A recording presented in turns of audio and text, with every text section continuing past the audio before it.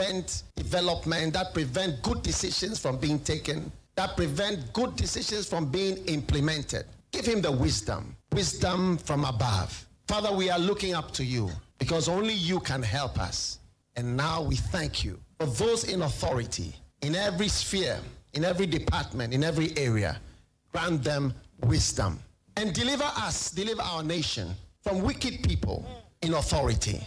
Deliver us from evil men who will sit in places of authority and do evil things. Deliver us from vampires who will drink the blood of the nation and leave nothing behind. Bless our nation with good leaders.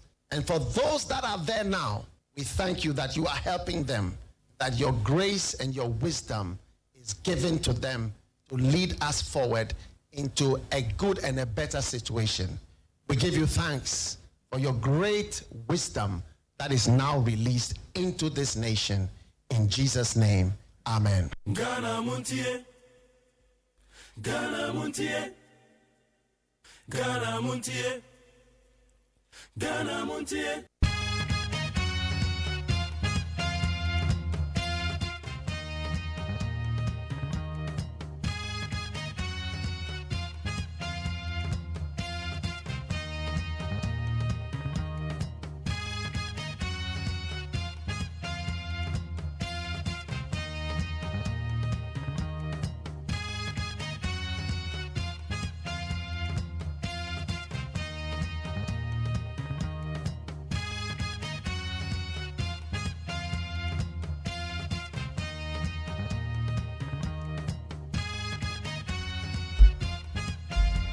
And I don't pay you my Ghana phone, you know, quite bad about Ghana Montie, so we need 100.9. We give thanks to Almighty God for such a blessed moment that He has granted us always. And rather than be rather in Shada see how the mind here does you. Memo Bibi Aqua by Jumedia for the Ghana Montie, we need 100.9. Abeka Junction here. Ye Baba Beka Okopem said, none to Ebeba Pemo. Midin the OSEI AGYEMAN. You made your friend Ghana Montie. Nasadia winning and Samahudo Bebre Nebekoso. Ghana man penyon when you 120 days. There were a year Ghana menu so. Na no ye bisa say ne Obabe accounting is still worship. And I'm so man penyon akasa na share boss within 120 days. And Rama obey ni Rama Makomako 26. A ye Rama be mudia na wa ye mudia no ntimi ye. And then you bear the critical analysis. Ewaha. Sarah soon you be say code of conduct and your man penny wa launch. And no baby na womo. So we a minister na say obi ba becha wade na eburu 20,000 a. And so ko Ghana man penny ho wa wa boss or appointee wo. Ana we ye obi a woda eye aba adwuma bia no. Obi ba becha sika eburu 20,000. Esa wo call man penny wona ko bisa ne se man penny Nigeria ba becha me 20,000 no ana 25,000. Eti memfa na se me yende o man penny hwe ni din no aka cho se there be sika we there enti no ode becha o se de oh Nigeria de madam for no na so ye no abecha me 25,000. Aka cho so okay we there obetimi afa.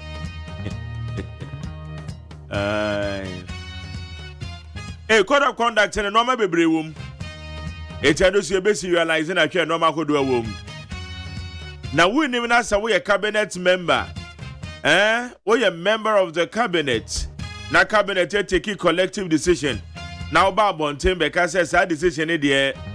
One day a cabinet and yardry and one way to one dear so. And easy. Oh, normal fine pa. Eti ebisa say code of conduct send a bit to me abua na ama ban dwuma yefo. Omo dwuma de atimi akoso yie pa. Ye ka say Gutafo so the abasobode e de ama Bank of Ghana. Because Gutafo say Bank of Ghana for ya de pa say ne no wa mabomodin a twa say eye dollar no eba from dollar na ho den eba from eba ne sa na cedi no so enya ahoden and the no correction rate ni the eba from now the exchange rate ni ba from bia so a eka from go eye you fuel no obo se na from go no so na eba from kakra eti ade bia aben yi ya exchange rate ne ba from no cost one on ye because baby e dan still ye bon you so ye person mra from ye pa ye person girl they get eti aban na eye bibi na exchange rate ne ba from dia ene esre na on cost one on ye na ye ta na chi anana me yadwen okay when you na ensama go do e cost so ha ye data 0.9 Oko Facebook Live and Neat 100.9 FM. Made them yopo Oko YouTube channel now. I want to see a Despite Media. And I work on TikTok. I want you Neat 100.9 FM. Neat 100.9 FM. Any other streaming platforms I'm out for you. Maybe I will be a Mwakaba. Nembo me kwadane beko school. Me sorry. Me man o me dware view. Na so wo de ne. And then, my man, me no mujare, yeah, I don't want more grandmother. Me sorry, I never come with him. There was a mujer and 10 them and ran like a school bus in the edge and a jam. And why me come with him? It's a menoka say one more daka cry, me break it, spend my friend. I'm saying, Charlie, she show uniforms, you know, because I'm 6:30 in a bus and a It also what the other to say. I could have the school bag and on Tetano, Mr. What of Framano. Nempabwa no oba time one ne ba na wahwe phone so saa e de ne hawo da bi o mi bisa wo iti wa de wo ye akwada na ne nam na eche se wayi na ni kura oba time bi one ne ba na wayi na ni o ne de ane so hwe phone so na wasere saa na de no ma hyehyɛ na som na mi se mo so mo utumi ya wanwa pa o iti sama woni kwa akwada na wo kakra na ye de ene ti akwada na free school mu kura ba ne homework yi homework no ba time no wayi na ni wayi na ni na otu phone so na waka na ato so na wasesa na egu center table so wasesa na edi egu akonwa bi mu de ba no homework ne de emfa ne ho me pa cho menye sa de ne oba na ne results te sen wo de mi bisa wo me pa cho second term na ne results ne te sen na ekoyi ana na ekoyi se enkoyi wo de ne so be mo ani akoda na adusua no very important ne pen the pencils and the books so be use so akande no besra watoto ni nyina de aya ewo ma wo fresh school mo bisasa wo ba no the suban te sen wo ho mama ya ni kwose no ama no ho yie pa o the school uniform no makachira wo se bomoden ase no mama den de but ebe ya nka nyane be ya miensa iti week no tum so miensa wo ho a obetimi ahye Monday, Tuesday, Wednesday, Thursday na bia wo Thursday we bia no wahye Friday we ho ha no wahye oni bia obetimasi ba akono de o hye ne Monday no that just say or recycle and kakra so okay no dey better the socks no Mr. Socks no men turn ba ko aya socks no wo turn dodo na wo turn bulk na efu change wo be turn ba ko so ete Mr. Kwada no ma bia school wo me breakfast wa check there ne bowl no what of frama no another na papa na no dey ko check ne bag no Mr. ko check me dance wo ho me nim so be ne sadia mame okay higher need 100.9 ye dey above the town man so ye dey bro ye dey asede my peacefmonline.com cdnewsroom.com myjoyonline.com check out ghana.com star fm gh classfmonline.com any other relevant news portals one the boy above the town man so ye dey sama hodo ye dey bro we need 100.9 mame akosia etonam wa ye krado wa ha amansanchi ame kwabena mafo no so encho beje na dwa na de obokrata mo nsam na ye mu adwuma badansa na no ye ntwa be fonte town man so e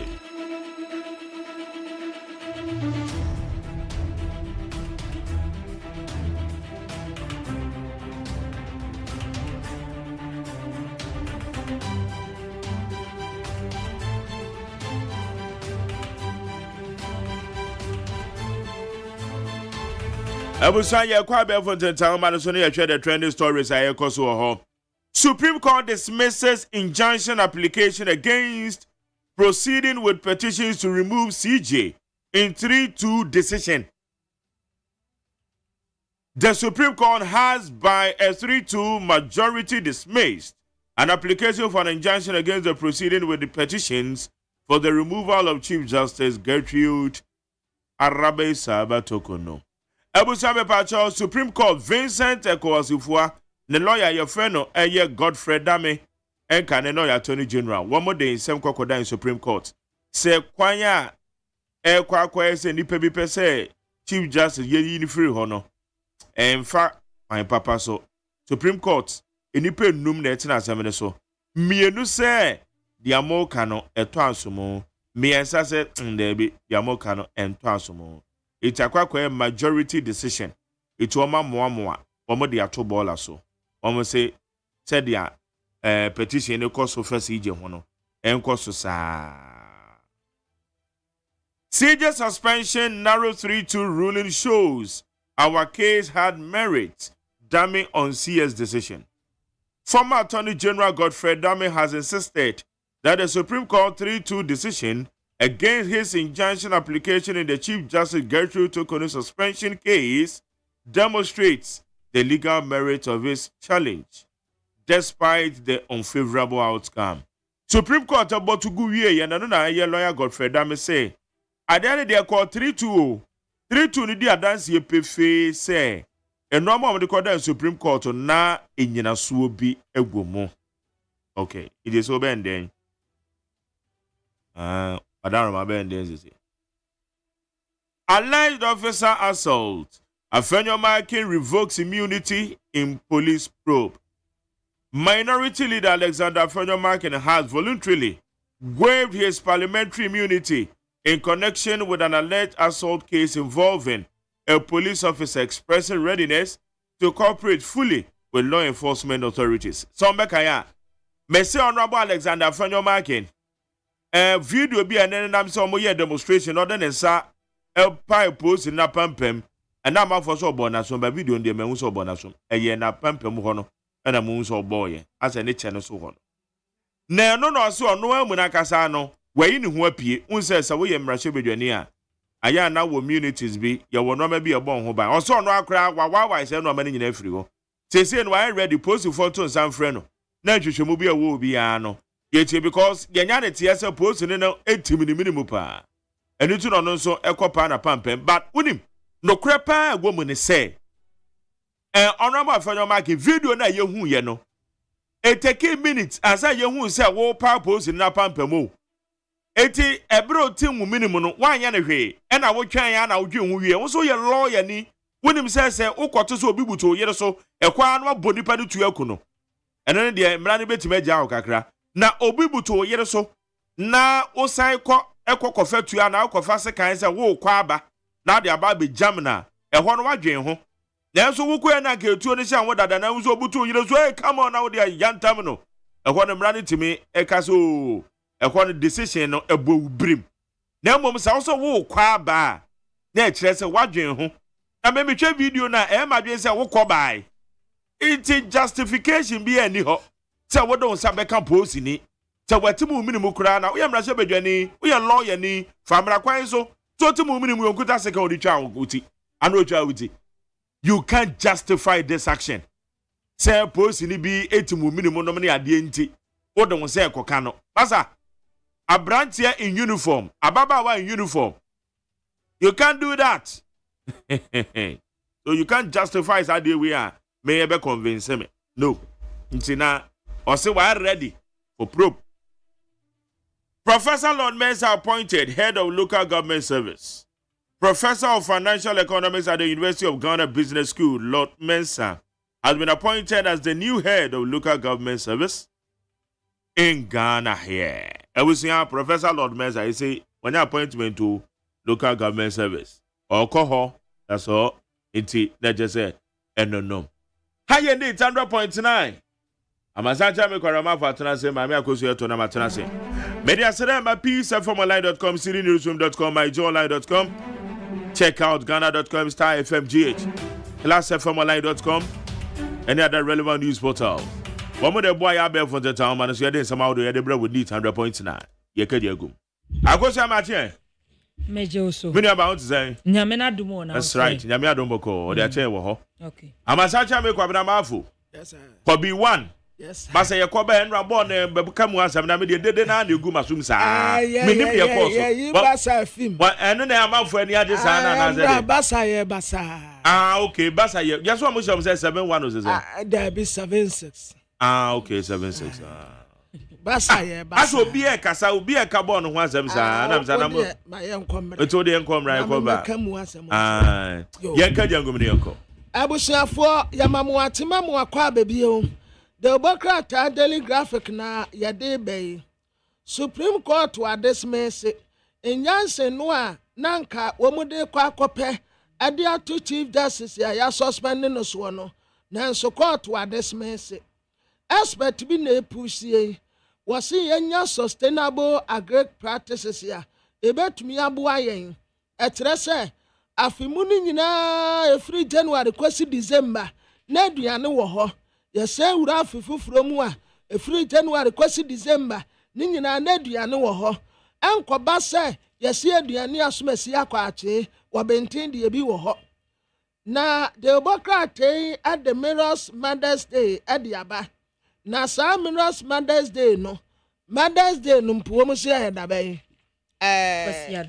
akwasiada ebe aha yo mesramu aye mothers yo nya wives anya yire num day aye mothers day enti wuma ami awo yese kwafa no na monko ho nkogimani a great variety yese ahia reforms pa Stanbic Bank Chief Executive Officer and work asem day na Daily Guide Obokrata ene krame ene anopei na video bi a na na mountain so se Ghana fo mienu a ya kidnap wo mo e wo Nigeria ya chese wo mo e kasa so mo hia mo ano wo james aposifo ache wo mo edi sa anyamana se maiwa mienu ihu atom papa na emom no Daily Guide Obokrata bo ma ne se omo nipa ba ko omo che no msusu se we telcom adwumayeni ya Daily Guide Obokrata nso ede ho ama ne bo ede aba na what the acting Chief Justice ababato a yewura abafo boni eno se Supreme Court ato injunction ya afchese wo mo pese wo mo edito Chief Justice suspension no so no wo mo atru atwa chese anya nyeye ai so ma reject ya chese Daily Guide Obokrata nso ebo ho amane e wa ha sei na wo hwa nim ho ase a what the Dr. Mahmoud Bawumia ababato a ena fe boko na banfo nyini eda wo mo chia wo mo sere pa eno ena Dr. Mahmoud Bawumia ese nyame assign tipa efo bako nsensem no ho a Daily Guide Obokrata nso ede ho amane bo ede aba na Daily Guide animu ena ode Charles BC fo nyini ababato a ena wo se court ama yewura Charles BC wa granting bail na emom no sika da so eye 200,000 Ghana cedis ya Daily Guide Obokrata ebo ho amane yewura Alexander Fenyoma Kendaha minority leader anu wo say wono so petition IGP ese posi ni bia wono so fi say wa asort no na say waye niema bi die tie no a nani anye ho no wono so petition IGP a Daily Guide Obokrata nso ede ho amane body aba ene anopei na Obokrata ya friend say Ghanaian point anim ha ana watre say prosecutors mienu a yawo Ghana ha Attorney General and special prosecutor no womu akwa press prosecutors womu de womu kwadu no womu bonu wo ensamkyerefom womu bo wie nso a yawie His Excellency John Dramani Mahama 120 days yo wasi wo ba bebu hu akonta afa code of ethics ya wode ama nasoafo no nso wotre se atadie bia ebetumi influence utumedi a wudie emmo hu musuo se obekwa akoje afa ade no anipa ne de ma wo no se wonim se ebetumi influence wadwuma nso a eno nso ye careful Inspector General of Police yo ye frano Christian Tete Yehono ena Ghana fo abona baso se ebra demonstrators no wo mu ye demonstration no eniema esisi wo mu no wa ate professionalism pa wane ne mrantie no wo mu ya ade demonstration ba akumienu ni nyina ya asomje wo mu se wonkoso we afa de Obokrata yenim ha emra sebe dafie ne fa bia wo mu se adansie so en wo mu tesa affordable housing esase ye mayeni kwo ho no pa esanse ebetumi aboa wo man ni nyina na ade sie nya baabi pa ede wonum ti ato na the Ghanaian Times ebobo krata ene krame na wo share the Ghanaian Times anim ha se ya wode Northern Regional Minister ababeto ha se ena wo se wokopie mu ewo Northern Regional emabunu a chese wo mu ekosuapon me kire university no wo mu chem so ha mu chichemu aduonu ennan 24% wo mu no tramo no ene wo mu fa pa ya chese hwehwemu ababeto dwa the Ghanaian Times obokrata nso ebo ho amane wo ha se na ode omapanyi John Dramani Mahama fonyini ababeto a na wo se sisi ane de wo man kronkro Ghana wo mu behwe na non-traditional export na chese niema chese ye kra de fri o man we mu ede akono wo metimi ahwe se kra no mo kra no e ba koye 10 billion US dollars ya ho nsem so e wa ase de the Ghanaian Times the bokrata enso ebo ho amane e wa ase na osofo a wo hwa amano na kitahudie ensem so ye wura kujeto abla konfonyini eda ha ana wo se aban no declare 701 diplomatic and service passports ne say na aye invalid na yes wo ye diplomatic passport and service passports ya na yes fitina kwedie enya adwuma biom ya te say the Ghanaian Times the bokrata so ede ho amanebo ede aba na te bokrata me de to aso ya ye friend say the Chronicle no we committee ya wo mu sha dance so our parliament ne dia wo mu ka say edan no ya yejijeje si baabi a ese kwa affordable housing no yenhyansiesie na ho mra mfaso ema wo manfo no we ya dredge masters de na wo mu kan na owura Vincent Asamoah Opon ono na wone nsamkyerefo kase wo se dredge masters esese wo mu SPD app odo river no a womu adregia womu ayade o womu ayade se but womu anka womu ho anyentam ani womu nsa mfiri ho na sensuo kase bi to a ebetumi aha ya dwene pa enti committee ya womra chebejefie ebra womu kodru honom no womu se ade adred masters fo aye de eso wonum wani pa won tonkoso na wontim na nya kama sade ebeye nsuo to a Emma mefayen NDC amanyoku ene yese womu mrante ene womu maba wabi mining concession yese aye Mickey mining concession yese womu akwati aboso adaya womu say womu dia Chief Justice suspension no yese asefua enya bloody nose ewo court wonum Amos chapter 3 verse 6 yakoba amekan The Ghanaian publisher the Bokrata ene krame na ye nyina ye nim se coalition of political parties ya wo mo eye ye kire ese wonte ase omampanya na mo wotufa Chief Justice ho no na ebi mu se asotro kwaso bi mu se papa mu bade no kwa wo video no kwa no a wo vi ni ya won hye da hu se eya sumbo ana se eya yi ti wuti se ensa no de akoye baba bi ya boy en video na se akyesa anti no unche da hu ni ye papa sa na wonim se afanyoma kenso a petition IGP was say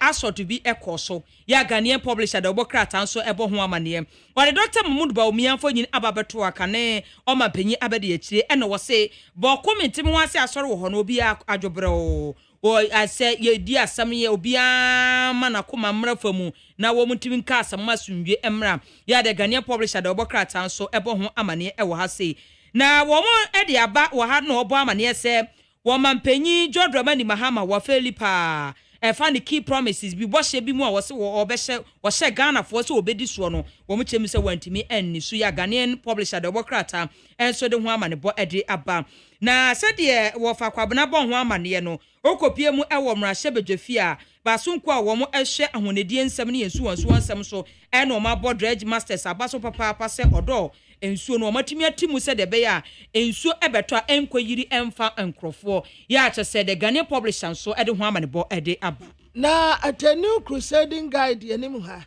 a parliamentary committee and womo kase womo se yenyina yemfa nsembo emfa ma dredge masters papa womo ya de pa juma womo ye no se ni we di womo ankasa na tu anamo ko and womo ka ho asem womu se sisi ade sensuo bia to won kra hanum se tim ye betumi ama nsuo no nya baabi afa esan sɛ wɔdɔ river no wɔn atimu kama paa na encroaches wɔn a ɛtete bɛnbɛn hɔ no ebi tu bɔɔl egum ebi nsɛnwura egum ebi no mu pia anwea egum saa nkɔɔfoɔ no ɛna yɛ threat ɛde ma dredge masters edwuma a wɔn yɛ ne nti yɛhwɛ na yɛmpam wɔn mu mfiri hɔ Charles wɔnua wɔn ntɔ bi siw ɛna abranteɛ baako a wɔka no ho yo abusua bɛkɔ peace 104.3 FM so ɛnura basafoɔ hu wɔn de ano ɛnɛ asena nso the same thing sɛdeɛ yɛde yɛ basa no saa ne yɛde bɛyɛ wɔn mu nso magtere wɔ saa gyina akonnwa yi yɛtwa yɛn ho abɛtiawa.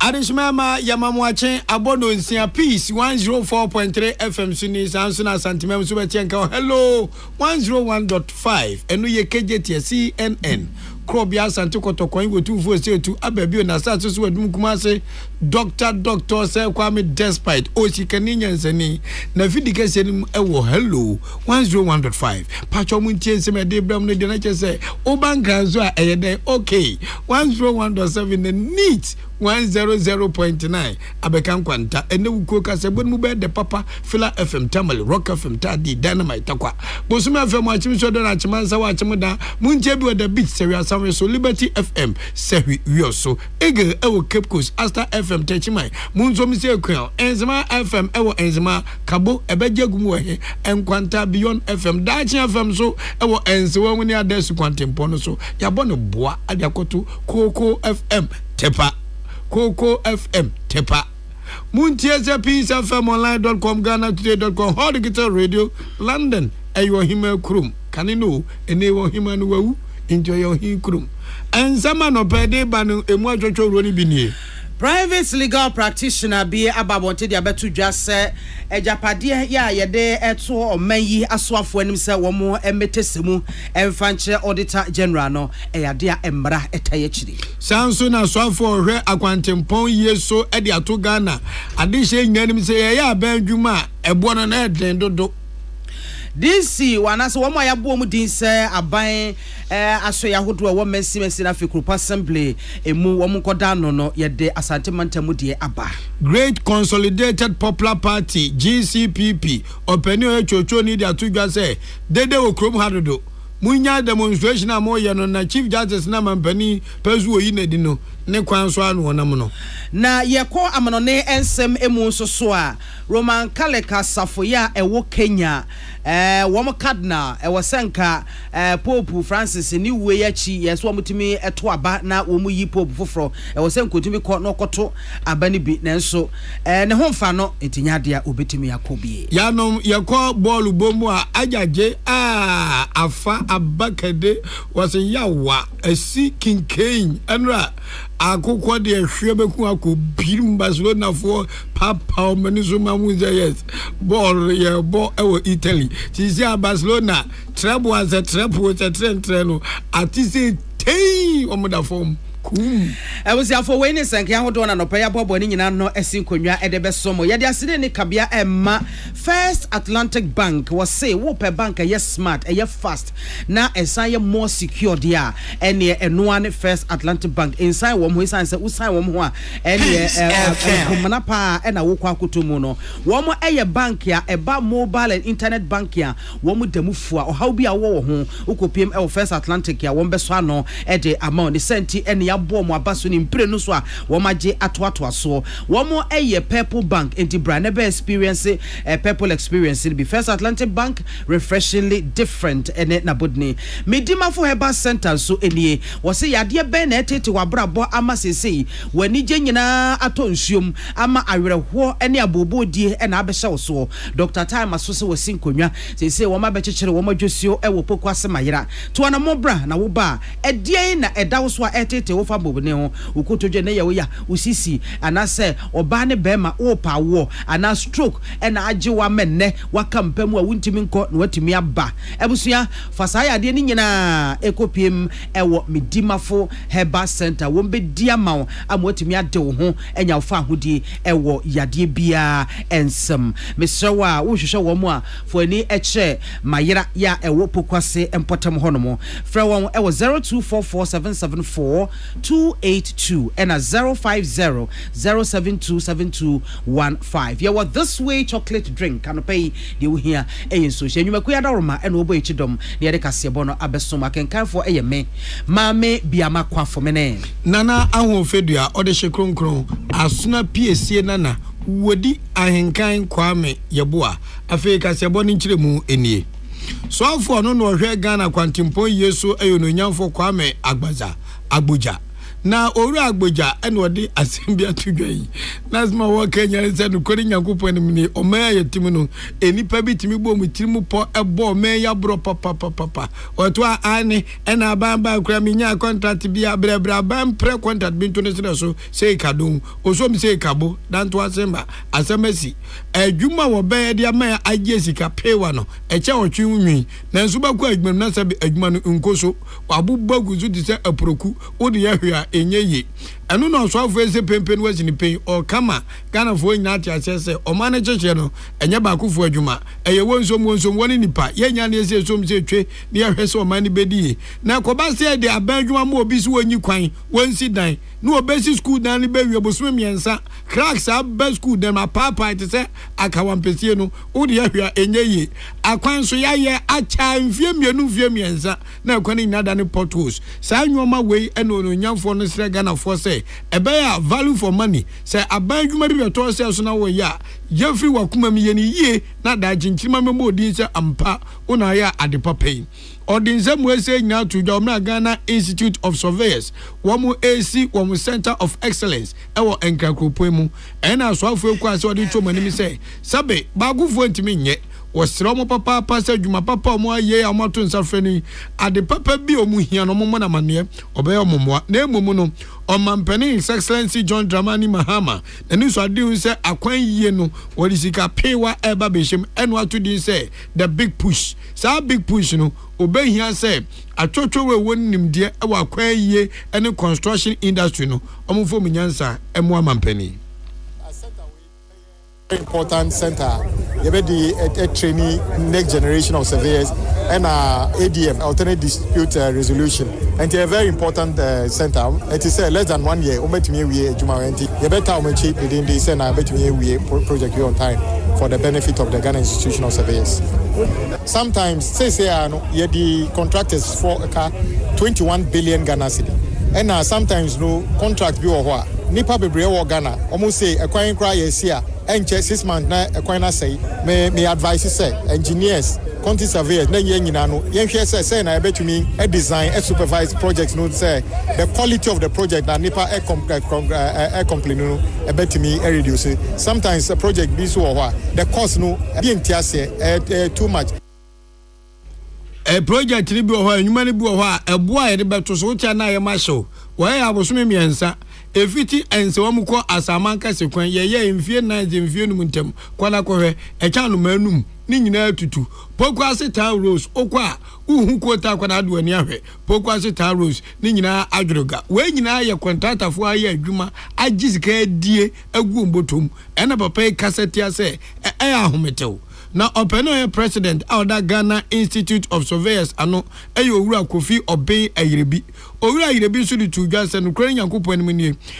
nimdia ni nyansa bia quantity surveyors any professionals so mudi akotene wo construction firm na eso munya no won behwe so no ye president Elder Ghana Institute of Surveyors ano omusabeka Kua the quantity surveyors, land surveyors, valuation estate surveyors, some professionals, some boom or mati. Na oma who say we na we adwuma say we professional enu oso tena hokwa.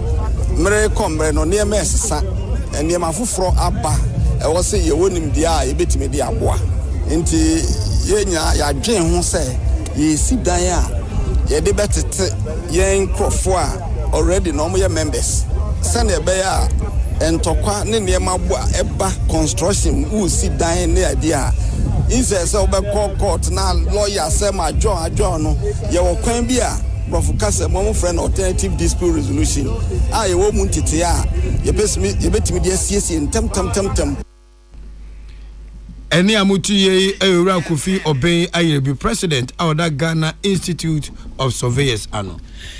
Yeka lawyer for ya womo ebo enimnim ewonim de edo ewo ya mamara na munchechemu ni ade a lawyer Kwasi Boateng Boama eka ho ebe na wakasa ede atudwa se Ghana mamara ehye omanyi empanyimfo a yato nsa from se momra baamu na mmaboa ama emma omanyi chechiriye entimi enko nanim ese saafo ni nyina ejapade a womo ewo no womutimi etesemu ede echire empanyimfo na sansemi odano ebetu mu ebi ebra His Excellency John Dramani Mahama ede etso na pamfo awapa womo se womo maboa no na wontimi emu omeyi se obia ya hwie be 31st March bomode se ode wajapade a wo nyina wo betesemu ede akoto Auditor General enim na eduru ho no mo na chese binumo eda so etete womo de so womo pese womo ede beba na no no asama se ne ene da etwato ye mebosumi de to so enso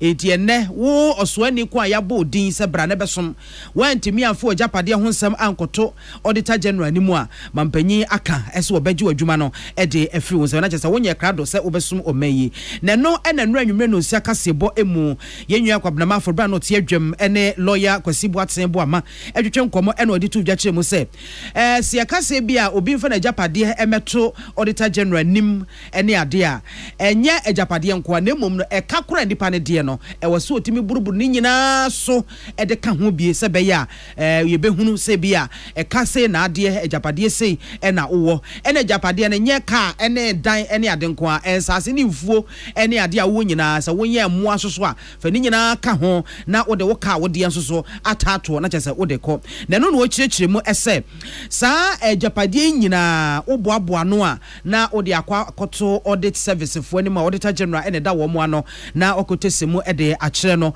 na wo de cheni wi a ono Auditor General no so a aban aboni din so omra mesom no ono so betese ni diem ede akire mampanyin so atese ni diem ede akire Auditor General na no High Court Judge anase Commissioner ya oda Commission on Human Rights and Administrative Justice ano ene wo so mo hwe e masa ni meni nyina etimi ekoyi in fapem any regional so no our constitution ni article 286 ni article 287 I chese obi bia obabeye whether occupy certain position is a minister, deputy minister, or president, vice president, and I say we you may be a bank woman, Kofu, Yashada, a year or share at 550 now. I faster a public holders asset declaration or start at no a sitting for 4 crore move fully under. Then in an say before over take you another over back office no also to me declare asset. Then you know yana. If you say asset in Kwa Japadi and Nagadia, then we are cutting now so Kahumbi, as we declare cutting now. And na lawyer Kwasi Boateng Boama amana so no mo and what you say Ghana mamran ya tintimu de na so hwe sa afan yi a ehye abanjuma ani bia se o metese na jatwade mu ene ka wo de emfanche Auditor General no a se wamfa ama mamran enhye dan ka asotwe poten ya wose de ma ho na sa de no ha adwene etibetumi anka yenye bibi emfa ho amanyofo ne by mesobedofo no bi o mu bia na yese be se ye ni yie na be se kakata se ne ko no ne eno ma sisi o mu dia e de so mo ye amna ni yie o de man se na fi case si am na ka hu ye se kapta de de code of conduct bi ba no dia yesa e o se kam na ngata timi yesa no ma we ne tutu no mo se be ya obi o be hu se ade na serious e de woni bibi ata ko se si am e nam se obi enu se ade no kwa na e ti wa video ni yiwa she no be there because okay say we taking this action and then and the man said that cashi and there are a lot of losses when you say and don't see bebre e art no any constitutional provision no and it's only to me ashemuki now art no e dey be amendment. And now what's a legal practitioner, private legal practitioner, science constitutional lawyer Kwasi Boateng Boama.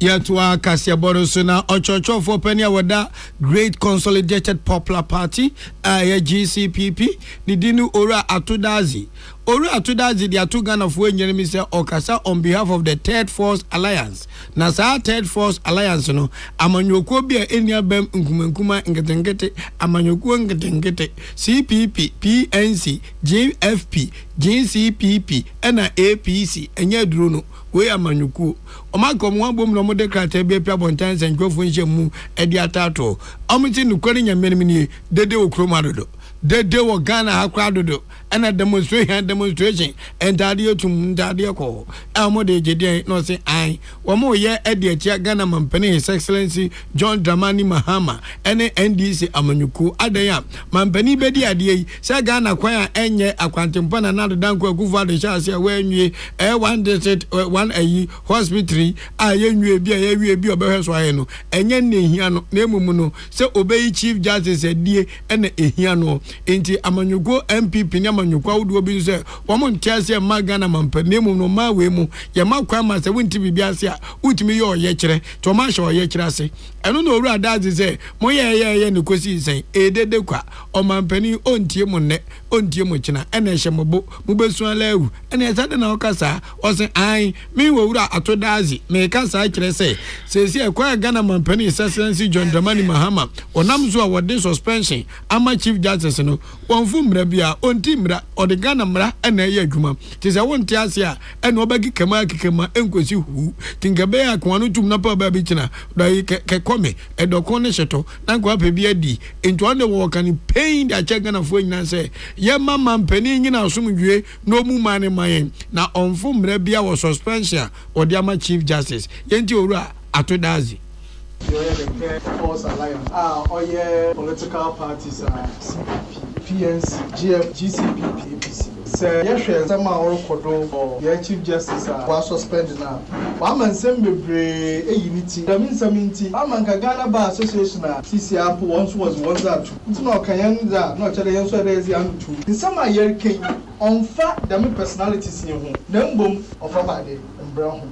Na se won tro bi na so won bra kwan ba ono nkyere de worupu itia dam oye edumabu no se embrana na wo yusi wozi yi edumu ntoye de ye na ndeze yerku na yesu yenuanum yi na ma yeso de ye na yembo a te Ghana bosora ogina ame na wodu ye bra yerbo ono no se yo man Ghana besana so ebi eni amuti ye eye ora atodazi no we no sade tu su bi mu se womo eye events alliance no mo ni amanyokuo bia nya adwen se 7 previous am gotu na mo no mdo mjam finfin o mani yie mu no mdo mo pe nti omo ba mo modia ama adwen pa ani adwumu foforoye edi omanimu kan ewo oman no echichire mu. Everything, our churches are now NDC and MP. Now we say we have MPP judges, NDC lawyers, MPP lawyers. Why are we doing this to our nation? The development of Ghana is important for us. We know that once we are doing this, we can be labeled as either for NDC or MP. They will try every time to do that. But rest assured, we will rise above the water. We will not maintain neutral. We will be factual and objective. Neutral means that even if it's red, I'll say, oh, me, I don't know. No, we will be objective and factual to the issue. So we are not going to be neutral. We are not going to be neutral at all. We will be very objective in our analysis and confront the ills that are confronting this country. Eni autiye ura ato dazi. Awusianfo yato akase bono eso na mampanyi ede din foforo aba ya asante mantemu yede wo mo abase aban kra chempanyimfo ntiafe ena obi ebekọ ne mpesua no eso na assembly mindfo wo hono wo matimi ato wo so aba age wo mo atum anase wo mo ede wo mo asi enchen na edin no enie afo ano north mercy no no kwasi edusa ne abone di afo ano south east Ibrahim Yamba Nelson Isaka afo ano south west Abubakar Sadiq Achuma Nwabiaja North Mba Zakaria Alambila Achuma Nwabiaja South Wisdom OSEI Boama Amansia South Benjamin Mafu Amansia West Menu Prince Morris Bekwaya Salifu Isaka Offenso South Frank Ousu Amwa Offenso North Caesar Echampon Ofosu Edra Sechedumase Rafiu Adam Seidu Setre South Evans Amo Chumesi Asante Achim Central Ebenezer Eko Eidu Kumawu Akwasi Amankwa Setre Central Samuel Somwa Setre Afram Plains Abubakar Isaka Setre East Ibrahim Adams Kwabre East Joseph Amankwa Dwaben Eunice Ohenewa Ansu Ejeso Jerin Asante Odotobri Emmanuel Oben Agyeman Asante Achim North Sarah Amwakoa Asante Achim South Mame Safwa Apia Bosomtwe Abdallah Hamidu Afija Kwabre North Emmanuel Jackson Aguma Afeye BPM ewo Afija Kwabre South Pearl Patricia Ankra Adansi North Charles Kofi Ogbe Adansi South Yoheneba Kobna Ando Adansi Asokwa Albert Dakura Bosume Freho Charles Apia Kubi Obuasi West Fostilove Apia Kanin Obuasi East Ajowu Kofi William Achima Kwangoma Grace Agyeman Asamoah Asokwa Amo Kamel Adansi Akro from Garba Mohammed Mustafa Kwada Soye Eric Asibe Swame Ousu Ansa Frank Tafo Abubakar Sadiq Oferikrom Anwel Sadat Ahmed Enna Diotosu Edianai Asokore Mampong Onoye Ben Abdallah Al Hassan Etisani Padudua Edianai Enna Mampenya Bu Mudin se Mensi la Fikrupo Assembly Ahodoa Ewo Asante Mantemono Womonko Enkodano and Afei Enna Assembly Manfono Ebetwaba What be some plumber? A damn pipe no the boy dumano. Kaino say DPS pipe nkwan on fam mo aduma bribia o. Esan gidi amenya wo DPS pipe munti. Nimfenya grokra o. Enti fre 0543 662 727. Pomechina kwan was Spintex Road. Coca-Cola chiriwa. DPS pipe. Gidi ashenso die. DPS pipe. Pipe nina hene. Amanfo the amoka chere Freddy's Corner home appliances hono or the aba Freddy's Corner Home Appliances Center. Home appliances are eye papa bia ebi wo ho. Brands ben Media, Samsung, Kaiwell, TCL, TV, air conditioner, freezers, fridges, water dispensers any de keke ka ho. Nia ubenya good warranty dia. Ko Freddy's Corner Home Appliances ukokomemle. CCTV a eboama monitor of properties any business at anywhere in the world. CCTV any da ho. Ewo detector, clear pictures, Wi-Fi connector. Utimi connect ma wo phone. Na monitor baby a wo wiase bia. Freddy's Corner Home Appliances abeka Freddy's Corner edwosu ahodo a oton phones ene ehun accessories no ho. Fresh 0544 959195 ana 020 7937323 ana so brokokomemle satellite in Chehwa. Na ye can discount any achadia. Obetiasie. Freddy's Corner, home of authentic home appliances, phones and its accessories. Herbal and Alternative Medical Hospital Bena Black History and War America, China, Africa, Ghana and Penifo Bonabaso say, or say a real moment for Tiapopa. Amin Scientific Hospital. I had a sabia, or one video was so, Yawudasua, and Vidiana Chiro Yadi, Nanua Sanso Sao Yadi. Amin, expert or Kwan Croyaria, one run when nam. Now, what Dr. Fonia Nurse Fonso, or what ma? Amin Scientific at the herbal, homeopathy, naturopathy, and reflexology, Sayadi. So I want to pay, and I are to same pa, Yamia Dumunti, Yaria expert. Amen Scientific ebe boama inshallah uwato. Na wonswe dia dance said the Ghana Fonia brochure for be dia dance no. Accra, Amen Scientific ewo dome, Obersnet Flats, and Alashibinso, our Klagon, Eben Shaman Road, under Bridge Ope. Our Krabata P. Fre, not sure dear Ben 0245 275254 Anna 020 722 9505. Amen Scientific Herbal and Alternative Medical Hospital. Allow Shafi, Nyamene Yaresafo. So wakoma ho hyehyew ana ebo periperi de broni kan hardware no a e de na sese wo ye na se wo yam so atim so e wo be pack na farmer Martin's liver salt akira kwan entem ahwie nsu agu glass mo ate Martin's liver salt no ba ko no na wo de agum wo be hu se ehuru wa glass ni mu na wanom Martin's liver salt ye won orange flavor ana ba ko so ye plain wonumu a ho beto nemum edi na anu na ho nto wo a ko hu doctor Papa no no papa no no papa no no papa no no no papa no no ankasa Polita is everywhere durable and authentic stronger brand you can trust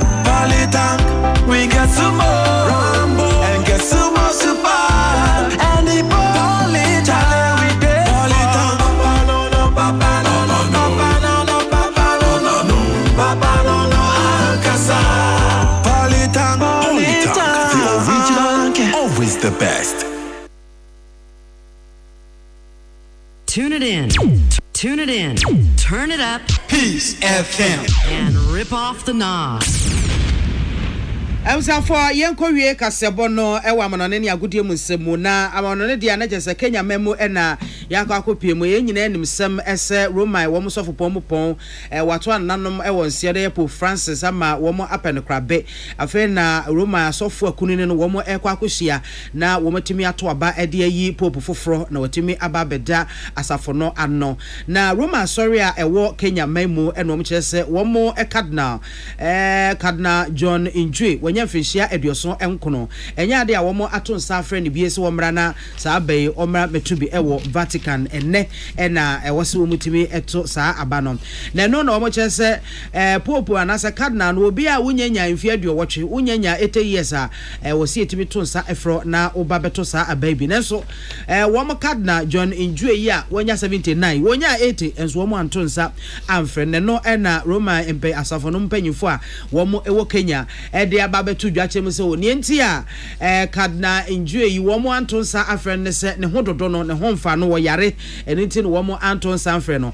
And so I drove for a book in the Cardinal woman in the Casa was one named Nientia, one more Anton Sanfren, Yado Yare or Yarene baby, Natun woman Anton Sa Amfreno, yeah, Nuntu Unim Nientia, one more Anton Sanfren, and you on qua one Cardinal ya was Spain, one also so Yanton Sanfren to me no, and I just say one more Yanton Sa Amfre more. Enipa makomako ha aduasa enum ya wom nyina eye cardinal fo ya tonsa from so wom mamepiem e Vatican na wom emra meto aba no nipa mienu pe e na wom enka ho na wo kire se abato no ahwe be enipa be se aduowotwe enkono de e wo se mutimi eto aba na wom di pope foforo e ma no be si Pope Francis awonya ne ba bi ko anemu afi agudie mu nsem yan jaje mvemvivi Yan kosi from say King King Empire Ebega aso.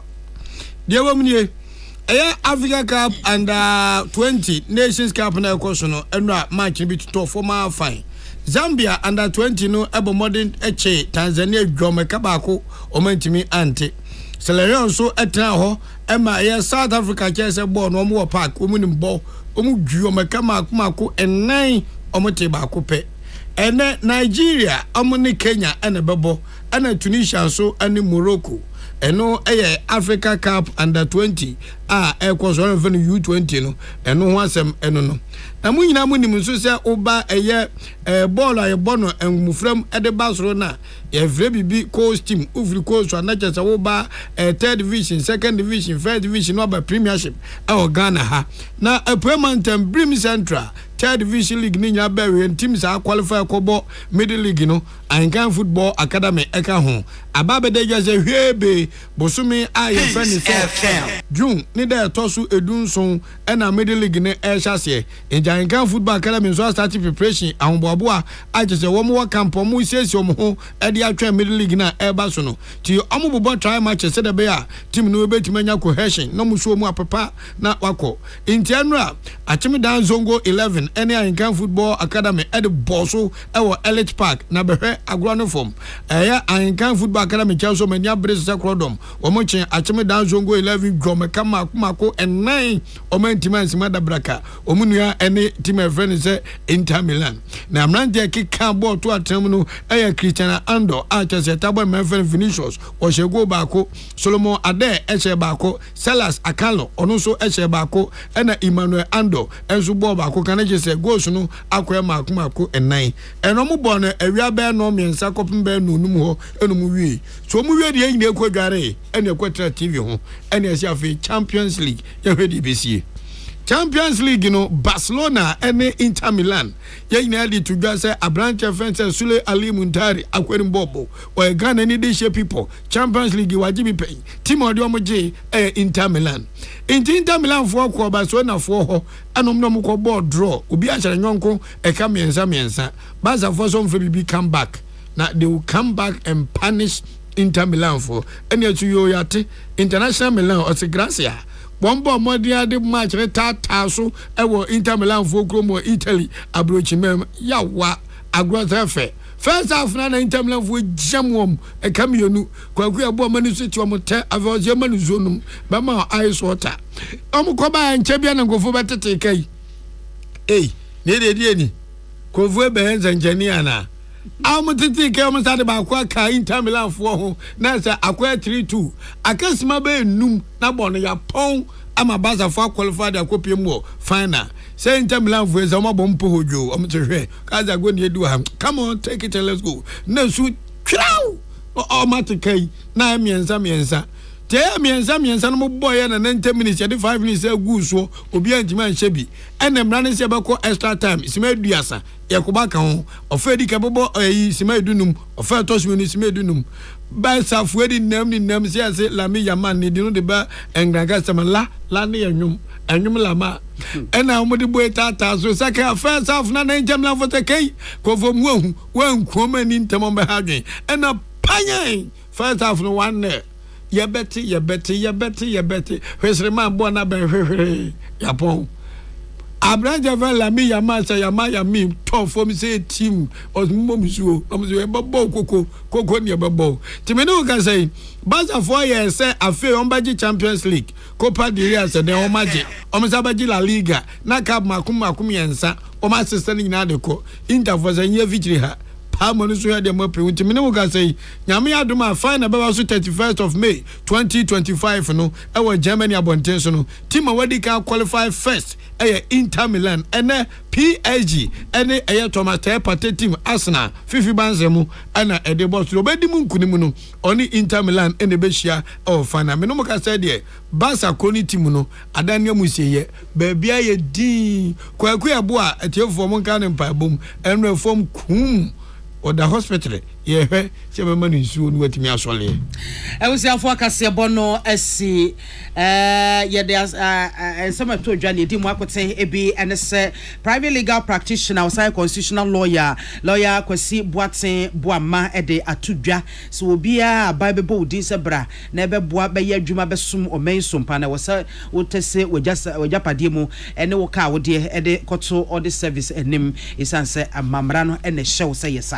Chief Justice Yamanu suspension no ena ora atudazi General Secretary of that great consolidated popular party say mampeni from rebellion demonstration no omuntwaso sanso ena mampeni ede aban crach mpanyin fo awabu omu din afe ne yekwakwaji wo mu atum asante mantemu lesi nipa makomako aduanan wode aba openi oye so afo ora kwan yesam so dia to Ghana fo nya nim say akwanfo akontrata fo bi yema agisika pe wa so mo no into musubai omo bo menka yadi aside ni kabia ema midima for Herbal Center womo adwesio ewo pokuase yadi bia etete wo fakodan wo Dr. Time da so say time no so pepepa ho ebeto amode ho from 0244774282 and 0500727215 First Atlantic Bank refreshingly different and na bodni was bra usika sam ha nyinara wo behwa toto ni yedi afa abefo kwantempon so edi amaw amotime ade ho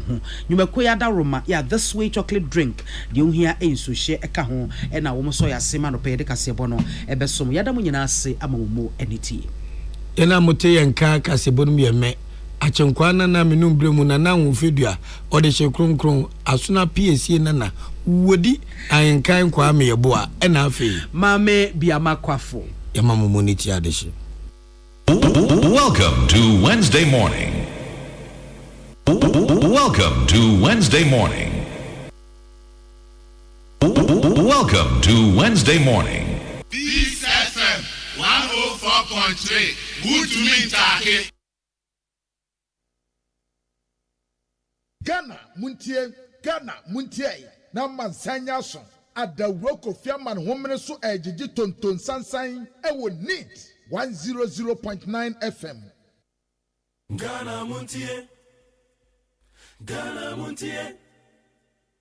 Ghana Muntie. Ghana Muntie.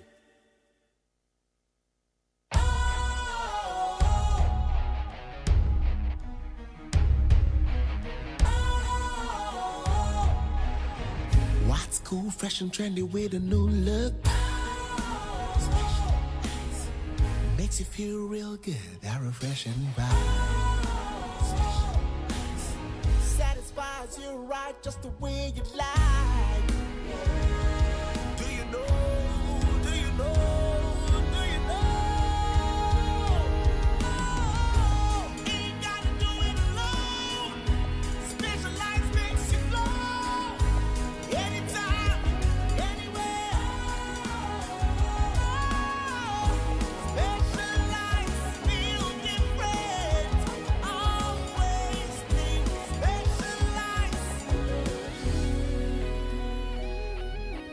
Special Ice Natural Mineral Water. Feel different. Think special. This advertisement has been vetted and approved by the FDA. Hey, catch it. Listen in here. And you ma beto to dia me baba no hwade no. Twem so betumi a. Hey, asew. Hey, now beka. Ya John to mami ensa duku potomanto. This way chocolate drink. Na kan wo hwe afi bia so beri ni waware ne a. This way chocolate drink. Na kan sia. Oh, asew. Wo den kan no ntumu ho. Me be mo anu nsu wo hye kura dia ka ho. Wo hwade a wapi ho. O ka sa batete e da fom wo. This way chocolate drink. Crash up a baba worry. Aso. Ye fear said this way chocolate drink, ya sorry, no pan on yenum. Ye bishop free gymnum no snack. Ye nya ho ho anu ye de serve wo mo. Ye did really a pebibia bogu ya de so a. This way chocolate drink in yenum. And this one what ya no a. He se kire wom, koko wom, brick wom, bibia wom. Ade wo hia ni so se. This way chocolate drink. De wo hia ani so se. FDA ahwehwe se adwede nkratoe mo agye atum se eye. Ghana Montie, Ghana Montie, Ghana Montie, Ghana Montie.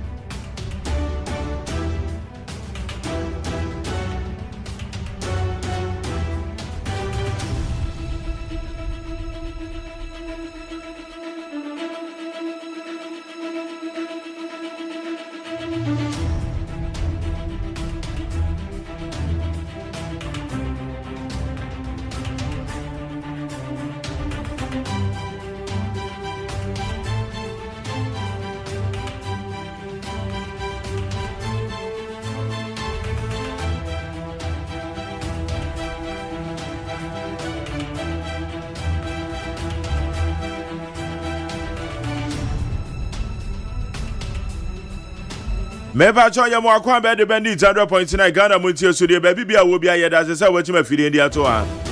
Ena baby bia wo bia nso wo eye social media platforms no so de yedamase. YouTube and Facebook. Jumedi and your friend Ghana Montie ha. And ye ba be gina wane mu. Na ye di Ghana mu nkomo. Na me pacho afiwe Mother's Day no ebeba so de asa me interview yo. Anya emme mu so ne we.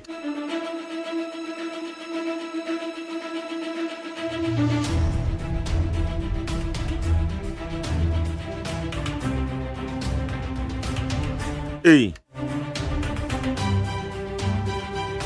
Masa 2025 Mother's Day Sunday. Sunday date 11. Hey, and I feel Mother's Day Mother's Day pa.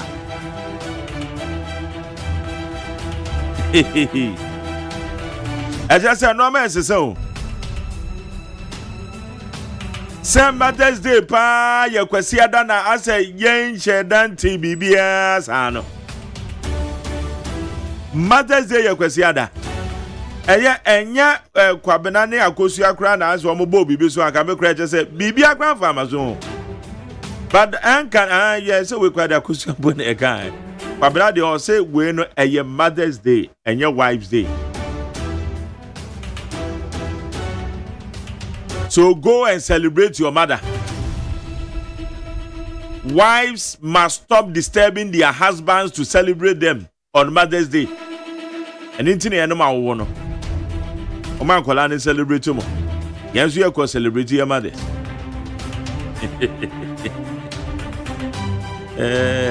And a Mother's Day and a Mother's Day cry one with me and gramophone did the fitra na idio fit cry just say oh sorry mpo won with me won family idio fit gift other way cremoni.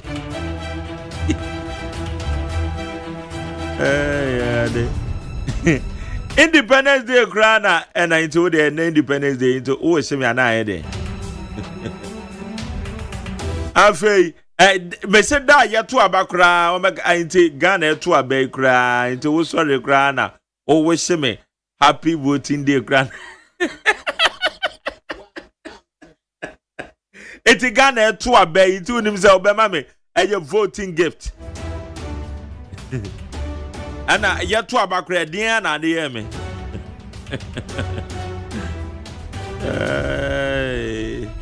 Adi. Ayasebo.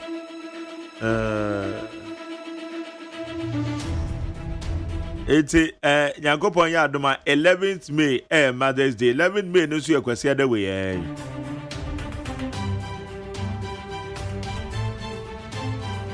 Edi mu aidin pa. Ana de nezi.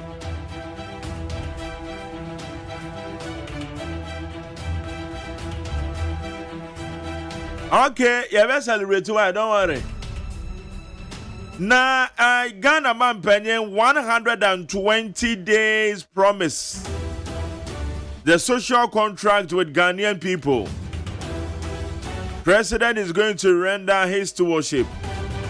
Ghana man penny on near Babekasa no send 120 days, you know. Ya why the onye. Ya babu boso and no man ema come go 26. Na code of conduct and some can be moon so much row. Say we your obia or man penny na appointed war. Baby, I want to hear Obi Becha wa de na eburu 20,000 e so ko declare e wo man penny anim. Na ko ka chance papa we de menyoko bia ba becha me 20,000 no. Na obisamu yie na 20,000 o hwe na mfo ha obi a manu aka to so okay obetimi afa na obeka cho say there be said you no kra obi be che ne cars a ode a che no ode a che o man no aka to say fakoto o man no futuo mu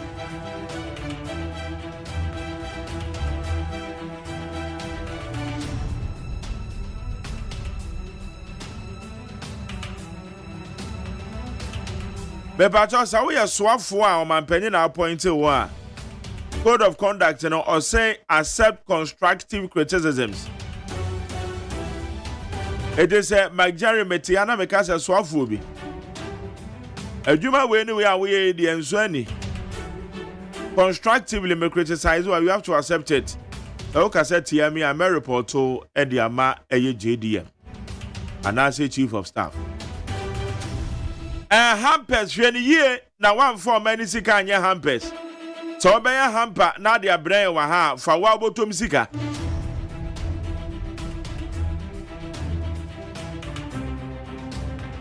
Nina no code of conduct in the move. So we are cabinet member na say we cabinet meeting. Cabinet take a decision. Na say we nim no ba mountain because a decision a cabinet take idea. When the cabinet enya adwen ekwan no to ho ade so.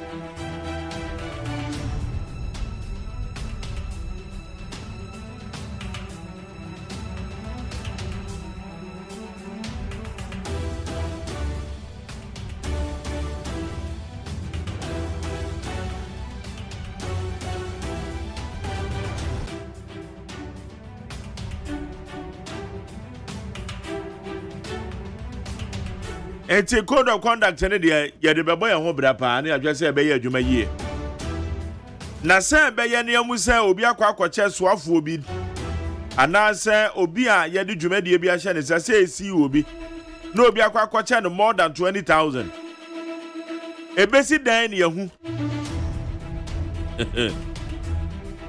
A basic day pan, Yamusa, as Mexico at the 20,000 a coin. And now more than 20,000.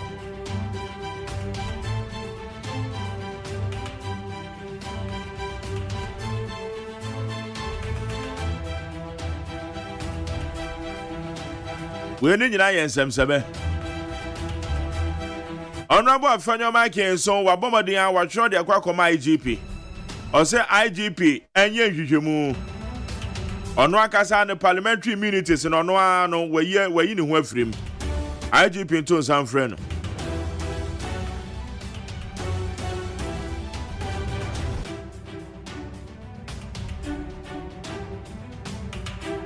Video, the mamature video in the more.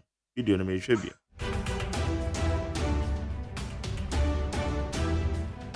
mabia video na me hwem na me hwe se obo na somu a ete me hwe ha cameraman kro de no simani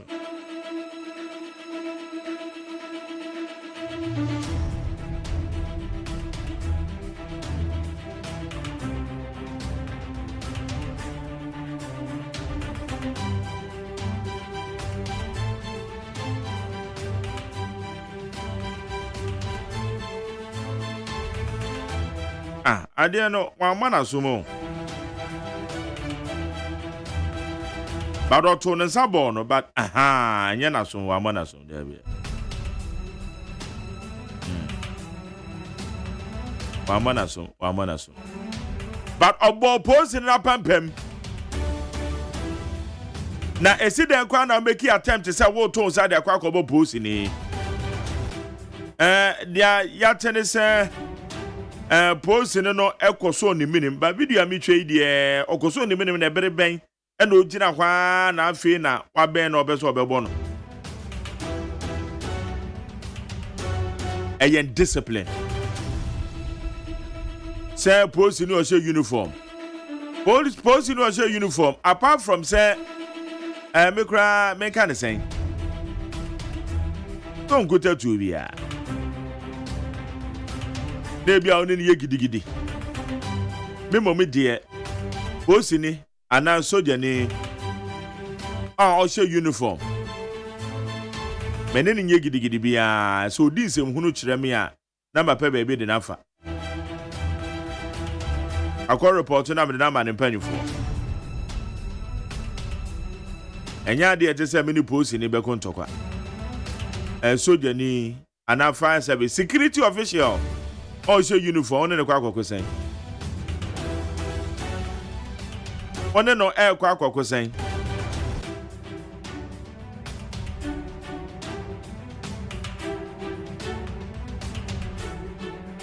Okay, mammy, I cause you at Tonam, Mewaha, Masacha make or a mouth and so on. Kobe. amoya ne nkoi you so ayi last week no na me wo Fidelity ho na soje ni bi wurem fair Fidelity Bank here. Oh, I bet you.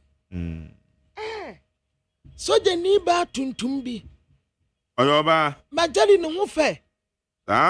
What? Ana me tan ya nti wa ya. What tan ya den? Sana me tan na nti wo wie ye no. Wo pie no. Ana me chia no gate na no na me so. Mbanta onfa ne no mama me na fa den. O majari say criminals ba. Crime so kwakwaje soldier ni ba o share uniform number. Na criminals pie wo ye ho ana ye ne dai. Ana wo criminals be anya pose ni na zo go ofre no. Da na say portifo no ma ofre nko. Eza. Nti na me so won fa mame. Na anado na wuro bribi. Ekoso anu afre no. Ekoso anu ma afre no. And so no problem. And what the man? What the man? Pabra, say ye chill. What the man? Sir, police in the bar. Soldier in the bar. Fire service in the Navy. A man or monsieur uniform no. Bema. So who ma? Can ye the 1 man 100 meters away? Open less than 100 meters. Me pancho a crime. Oh, na yani yaha prison officers womun tumi nsoma prisoners wo fie nkofa ade amre wo mu wa bra wo mu kwa akoye aduma wo baabi me manitua prison officer na ka asai na prisoners ni gum en wo mu nyina sisi akotena baabi en wo frɛ ba ko sɛ won kofie nkofa ade amre no esa yen ya ha ne ye different kakra ana wo ji soldier ni ba na number eje ye ena me kata nse na dawroma ye mpotem ho sa urobri bia be koso a mefre no no we say thank you ena me say you are welcome you are welcome mommy and no say no I'm not your mommy I can be your friend ena me say and I'm say, yes, my friend. We post me, Bama. Hey, my friend. Now we just so, oh, my friend. So you are not my friend. Don't call me my friend. What kind of crimes of obeying the number? Don't call me your friend. You are not my friend. My friend, come here. I could be another one. Who's an so supposed to for maybe a somebody or pound? So we're more baffled from now. And I will motina. Pabra menta yes how. Oh me meta ye. Na some 2 hour be dey. Na hu me ma ne dia wonje. Why be ma. Why be hey you are not my friend my friend. Anya be ma no mom na robbery bi ko so be di mirika o me bantem. O mo nko. Me ma de usi o ma anye numbers. Why be ye attention. Hey hey. Why be me hey. Mother's Day no a one tenokese no. I didn't ba no andramen no. Yes ma ye dede. Nti kwabran so tim ka sem bio. Yes ma ye dede. Ye dede and the Mother's Day celebration. Eka ho. Ye wo mo mpese obi a be make noise bia na. Ana wo mo de ban ato na garment. And then nko for be ba beti obi a nti Mother's Day na ye ya ni din ya ni din ye prepare ko wura ban on drama mu nti kuromu nye din abata me wama pa o se Mother's Day pa ye kwesi adana e je se bibia fama so mpo anopa anya mo na mo boss okra je se anga minim de kompo And no matter Mrs. Sound. Yeah. Okwa now the woman me now in a pie. Baby some baby like a and I saw you one will say you don't know so mad. Oh my dear one will say one now one. Wow, what talk was run how many times? Woman nenum po saying. Yeah. ɛna deɛ yɛde yɛ wɔn no nso wɔn mu de bi bɛyɛ yɛn ɛma wura mfi sɛ nea wode yɛ wo maame ɛnɛ no wo ma no nso ɛbɛyɛ saa bi de akyerɛ wo sɛ wo na wode kyerɛ wo mu nti the same thing ɛna wɔn mu bɛyɛ de akyerɛ wo nso because wɔn kan kyerɛ wo kunu da sɛ ɛnɛ deɛ ɔnkɔfa ne maame mpie anaa wɔnkɔsra ne maame nti nkwadaa no nso deɛ wɔn mu nimu ne deɛ wɔn te ho no you will get there they will do the same thing to you sɛ wɔnkɔfa ne maame mpie a wɔnham daate ɔba no nso mmɛfa wo mpie a na yere bɛham baasa wokyerɛ nkwadaa no sɛdeɛ yɛda wɔdɔ edi ɛde kyerɛ yɛ maame no mu a wɔn mu bɛsua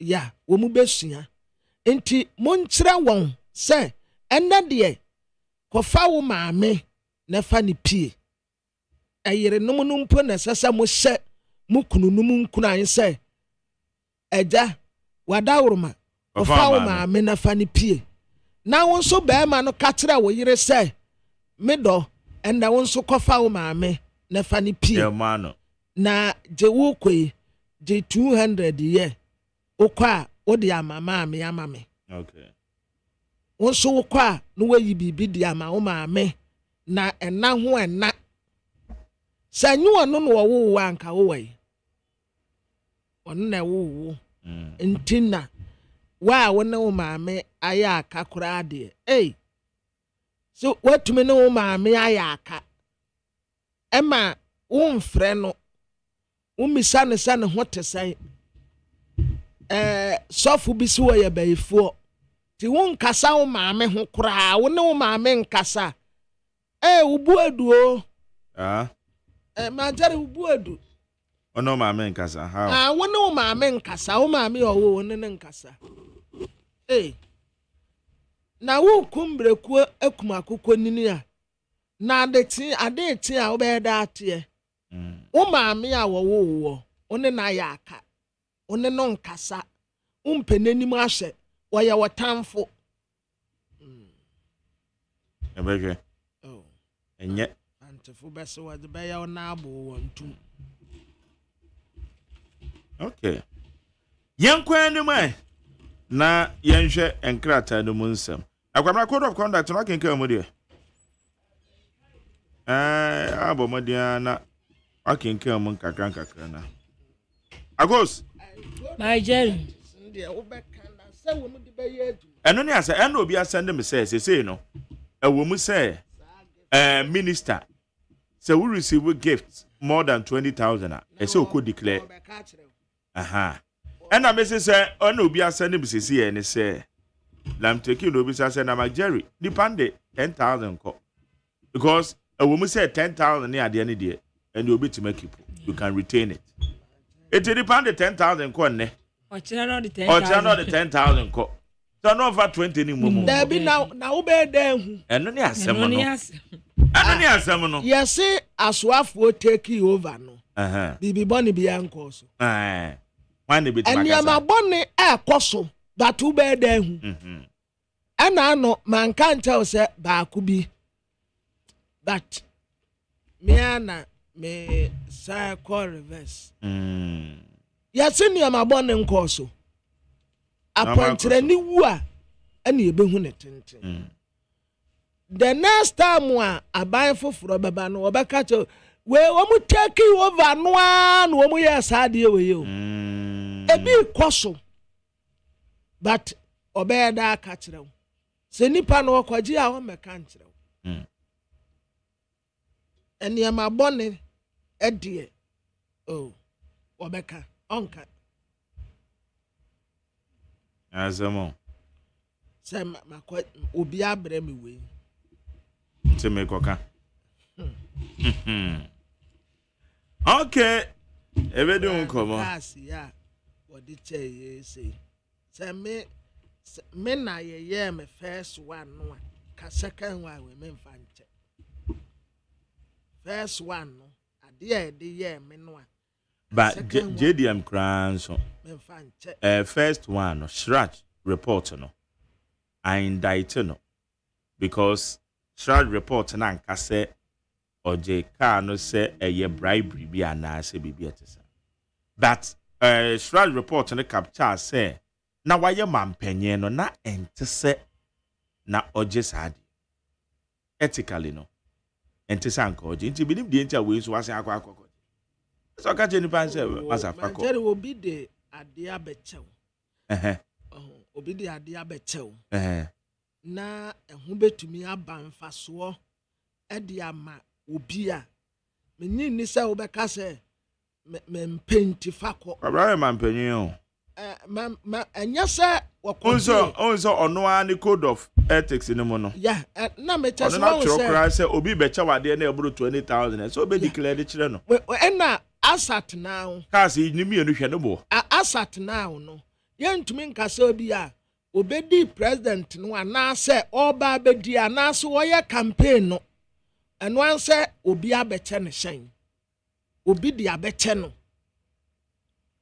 and on our right say okay say wonumpo na se car no onyusu a ehu betumi abamfa so de ama wo man no na make say tio and for the expedition no say wanfa there be what the man no na ni nyina mu no Shraj report na me reference no me gina Shraj report ne say waye o mampanyen anipa ni nyina hwe wo no na ente sanko oje sa achede no ma Jerry ente sanko oje Shraj report na enya ma Jerry dan kan oh yeah woman so my ya wa mampanimfo a o ma besen kwa ya che wonum sa niyama ni bi kwabene me say ya che wonum san Shraj report say me endia me nim bat me ne Shraj no so enya agye obetima kan sa ba endia wo konsoro ba fam kra dia report me wo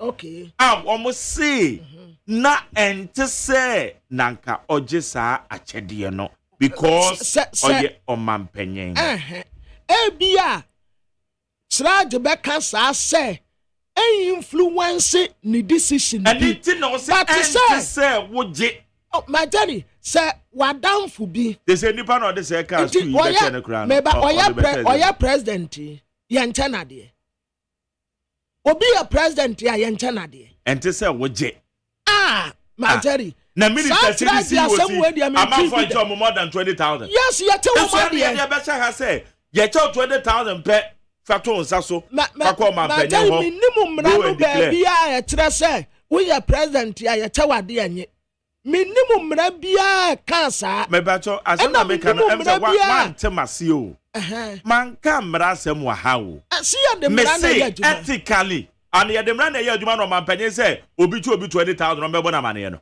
oh I know so obi na say ya ne kra no say obi mpo emayen achede a esese yetumi ko declare na nke yetua so to eyamra to se ko declare yes etiano na aye code of ethics ni mu na ewo nti anya mra ya ni ankasa no ya memu ansisem no ma jade minim say wo mu say yesese obi kura chawade a obi chawade a ese wutumi etua so to mo declare na wetua no wetua so to wow enti minhu baby a bounce we public officer na man for church no amasa na influence me it will say it may influence yeah but anything is a man my daddy menje bribe mfa mekire wo menje bribe ansa mfa mekire wo say de me kwagi yeni wo se obi abeche ne hyen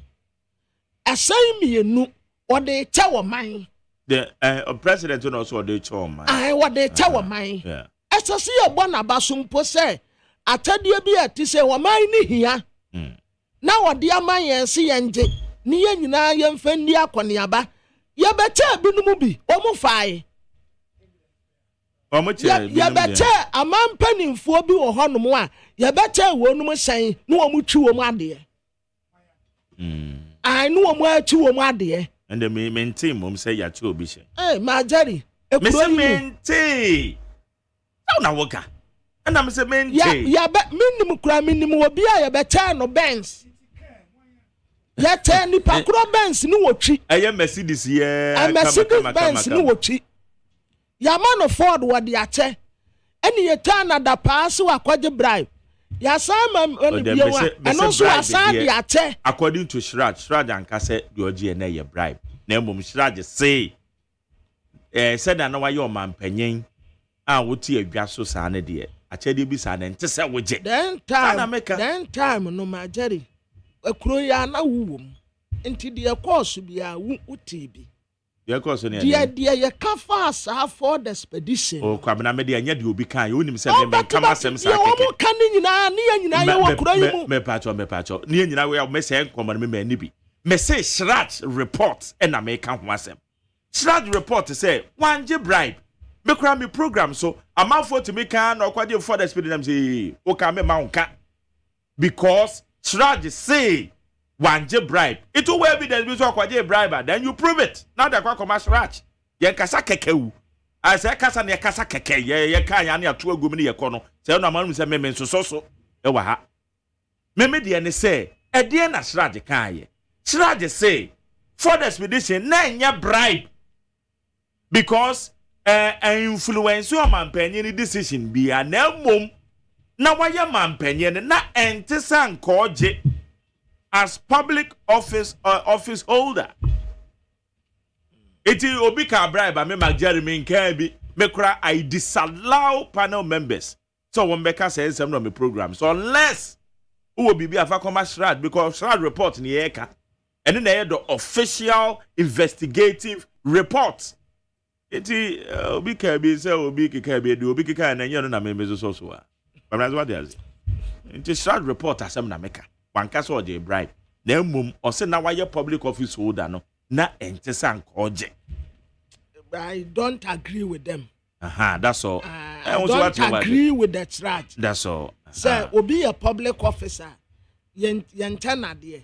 Yeni ayeti kurom we yenim say yema wo mu atede da ye ba be di bronya se hampese a ye de koma wo mu se atede a ye de koma wo mu but eni kwan sa atede no e influence waduma a wo ye na ebi abaka se we ma me say nti na me di we ma no we ma me say nti na me di we ma no eno de but se atede se Chief Executive Officer na si ye ne krampo ye ne aye tete ye si ye che yade Omanpanyin be achapona. I stand to be correct. Omanpanyin be also na so afoni nyina otwurogu wo say don't receive gifts. Dama papa J. David nyeje. I think I'm that champ. Now otwurogu wo say woman receive gifts. It will be through ministries in bia na eboho boyi. Don't receive gifts. Because it's meant to influence you. Yes, what my trego I say, yeah. A bit to me influence you, so don't receive it. Well, maybe. In 10 years, I'm marketing so receive your way, but ethically, no. It can influence your decision. Yeah, will be no said Domilevo. Also command a gift. And now my tiamidu. What one the idea na betre and say idea we now the command. Na nye no na wo kenyo. Wa na wo kas. And me trust it will be the order dia. Ono kra dia usuro mpese o de beko. Eja de ntina nko ba ne sa. Achadia no dia. Ntina nko ba ne sa. Achadia no dia. Ye beta wade a. Say o si ye cha wade a wo se menye. Just say man influence waduma ye. Okay. Ema ni influence waduma ye. But say a trade for ebeka say obi bete obi ade a say o ye public officer no menye. Or say we a public officer, it may influence you. What about if it may? Yo. Are you now kwabna back one there code of ethics in the mind so make sure ya. Or say cabinet. Or your cabinet na.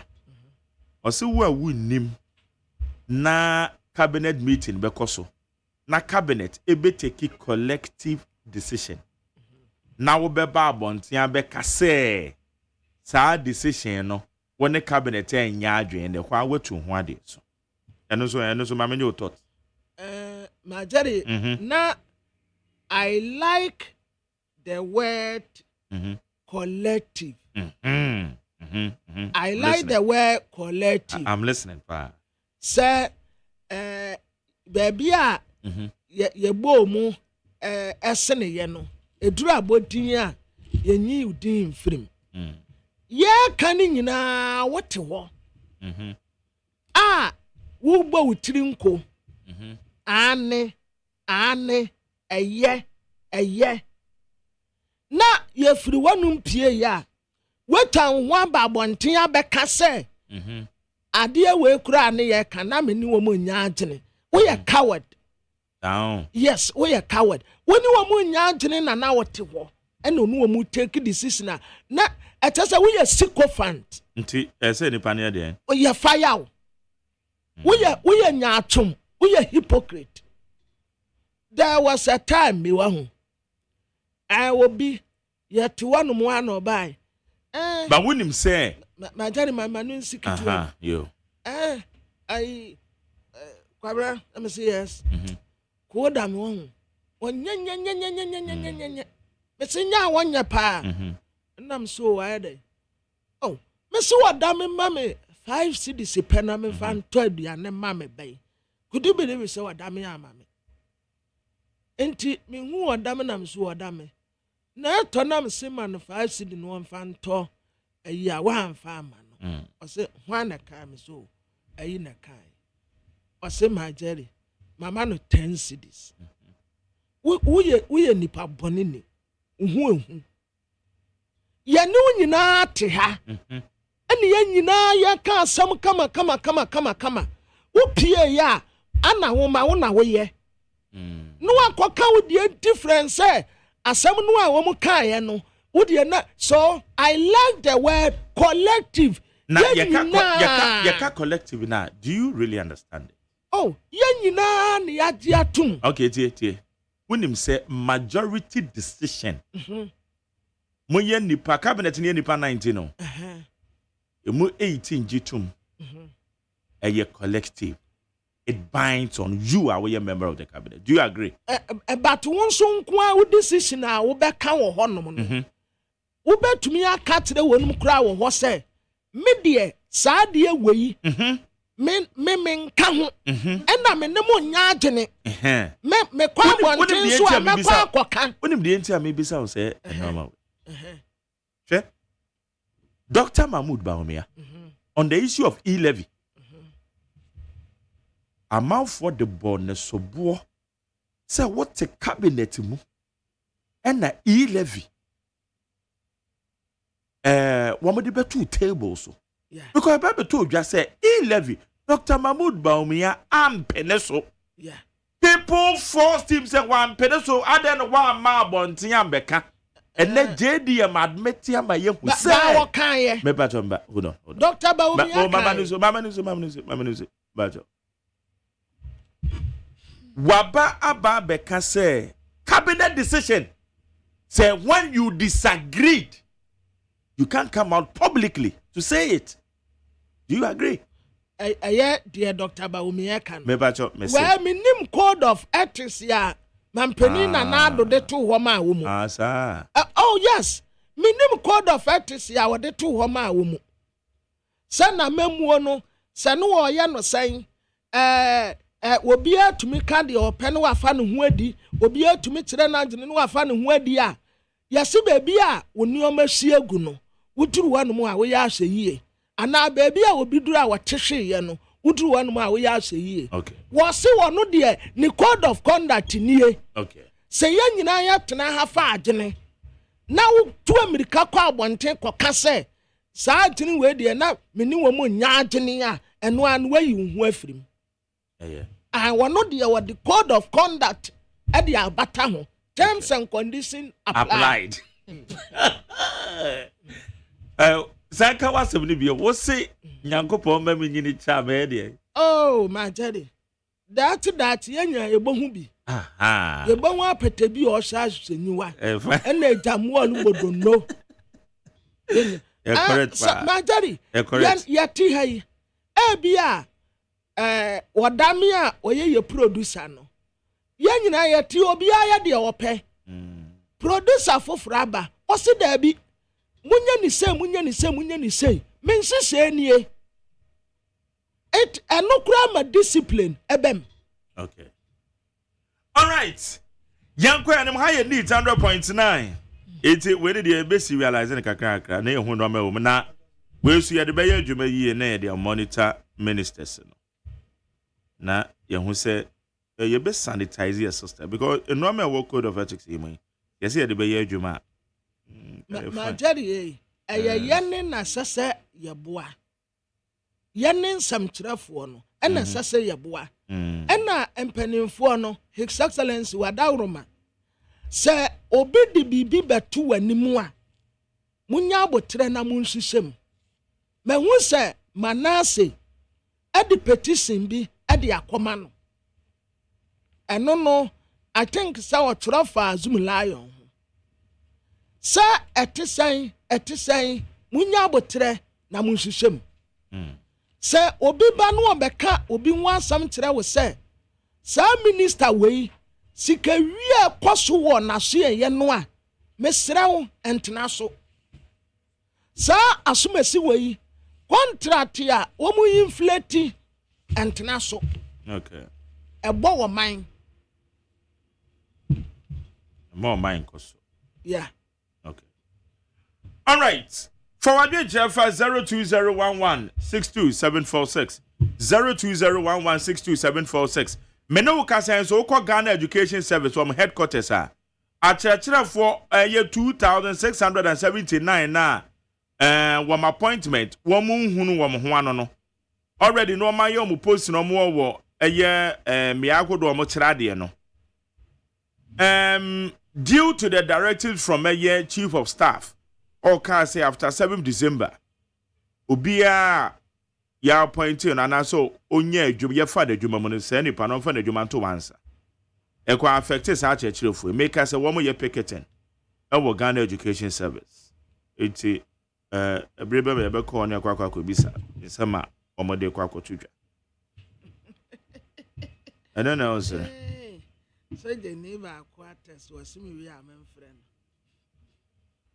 na into ono no ethically no o say right say okoje soldier ne ba na number o she uniform we cry new soldier was so a military officer I should call him and call her after the show okay na one see wo tie police for man no ma ba ho de na one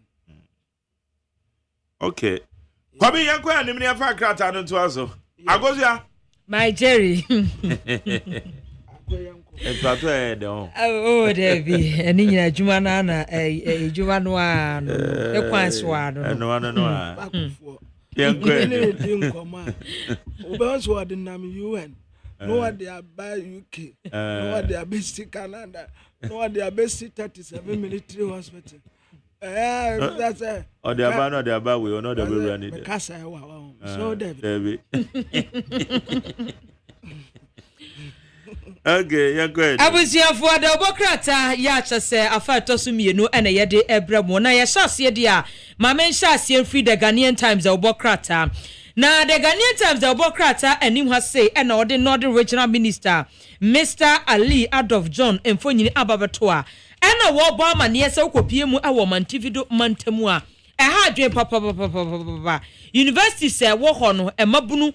Acha se ewo no ha dwen papa me tell university adusuafo no emu 24% enom tramadol ya acha se no so eye hwehwemu a aba beto adwam na san hwehwemu beto adwa ebra na Journal of Substance Use and Addiction Research for eye hwehwemu ebra na regional minister wono Northern Region ekasa was stakeholders engagement and I say stakeholders strategy mapping meeting ase eno a wo mo de niema egu akwamu se wo mo hwe ekwanya nrubone ebetu obetimi atwa eno ene beto odwa chem say universities adesuafo ya wo mo ewo northern region ho no dodo na 24% enom tramadol yes won twom ho firi mu a enye yi a the Ghanaian Times obokrata enso de ho amanebo ede aba na wode o mapanyi John Dramani Mahama mfonyini aba betoa ene wo se sisi ade oman no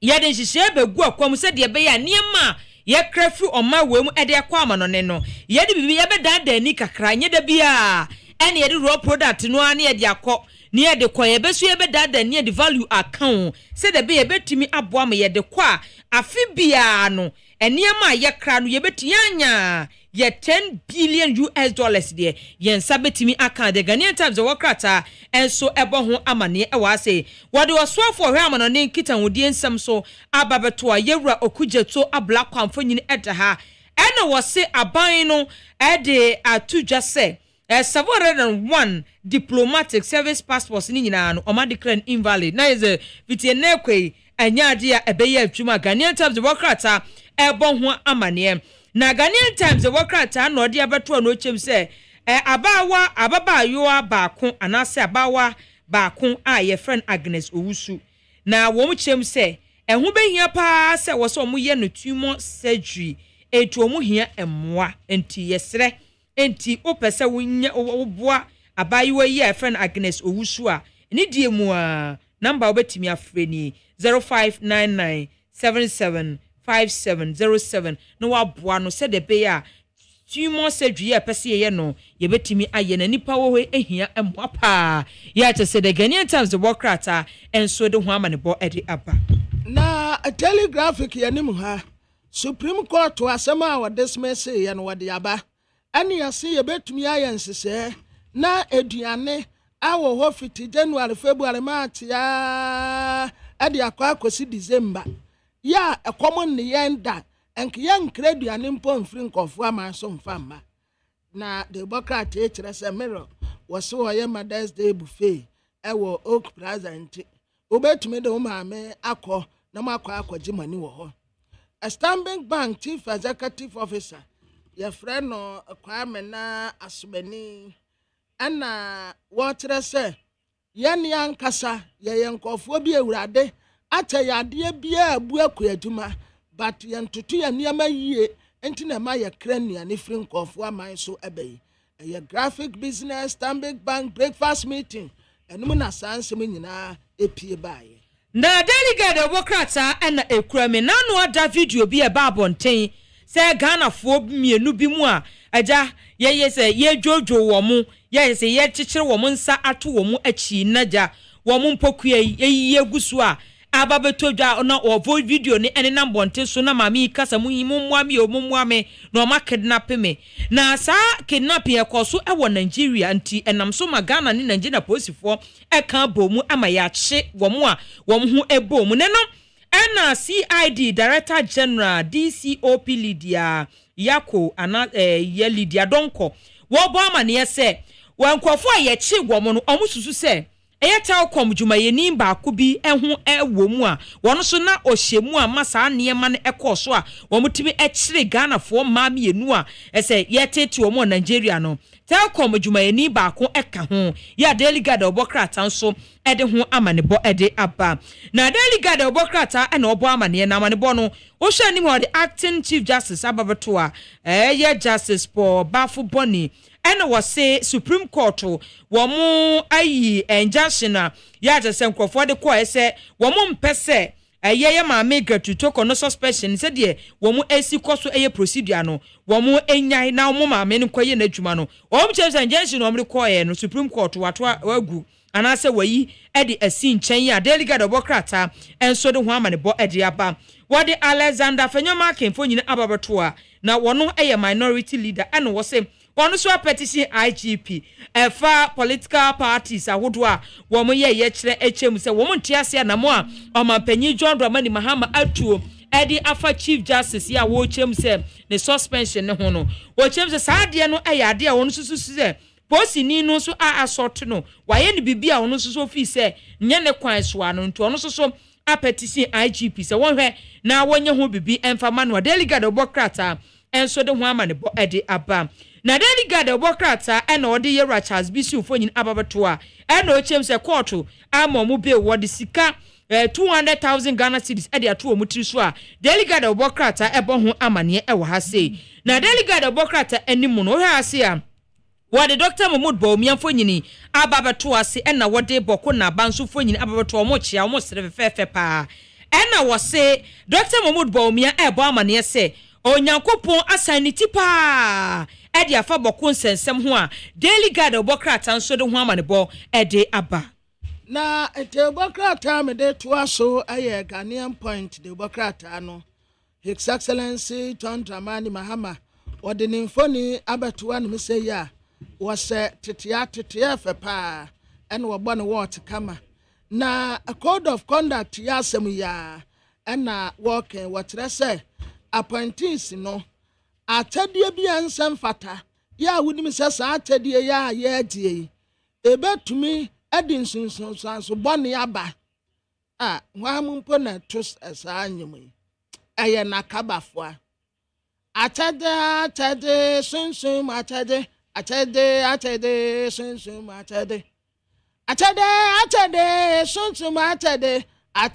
atade sunsun atade na ye botne ye boni ye wosumarakas na makura kopo na nsuo wom na kaba nsuo ne afre ni David eye nsire nsuo ana wo gba akukọ mpe ana cap ni kura ni nsem se ne yenso ye bonyam atade sunsun atade sunsun atade sunsun atade sunsun atade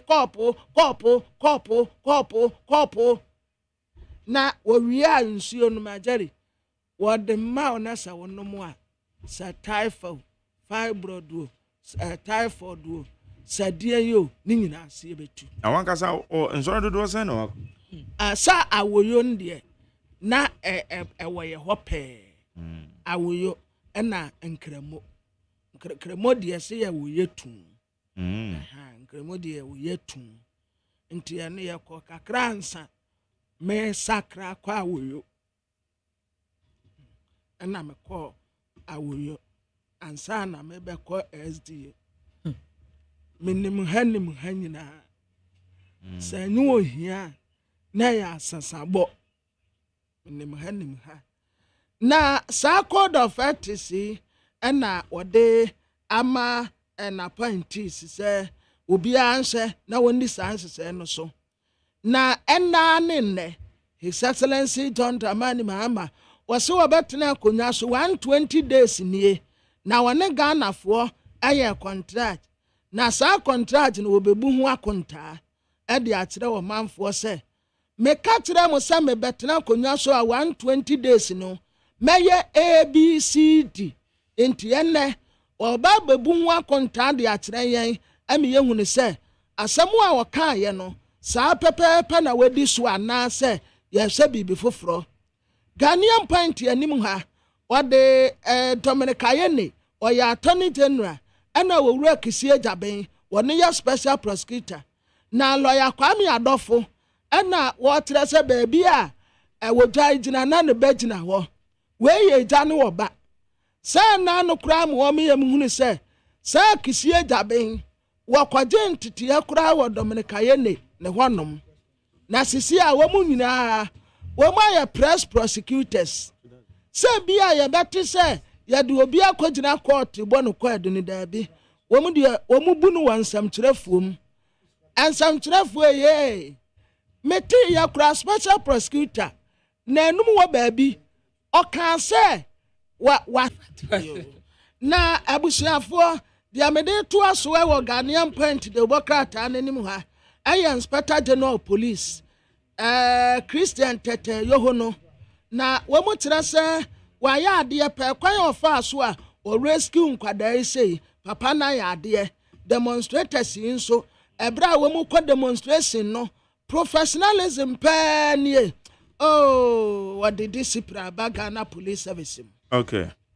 But once Kwabna when the Third Force Alliance comprised with CPP, PNC, GFP, Great Consolidated, APC, woman son Akasa, Enra, woman son can be before for the first CJ removal. No, Henry Nana watch it, don't have friend, Nana B, or a lawyer, or a national organizer, the ma MPP. Nana B, I'm watching. McJerry, Yes. We have a call there. Okay. Yeah, then you pass. Na, anya demonstration na mokoko ye. Amanyukuo for amokam who boom, ni nyina ne fa the removal of a Chief Justice. Demonstration muji di say e betima sesa bibi ana ye awareness ambassador Ghana for ehu de ekoso. Medase Mark. Yedi kan ma menna Ghana for nyina ase. Nano Edwada Mandi Twemu no kwasem se magere mi akwa na me ho adwiri me chance nka memu ha na akoye Edwada Monday anopa na oye tresa no political parties are 9 kabu so he political party a afanso oye omu PC a MPP na enipa binum kwa adwen ene se MPP fi abemu sumi enumani no kwasem ni nkugu a ediye no na emoya enti Ghana for kra no enya de a ompi aba sa oyechiri. But some people even called me to say so Bayanka into each other. But no, party leadership and a coalition, no political parties. They were resolute. They said no, they need to stand. They need to crana. Their voices must be heard. I know no question in Rechi Agyeman. It was massive. It was overwhelming. It was massive. And so we have baby in 93 year the Supreme Court. Kofa ministries at the BPA Parliament. Kofa appointing teaching at the BPA Jubilee House. Any more, so no determined group of people, massive support. No question is that and one about a year NDC for one. A man quickly no or say almost a question it could be a chip. Na almost a cake and some. In the end, we see a reactionary. We see any idea no be a shed and be a dream, baby. It is a coalition of political parties. It me IBBC there and young so young for baby man and friend of third force. You mum de minim ara Mageri until said you had demonstration. Minim say not third force be what be bisa. Maintain third force there's a yan ye kase ye third force but Sunday and the anen and Shadam fan was out. Yes, say political parties are brought together before the demonstration what be bisa. And they na maintain say third force amanuko phobia come ho. Exactly. It a year na akusu buying so no akwakohye a political parties. They not threat impact Ghana for sorry a kasa na no Jordan the impact enya na say jana esisi omampani na minimum omampani he must sit well. Say Ghana for 12 amount no wunya such an overwhelming endorsement. Not 5 months down. Opposition parties. Na a mu PSC no I mu FCC bianca or bonnet that form. Na a nipa timi PSC be ye or yetre editiawa. Nye tiana se onyina ye. Onyina ye. It also mean say a yen se Ghana no sɛ yɛtɔn ma no a Ghanafoɔ kyɛ no yɛantɔn ama wo. Ghana sɛdeɛ nyaado sɛdeɛ kronto ɛnyɛ ɔgyapadeɛ. Ghanafoɔ na de ma menka bi ɛne yɛ mmara baatan no ɔmo de tumi ahyɛ nsɛm sɛ daadaa Ghana na fa ma wɔn. Eti I was happy. Eti nea ɔmo ayɛ no ano deɛ no yɛ reactionary. Ɛyɛ panic reaction. Ɛna ɛyɛ. So ɔmo nyɛ nea ɔmo bɛyɛ no, but what is important is that yɛtumi ama, and we received massive local attention and international attention as well. It's all over on BBC. I know, say, Al Jazeera reported. No other international media are picking it up. So I'm happy. Now we are going to have series of events. In fact, Ibrahim Mahama say ne mefane say ne 120 days one we are na ne oberenda ne stewardship at the man. Okay. So we are also going to tell Ghanaians the 120 better days under John Mahama. 120 better days under John Mahama.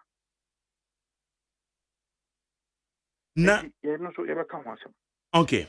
Nana bi enra. Okay. Eno ne be da ben. Me adu ochina. Ochina. Eno no MPP ne be sa we no press conference. Yes, MPP.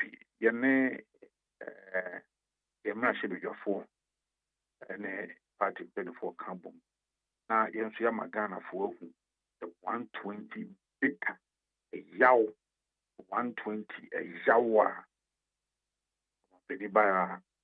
We'll be telling Ghanaians, any 30,000 a year made without any justifiable reason. I'm saying, I say, Nema, so Magana for Obako price, I also they cost 7,000 and they see you at time, let that chair, no, the papa see, who foom, who put on a bottle drink or bonus suit, or catch up for so. Near see between but you buy and you say intimate to and your monkey, you're not gonna for. On some capa, but can't Ghana sick as some. A back cat, Iram, Hammer, near someone, in a boss house, say, the one cassa. In a breno, Brigiano, Okay. Enra Supreme Court. Ebra ye Vincent as if what the Cordani say. On say proceedings a mampenyin faso no sebe shedan fa kwamunti ebe ya ka court no fata bono to so a court no 3-2 decision court na bo atu egu nti ano di adanse so mampenyin na mra bi so no di ye adwuma nti demonstration upon demonstration matesa mo de be court Tamale Ashanti region ene de ka ho court akasa ede be biem na kaka. Everyone is seeing it was suspected. Now, once I'm a cow of it, you say, Penny Buffabon. You see, in a year, Mahama can be an ultimate one fee, or Bowa, Opidiso, or Ferran Agileso, Opidiso. So it was suspected. Fact, if I want to maintain you are somehow can maintain. Buffalo Bonnie, or ye direct beneficiary of Yura Mahama. Ne suspension a BC Ghana da or dear ma or ye direct on what benefit on when you move fast for you see on ye acting Chief Justice. You be kind. Ye toss me, you know. Yura Mahama Bana no ye. Saturday ni who can ye hear ankasa. Sadi to make a CSR shed and say Ghana prisons in on a household. Eti abusia bafobonino. Omen ya move for so free President Mahama on the President Mahama. Se oya de bonne kwa omuntiminka. Se was rea omuntiminka. osua muntimi nka enra yade ekusiye asem wo enye se yɛde asɛm ne ba enra na sɛ enu akyi o yɛde asɛm na ba na no ama yɛwɔ panel of judges a na ɔmudi asɛm no dada o yɛwɔ panel of judges enum a na asɛm yi hyɛ ɔmo nsa a ɔmudi asɛm no dada yɛwɔ bafo ne ba ya no ɛna ɔsesa panel members ni nyinaa majority ni o ɛna ɔde oyi miɛnsa firi mu miɛnsa na oyi firi mu no baako ɛyɛ ɔpanin asiedu ɔpanin asiedu no ɔno ɔka investigative body na yɛapaw sɛ ɔmo nhwɛ maame tokuro nsɛm no nti sɛ ɔno oyi ne firi mu krampo na justify mmienu na aka no ɛyɛ ɔno no ho na ɔde ne ho bɛhyɛ mu ɛna ɔde Yoni Kolinde nso ebɛhyɛ mu justice Yoni Kolinde bɛhyɛ mu na ɔde justice Tanko so saa bɛhyɛ mu eti panel members enum na ɔmo di asɛm dada no bae no ɔsesan mu no do ɔno asa de ɔno ano ho bɛsi so eti gɔfrɛdame ɛka sɛ the rules of natural justice ɛyɛ clear ɛyɛ mmienu ɛwɔ sɛ wotie afɛn no asɛm biara na ɛwɔ sɛ wotie afɛn no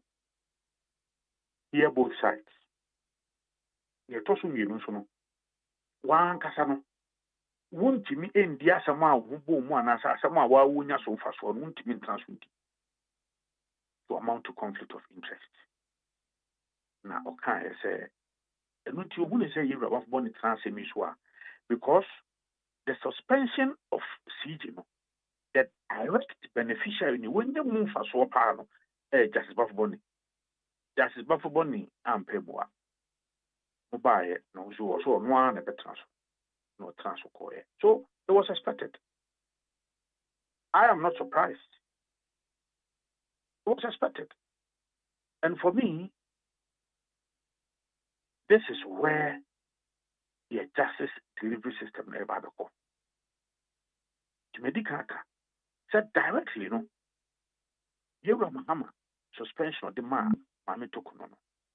The new buff bonnet when you move for so, and they be Nigerian so I say, Yam Fasudi as a free. Can you establish, says Fasudi Awoke, a be influencing the decision of a summer your Vincent as a Vadico court? It will influence. Now, now we are a chief justice acting. So the continuous suspension, and I say, you are benefiting.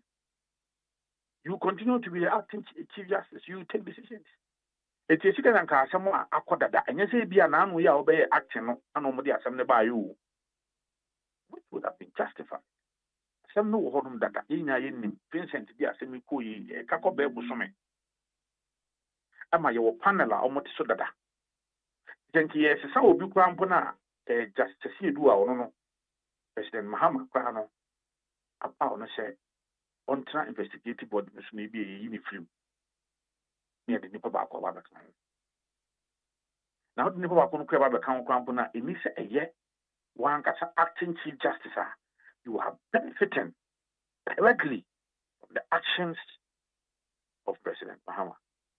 So that issue was raised. And usually, I thought I wouldn't say, judges be one man as him.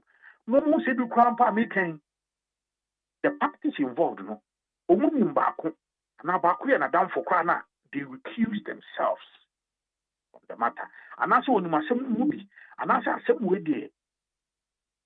And who be before the foreigner, or one can say you move him.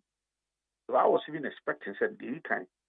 Here about born in Nissan Cordon who cry a campaign. Number one. Number two. Osenka. Then people cry will be a China Green Crown Puna. Osenko, you know, but with your one. Your panel that no panel no, with no reason. Yeah, I mean, no reason. The only reason we can deduce for Justice Sidwan is or can't. That investigative body. That is it. I don't make us a medium in Susiana Margin say. saa mfasodeɛ a the Bafoboni family enye free president Mahama ho menyi nida se mpo asɛm bi etwachia also motrena obetumi atran Banana bi ase se mo opposition a gidie ewo institutions bi mu no eba form mo wa be ma make mo a be ba totio nyabotre ma me na you are wrong. Don't even go there. Me situate me question ni ye because one I want to say. Dia make start here na krambo no wetin that. Dabi meeting nyabotre na metiefo na wadaroma. Because wo sha ye chief justice here well only akonya so bie mai. It's the same way time and this for opposition. Almost one na moko and nakra na sabre na mo wa ben mo. And it has stand. Yensu judiciary ese yetimunya gidie gomumu. And right now, wetimi amayati ase decision and reba ye no.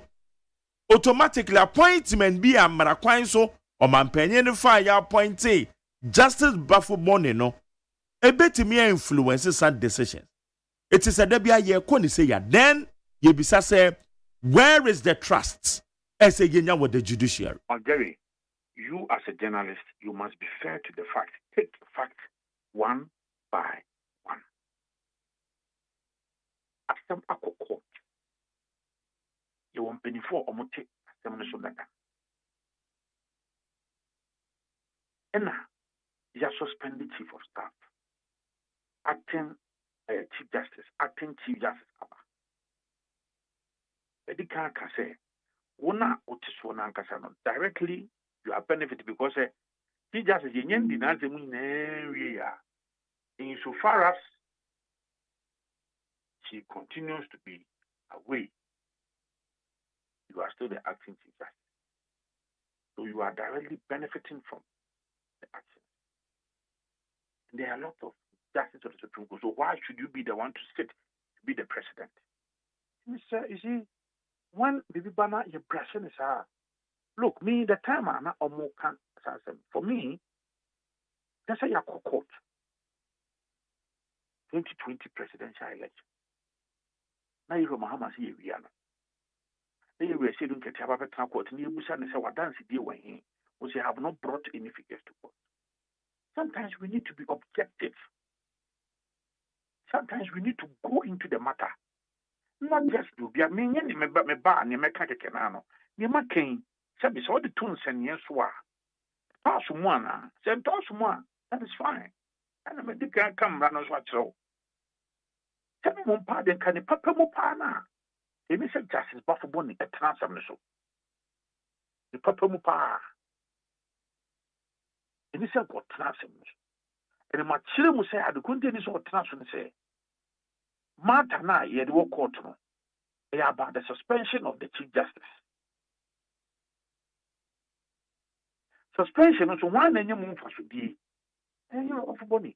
Adentia, chance only ye acting chief justice by virtue of the fact that Madam Chief Justice Okuno, she's been suspended.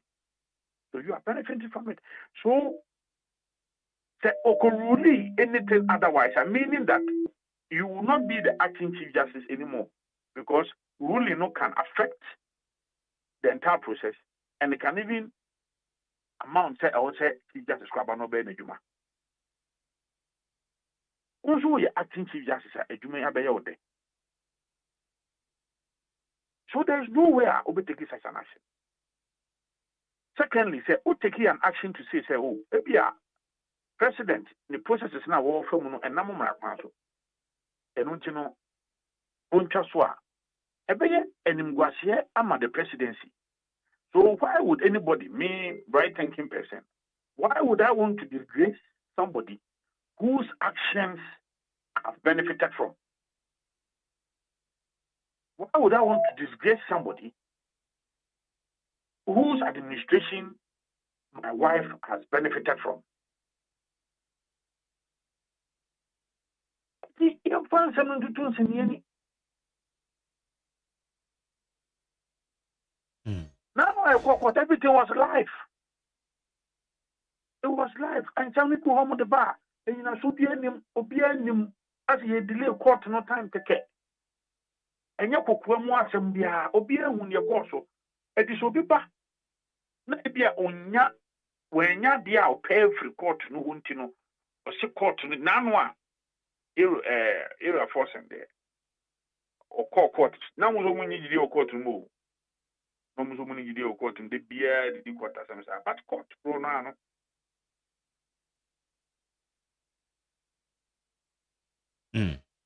Okay, enti say no. Okay. Nanabi na ne ne din komo national organizer de ma new patriotic party. Ona ne din komo fa demonstration na omo no kra no ye nya ne ties on be extending across the country. Na ye hu dia wombe ye dia fa the suspension of the chief justice. Eno won komo na ne ye die. Na enra nso amanyokufu a womo so aka omo ho abom CPP ka ho and Great Consolidated Popular Party ka ho GFP Ghana Freedom Party ka ho womo so womo dia womo e de babetu dwan ho komo na ye di okay it's a quick na be to me down way say what next. Oh so say there no possibly we are still going to champion for the right thing to be done. We are going to announce a series of activities we will undertake. Edika say, what crowd can be? We'll be embarking on demonstrations. Put us in your view. We know who can put the Kakari. Edika say, President Mahama, if a person didn't take a democracy, any attention here, we will never give him peace. And I said, things now per se, no mono coso, na bribiano. Yeah, true boss for there. So you hear from us. Me, I'm happy. The impact this demonstration in Yano, for them to have quickly put together a certain group called the Third Force. So I'm happy. And we'll be in touch with you. As I said, and Mahama my account of the 120 days. We are going to give an account of the 120 better days. Better exao. And then now Kesikasem, Yena dollar in for me. But all of these things are actions we took already. Look, good. Yura Baumia Abresona, Mode good, you may be a buy. And I want a lot of, in fact, there's a Bank of Ghana Governor Prano. I've been admitting in recent times because of Sahara agreement nearby. There were a lot of food on my idea back in the city. A genius will be Naban or you.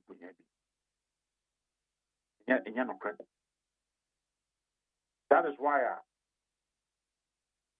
now I am a crown airboat Yura a Kufa Drabaso. He left a robust economy. And they are benefiting from it. And then the Bank of Ghana Governor Nabeka. Good for oil, you timidity in ya supporting you good, na good and air back if you know. That is it. The end of it. Thing never can was it. Okay. Now, Ora Fanyama can issue and so I better Jane. Sana Owo be yes, post in no echo and what happened? Wouldn't be found. Oh, police in the Akraka Machine. Okay. Police, said Boapayo said they say the way I was punchy to African. I was surprised. And at the point when we have to let it settle him small and some that is why I have bullied you. The police is to start prayer. Okay. Nana be an pay, yeah, that is sound you're doing. Come on. Now, I Mark. Yeah, me wa. I did be air cost. Obekaya Nano Mampon, NDC for year. press conference Omat Nyanti say a year MC Omod Neba Hono or ye Asantini Asantini Bia okay. When we a press conference, Sankra says, Norma, and not Tema, Nomnia, dear Cranson, about, yeah. Mekaipa, There's something dangerous going on. and then, Medical can come up and say, I deal with by said the National Party of the NDC on the condemnation. And who that? I didn't see anything. But the National Party the condemn such. The Kamako say ABA deliberate. but who's the Ashanti region by the list? No, Mammy, Papuano Southeast. Ibrahim Yamba Nelson Isaka. Papuano Southwest. Abubakar Sediki. Akumanwa Gejan North. Mba Zakaria Allen Bira. Salifu Isaka. Adansi North. Kofi Ogbe. Adansi Asokwa. Dakura Albert. Adansi Kufu. Garaba Mohammed Mustafa. Obuasi East. Ajovu Kofi. Tafo Abubakar Sadiq. Ofulukum na amanyosema yeye. There is fair MPP also. Not due for say Jane family and friends. Look, Yevra Mahamo Bay, I'm telling you that they have marginalized, especially Ashantis. but Nanabi, the okay, I mean, tears your names and a boy in it, say, I yet dang. Me say, it's a name, me met me up for Tamale South. Tell me what MCO. Tell me Mampong, Santa Mampong, NDC for a year. That's compensation of my Santini and Bambe. Me part Asante Mampong, and mentioning your friend is saying. I look at the Munyana because on Hinicas, Yes. and you know, I'm so much in chance. But what I'm trying to say, I will cover confirm and say, the party, I'm Washington Mampong. A demonstration to say, Nema. Say, you are Mohammed Nimna or the Asantini Power no one. And no one now make campaign. Look at that. But and yet dynamics. Because when him say they are working, Temele Central are working. What the toto to say Asante Memo? Nipa migrate ba Asante Memo. It's a name Manfra. It's a Banisana. Do not do this. What can we be? And sometimes let me go on. Look, obedience that demonstration now. That's the National Party. I'm about to condemn you. Look, Sankasa the name see, and I can name you by any view. For the party in Mampong to threaten President Mahama that don't bring any Asante person here. I said, Obina Amawo, baby, now. But on record, Sawaka say, na ye can be na normal way, cause was I deal with by ye, me he ya, be bacho beba. I don't go to make us saying, come. Oh, no, you are trying to justify the. I am not, because I have condemned Sadia way heavily. And what ha? But what would the war canon na me be some wasem? And the and ya say yes also. You see, let me take those words back. So all that I'm trying to say is that now, Jamaica say, now you are being mono, and someone that man say, your family and friends. But it appears that you are Mahamabai. Friends, especially Ashantis, we have been marginalized. That is why I'm about typical traditional Ashanti constituencies are. And if you have the choir, Salifu Isaka. Typical. There are some places, Obeko, in Pokrano, if they are settlement, yes, they're okay, but the indigents, can you tell me, say you need Asantephobia more NDC more. These constituencies. You know, Bia or qualify our 20s, our Asante region. It's never true.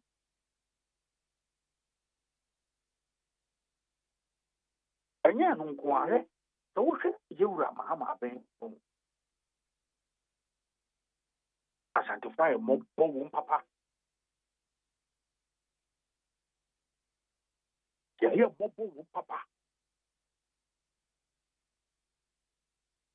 I mean, through all the appointments, yeah. Now, I'm question. It's in your view. Listen, dear Damanim, okay. There was a Ghana Water Board of a year, and senior the Ghana Water. Me wo list no ha to boss na. I think she mean who at the amount. Majority near yes. Appointment of the board members of Ghana Water. Mm-hmm. President nominee for the board chairman. Eric J. Bilju Adama. CEO Honorable Adam Muta Wakilu. Member Adishu Al-Hassan. Professor Hafizata Muhammad Abu Jaja. Alhaj Abu Muhammad. Ibrahim Abdul Jalil. Agbushu Prosper Jasper Azilazunu. And your Ghana Water Board members in our Bomudi. In your opinion, what I'm trying to say is that Kamia say, you are Muhammad. I'm not going to Ghana president. It will be a be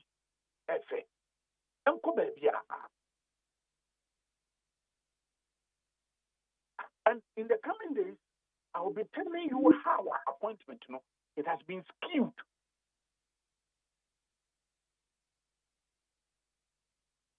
And mechanics say, that is why I make us say, accounts, especially Ashanti, we have been marginalized.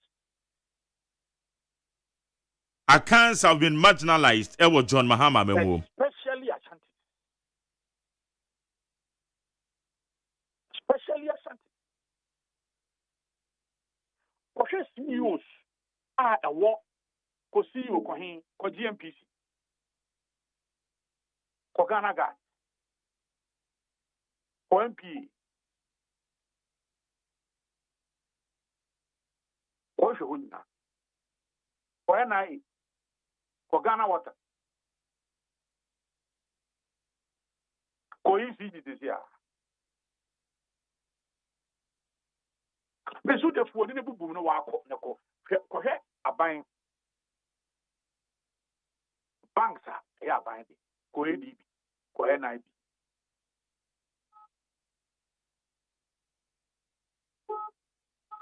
o de ko ne ko hwe board chairperson sa bi o mo ba me yura Hamadao for me the transition team na me yam sheme names not the buy. The buy and you see me. Osade Jubilee House in appointment. The buy.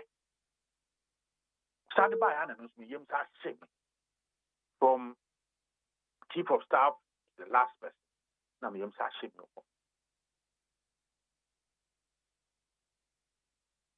And I'm telling you, you see, me say me be abeba. But yeah, or memu for nemono. You instance, your baby and him say, open to me, say, where I can memo pa. But if you are to a background, or with the you be no. Nanny panocrana, Ebian and background, and ya can. It's when no Anna a one negative effect to be. Debbie, what I memo. That is that old child, you're not to and I'm telling you, I heard Mark, oh, you man, who is here. But Kamenu Shabukuman, you confirm, say, look, Kamako said, I didn't skewed against especially Ashanti. Majeli meboa.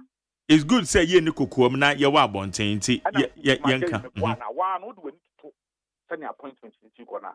Are you telling me you don't agree with me say Adiene is skewed against a country? Unless I'm able to establish that, because but that is what I'm even telling you now. Look, even MMDC's appointment, Grandpa, are you telling me in two questions and Tibequire? Unya an indigent, Unya Obio free Bequire Ankata, or yet NDC new.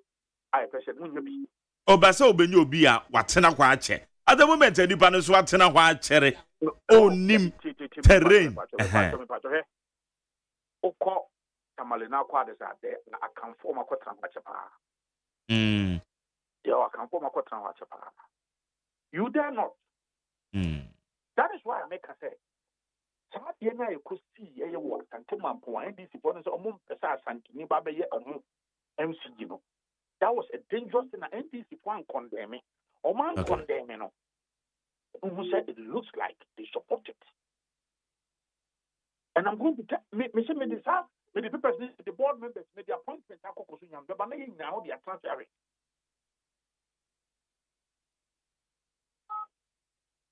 Ministers are power more, especially cabinet ministers, main ministers, they have power.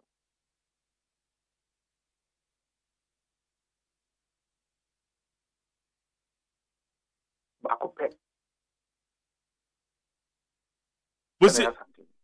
Ministers, JD minister wapa. Yes. OSEI.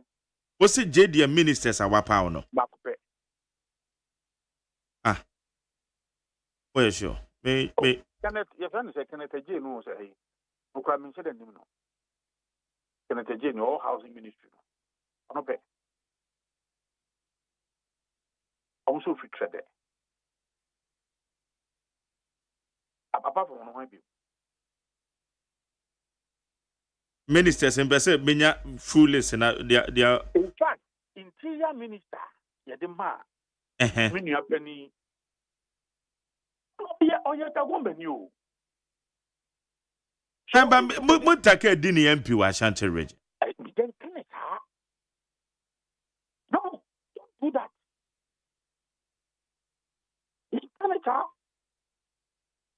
Na Honorable Edward Omanebo Amanswe. OSEI Eastern region. No, I'm talking about especially Mr. Asante or the only Asante new womb. Sana Meka now. Ah, okay. What can Ashanti specific? Yes.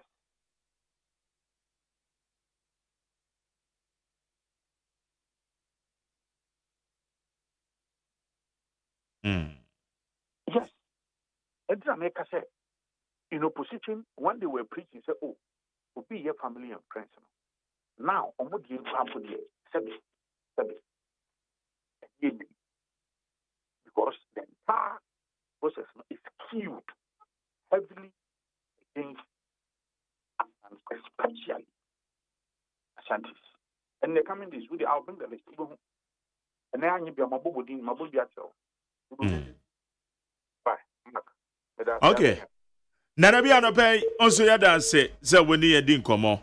It's according to Nanabi JD Mamemu no I say Ashantis watu omo JJM Ashantis have been marginalized. Way is according to but kwabna oka list of ministers no. And me fire Dr. Omanebo this defense of Free Eastern region. Also, the Audim no Abuama. And Samuel Nati George. I'm not very Ada and then Runimo. Emmanuel Amakofibua. Nonia Western. Kofi Adams. Bueb. Abdul Rashid Purple. Northern. Pabnemita Kando. The one here, Bonana, and Jabos Western, say where Western. Where there's Western North. Western North. Okay. Ibrahim Mutala Muhammad.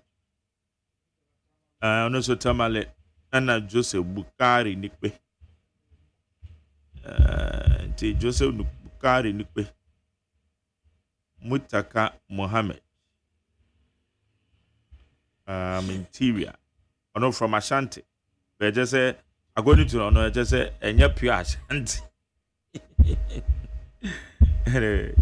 Samuel Okujo to Ablakwa Foreign Affairs J. Kenneth Gilbert no can say works and housing trade okay and Felix Kwachu Fusu ono say in central Isi Fuseidu automatic northern and Kwame Agboja government Rose Eric Opoku and also Eric Opoku abono ana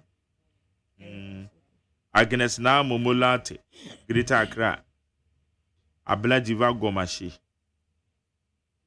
and also Yabota Emiliata on central and say George Parado Eastern Region Aruna Idrisu Ahmed Ibrahim Elizabeth Ofuso Ejari Dr. Kesalato Folsom John Abdullahi Jenapo Dominic Akurutinga Ayene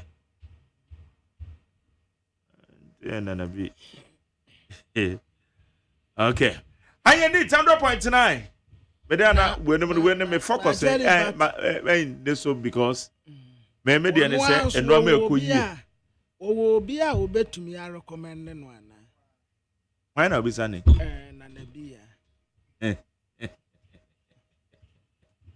ono no be recommend ya ma president wa avoid oh sanya ankanya mfumso wo fi say bia yes say wo ka say nananka enyem mfumso but unfortunately eyem mfumso mfumso oh Mr. President wadawruma nipa asumasi Kwame Yawu adako anase kojobonsu obetumi ayewe but eniyema bi wo honom a na sebi o enya nsem nyina na yeka omu ankasa desie kojobonsu tamu a wobeye mayor ewo Kumase omu desie kojobonsu Franka mu akohene a oyi omu desi kronkrompo aya de na omu de ye omu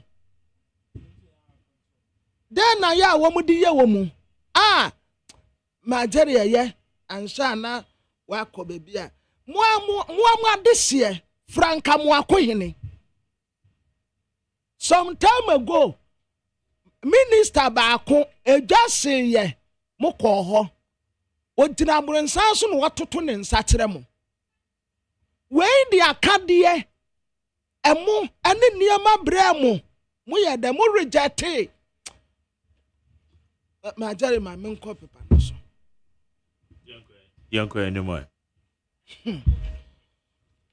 abusiafo ewoso the Obokrata your friend say Ghanaian point nim hanum say sometimes aya wutie binum di sankofo ya wo bubo din say asmasi wo benten wonti nipa no won free ho ne ye bo ni din say onkoya aban kra chipini wo ho tese abusia bi enya yinti abusia bi say abusia ntitemu say ya de politics abusiafo Ghanaian point the Obokrata no ade woso aba na aya woso hu na me adoma Saturday aya Saturday ayi mensa tobutu ho enti ya katra drobese muti san fa sa akwan no so se memenda emeye se o na minim madawuruma Samuba kwantamu a ene bia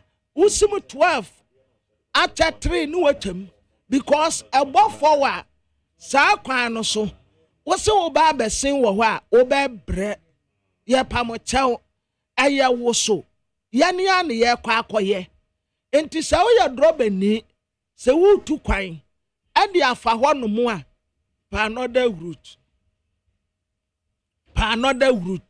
because who do one more I'll bet on what na enipa eba no nye nipa ketewa wan cha obegbo abe pim say ye be free ho ne tata so sasade enti se wo betu kwa afa ho no mo a kontem anasa Friday na wakọ akoda watu aso akoye o program na mom se bo 4 na wo se wo fa sa kwan no so a drobes ya mutie yen awurade ya adom a Saturday ye ba beje ho no mo aboso o ye beje ho aboso e free tobu tuwo ayi mensa edi kosi aburi ho no ye beje ho aboso ye sremo eye woso ye ba beje ho no nyina aboso UTV Peace FM OKFM Neat FM online hello ye nyina ye kabum ni ababa ye woso ye ne Ghana fo nyina ena akwa sa dwumedi soronko no first one na ye ni semuhu ye na this time around wa MTN ni Ecobank akabom ya wo mu de sa dwumedi kasie eba no ye srem wo mu nsa no nso ekwan no so die ehwa no mo ba yire papa ehwa ba yire papa ana ebri pon so no alternative route be available kakra ne se ebi ado kofa pram hwa no netimi ede wo hwima akopie latte enu an se ana so ensanwom do fa ensanwom ma jare wo ba kwa akontem se wo betemu a temu ase akra yenso ye be chance yentemu yes 34 ba se wo fifie 12 ana 1 ana 2 and obedu kitase na ehwa achi yeah obedu kitase na ehwa achi pa ba o ka se wo ba 4 dia because enipa no ye doso o ka se ye mfa outer lane no a wo mu a ekọ jogging eni wo mu a ekope wo mu alangajwa no aya wo mu fefa no a ehọ no yenko obi kura be free ehọ no akọ ahwe amuna donko no mu enti yenko ho ye beje kwan mienu ni nyina wo ba ne ye ko nyina ye beje ni nyina aboso enti monsa no nso emaye eye woso the Ghanaian point ani e woso idie ye mu aye be woso ne ma ye doso ye kwaje ho no mo aboso because na majare a utimi huriri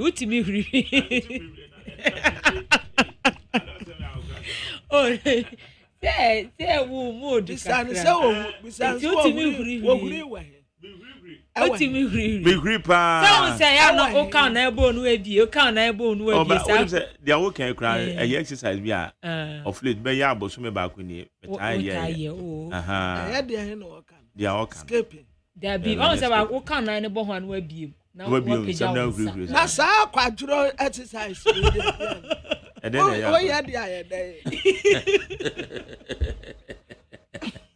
Bajali say o ka o na agba ho anu wa bi e say wo etimtu huri be 50 exercise pa o na o peja won nsa no na wo dey tu fam na we your friend is saying o ma won nsa no so a o huri ni nyina na won nsa no o kan Chris so chere exercise bi nti anu ni say metim de abatwo say no di si wa na ma peja me mu na wada na eta we ye press up debi anya press up anya na wada debi me na wo peja de si ho wo stretch wo nan no edu ma wo fun enka fom na wabatwa no pe ene si fom no wa hange oni pedua no hange eno so anya so no hange no ye dey the answer say me try exercise am ya say no so ye na me tell say ye dey ne benefit u veins ni mu eno no ye sa na u veins ni mu ebie tu be say we wa botwa asi won na watene won na ha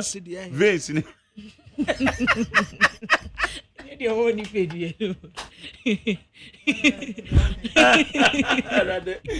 Obi that. No, umutu. What do you want him share for? What do you want him share for? I'm not who vents into vents. Vents now. What trick? Cause any of them say na. Stretch it. I've been one frozen.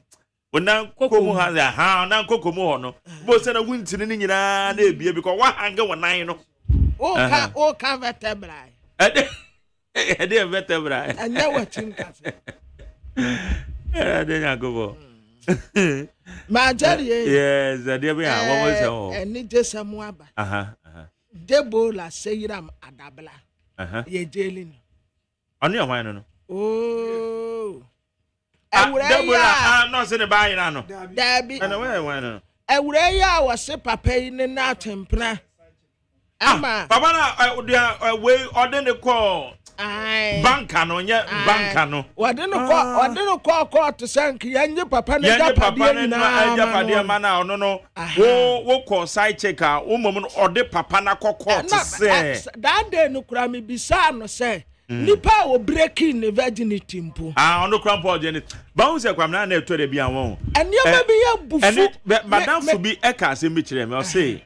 Where dear, and yes, be a mecadia, I'll for you, but na or case or ne or baby net nigh. Or ban no wa back. So, Obano, or Oba, like Obano, Oba. And now, ne papa when he and ne papa no sabi abayo so or ye irresponsible. Okay. And madam for no ne way ababa way. Or shasha ne banyina. Or cheno. Now one day na kwada ne yare. And na ono no kwa adwuma went me amfra. Could you believe so oba de bufu no heavily say eti akwada ne yare no on frame bisa ne say e wa madam for ne ni jai. No say akwada ne papa tia so yen say wawu. Ne papa tia se. Ne papa no when I was CS or you're responsible. Na on Frey, even Sikania de no the mao. So ebi na be boom. Na on Frey bisa kwadana so ba no buafu. Na ne papa na no ankasa no wo no na mo. O tia so na mo ncha kwada no na de na waye no. Ono no waye ne de ono e de na waka kire no. Eba madam for the catcher me drive when I'm say masa. Me say no ma we num nti na me ana no ma bi wa me pese me ha me hu no because kwabena kai also mpa ho kire. Ma tell say wo go ho a. And wo mo de sanse mu hunu ni di. Edi wa. Say one say papa we no. Na tene ye ne say o ye pastor. And na wasa ye banker. Nti na abana na de e de na wa ye to o ma jele no no. Contempt chi no. Contempt no. Okodi nsem hunu wo court wo no. Ana where there? Ya ka say anyway. My daddy, my daddy, wo obi atoka ama obi atoka ama wa toka ama wo awrenti ama enkade ebio na ope na wo sode a mo sa di young boys no ati a wonim say wo ba bi kura wo ho a wa man no top money no wo de akoma no boy wa man no de akoma na boy na wo wote one mo be ka tere papa yi say papa yi ama wo de yan won fa na japade no won na break you nipa wo break you kura wo de no say wo de no say wo wai nipa wo break you kura ke say ko hwe anti okasa wo social media so no to be ma judges no ai say ko hwe wa boada nipa wo break you no kura say ko hwe wa boada na o be take advantage na asumesi no dey akwa ko dem say ma bi say na wo ma no ma bi nya attractive e ma na wo na say wo be boa obi wo be boa obi we no there bi wo sori a wo te wo be bi say brebre ma ne ma e che say o fechire ne sese o koje no ama nti e be me say obi na ma na futu bone obi na ma na futu bone na edi ne ko wie honom no wo kɔ ɛyɛ me ya wo mo fa no nkɔ akache so ma jele no afene me for how many years 45 days 45 days 45 days why like you ne tiri nkwa Fano kwa kachi. 45 days. Obese amba social media no sisi ya. Oh, once I'm rasi at here. Sir, normal we no na ntina. What to baby na adwen ho no. Na sisi said that na si akoye so a obey dey atena. Also tena because tena better. Sisi aye din ya ho. Na me kra ya me de se. Na so kwa wo say Ghana Statistical Service. Yeah. Say chichi ni kra ni hobiem. Emma emprantu ejai no. Eno anu no. Yeah. Almost emprantu. Eswate. What we say by the end of this year, dear. Ne eradicate. Eradicate. Emprantu any cheating ni ade nyina na afrio. So te kra emprantu bebrebe kra no de ohaw de ba. Enye bi na software yi. Say what na to asem yi. Utu ba bia bibramba say amane ama. Eno so no say ahohye so no. Say wasa wo sha mo so. No so de ani masumo. De na ma. Ahohye so no. Utu ba bia wasundwe. So na prostate. Utu ba bia prostate be de. Say ba abi wo prostate be ya. Radenya. Ene se ne ti se ne wo kan. Ene se enya ntwamu o. Ebe koso. Okay, kwamna winim. Say boys na aba no. What was that? No mo de ya nyinyini nti. Ya yi ya ho afrem. Boys na aba no. I say ya wo bibias ya friend youthful exuberant. Sa youthful exuberant. Echiwa. Omo dru wa. Omo pese omo nsuso bi hwenti en de untumi nsto. Untumi nsto pu omo. Na boys no kra omo nya sa check. Men penny phone. To say Jerry kra say wusa. Mami kwa amano se many Dr. Joseph Kwaku Obeng or your president of the Ghana Union of Traders Association. One with the statement about Betuja. Statement on the Betuja ni nyina kyerɛ sɛ ɛnɛ exchange rate osha dollar na hoɔden ba fam ɛba saa so da cedi no enya hoɔden ɛna wɔn de abasobɔde de ma central bank dog ba kyɛ mejo so awura na bom ti sɛ eso after Roma yeah. Okay, yeah, then I go pass. Good. Now, my statement, model a central bank abaso say your foreign exchange rate, kwakwa say dollar na hoɔden ba from the cedi na hoɔden no, be mun kakra. Ɛdeɛ na mahu sɛ wɔma yɛnti a ɛma wɔbɔ ma baso. Yo, yeah, before they will come dia no mean. So debia you pick up the city na ho de akofo bia no na de extra ne say ye jetre eshi na what is say city na ho de so kosro na say ye jetre no kosro ne ntremo ne say infa say na no na dollar ye city no say me ko $200,000 because kofa ana me ko profit 1.6 million and I'm the akoto $100,000 and then the dollar may 14.5 may custom now the profit 1,450,000 and I'm the aquapoto the same 100,000 now say but save 150,000 Ghana cedis every car major trip then yeah and non quarter become major trip.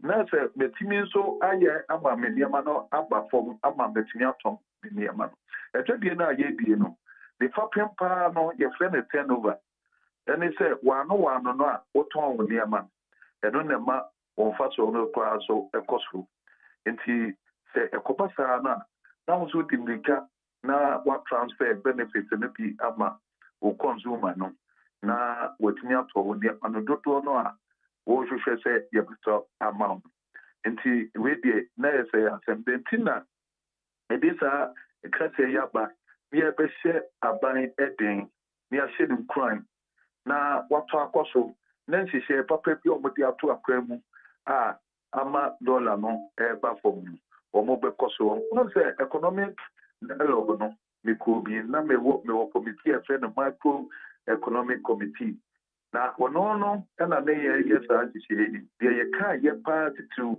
and they says can be na more DBA, they say ya ensure physical discipline and monetary discipline. Now me no monetary and physical no in now working hand in hand. The GBA SSR discipline no and I started a year juma ama yenya a one for three. It here a pass answer wouldn't say speculation no. There's dollar no perform na yet the make perform no more do music na almost a year ba. Nessa much a dollar a city now more than no cost rock na aboye na basa yet me a ton ye niema for the juma it me competitive almost to me highly productive. Nessa we are on course say ye bet me the economic recovery now. Yes, share a woman money na yamatwe. Okay. It will be say how sustainable na ebia you chip it takrema ebetimi ayediamai because ye can omen ye external debt yen chance ntua ye. Ye ni meka hodo bi a eda ye ni ma yen chance ntua ye.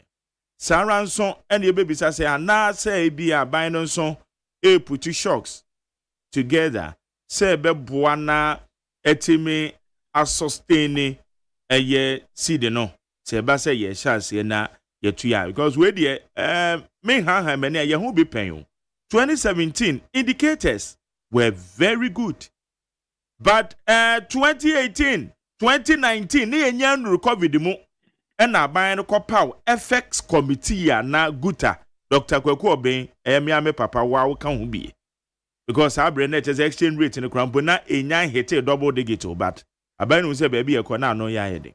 How do we sustain it?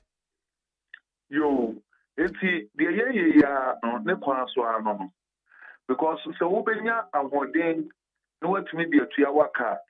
Na say why increase productivity?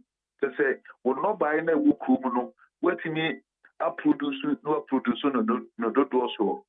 Enti say ye nim sa ade a ye won fa so say economic indicators no be right, interest rate perform, exchange rate perform, na si bi na enya na ho de a na say eno ne ye papim a ye betimi de atuata aka na wo ka no cause that time in na say ekuayo etumpon manufacturing entities etumpon edwedie ensu etumpon eniti eye asede eye nhye ewo aban bia so say ubetnya the indicators right as a to say the tiamio and penso ayekui eniti eno episode temi say it me also yes and say now there's some kind of discipline going on and that discipline should be maintained.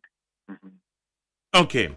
Na ye me ba ne say ya etira che say adwadifo wohwe period a ye wo mu a is it a peak period e de me adwadifo say mu hia dollar na mo de akra no ama na. Yes, someone said they said the DPI ya more kind of say import dependent. It is until say you be self-sufficient. Na yet me to say you say be about day but 24-hour economy no become start say a year juma me produce more. Na ye turn your money be o my Ghana there until that time no still along you depend about 80% on foreign goods. On also no say a day dollar and say other currencies ekoto ekbo my Ghana. Eniti adia niti krana stay about for Miami then of course a better travel forward the industrialization effort because so say industrialization what to me overprice the output of your industries.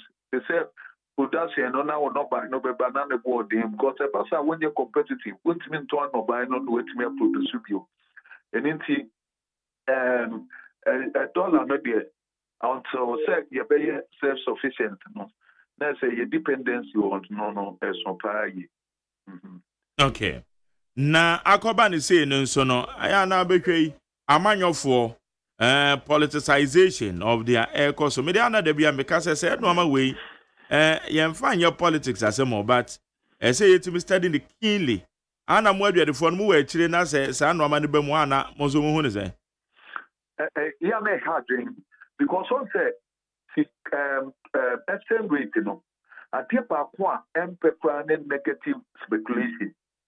And it's when you ever for me, who wants to be a good baby say, oh, a tempera, oh, yeah, you cheer weaker, anything ama ever from a year thing. Now say a feed into the negative speculation. And it's that okay, you know. See, the abano some we want so far, no, you have positive speculation, you have predictability because. Now, yes, apart from the eco it was more motor can go at the store of value. No, we now go yaba. We overpower. But the dear water no, we did can go $14. No, they 15.5. They say it's a 14. It's better why you do the PS can go at the above one thing. It is a speculation also no positively no. See it me maintaining. Now, your politics, if you want. So that is very important. Now, me can't so clear. As said, ECG for one more reasons over there, tariff increment, no. Now, one more factor can see over the exchange rate in the year. It's here, for so a new increment, no, we and why ECG Hona Catano, a chrono no and on a you problem but yet car you chiamo much no economic rate you chiamo so what you so efficiently and kebwa and when you are to so nobody abandon there muna mo kasa no because it's going to impede on the effort to industrialize the country manufacturers who control more who wants against kakra yenya drop in the forest and now 14.7% at half or so. That's a safety I press here near to me industrialized not at a tino. Now and yet will be so enforced. Now you walk on so 1,500 containers.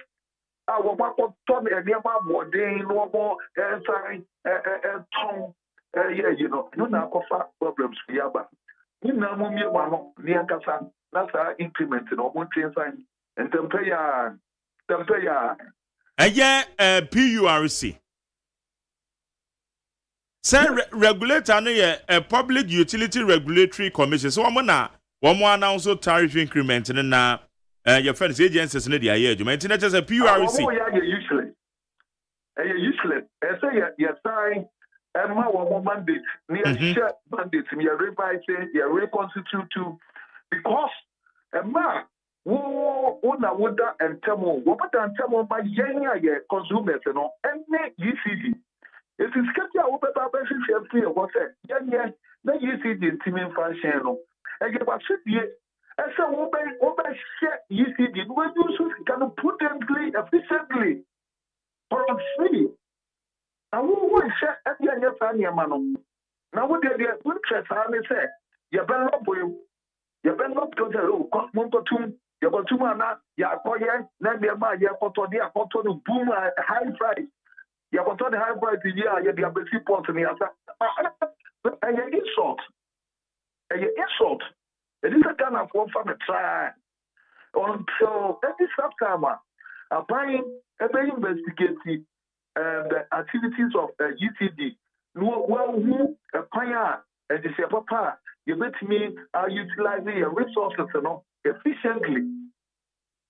You need a moral right to see a said, yes, I'm to apply or more get the so or more abusive resources. Now, I say you drive for industrialization. Even your the Sabine, the usual platform, they are Sabine.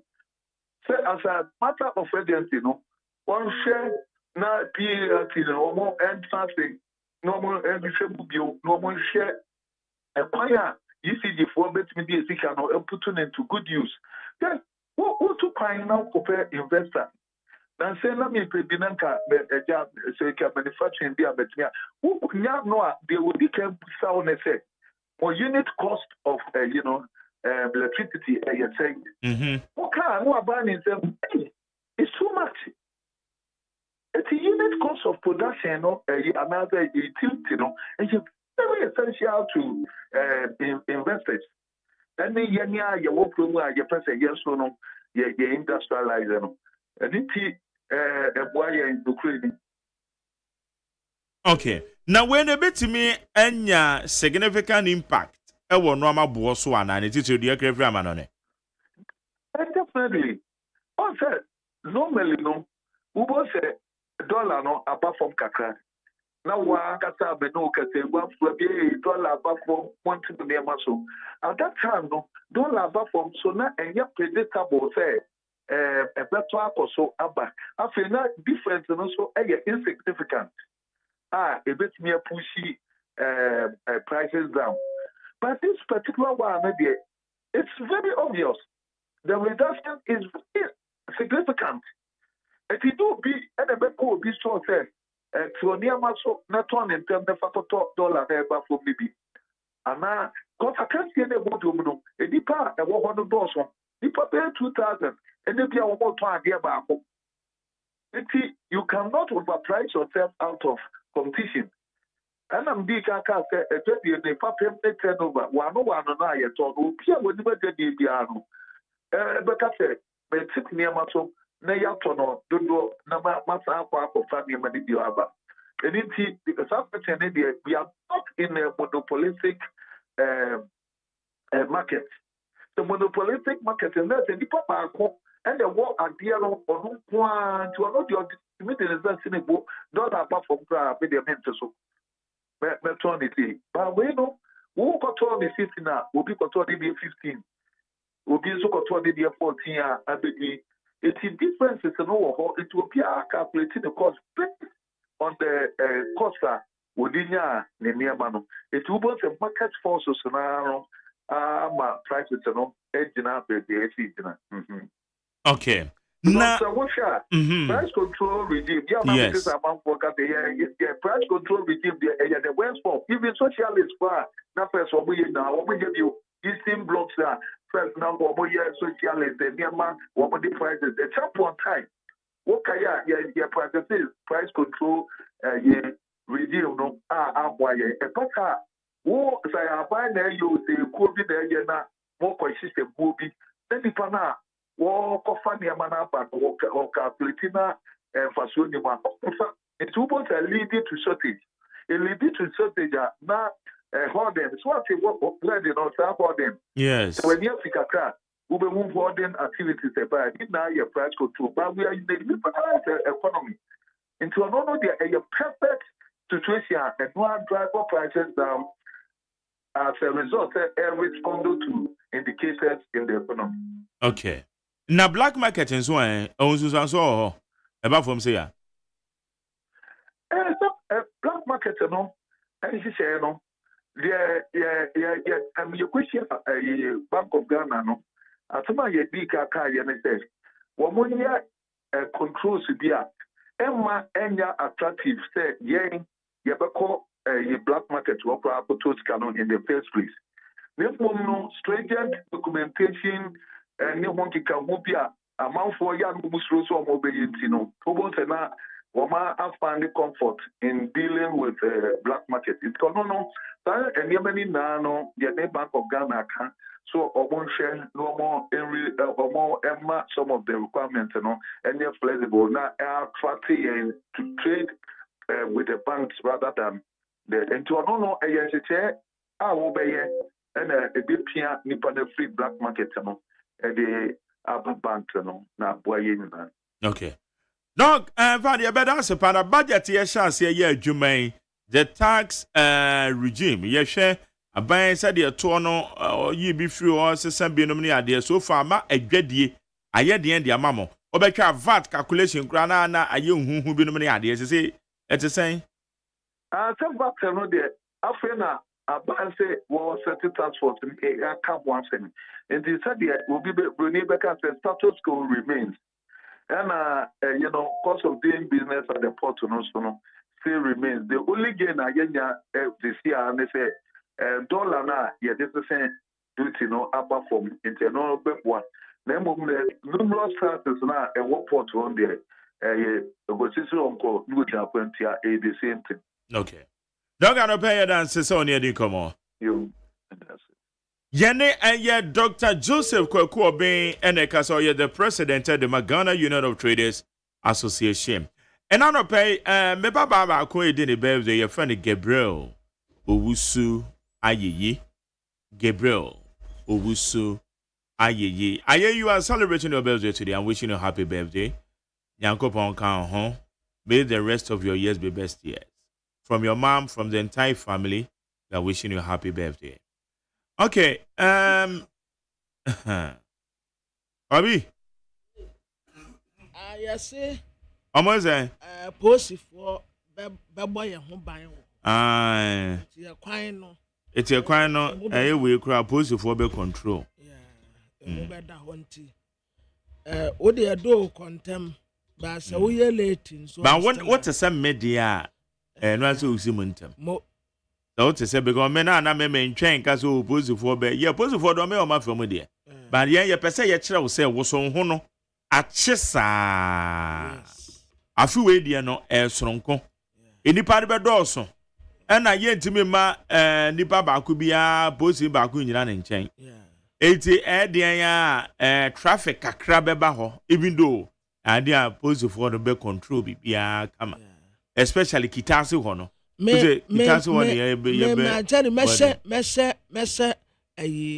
P pant pe. Na where you oboso? Na me say ayi so.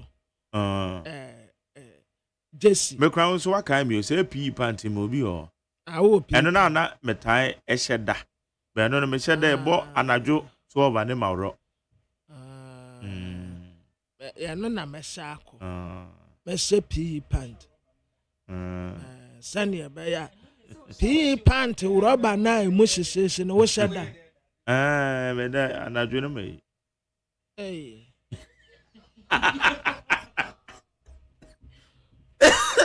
nya betale behuna akokuno akokuno da beze da about over no me ya anadwo to ani ama ekoso ye nini ya mfehu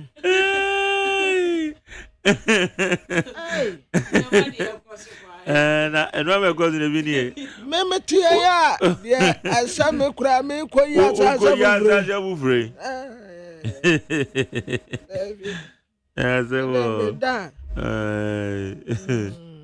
okay all right na jadu me say yeah me be wi ase me say pajamas da there be na say what the situation in the business now me say pajamas in the end you compare Russia obi kotina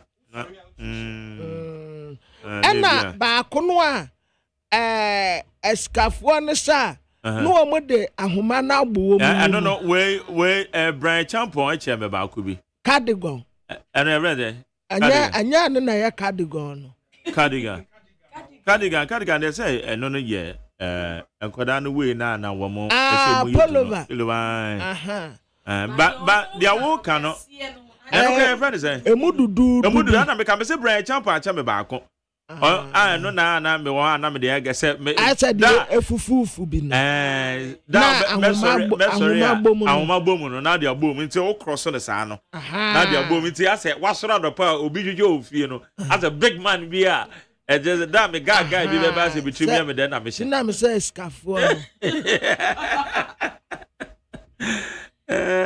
na no unika pre na odwin de abedu an akwakofa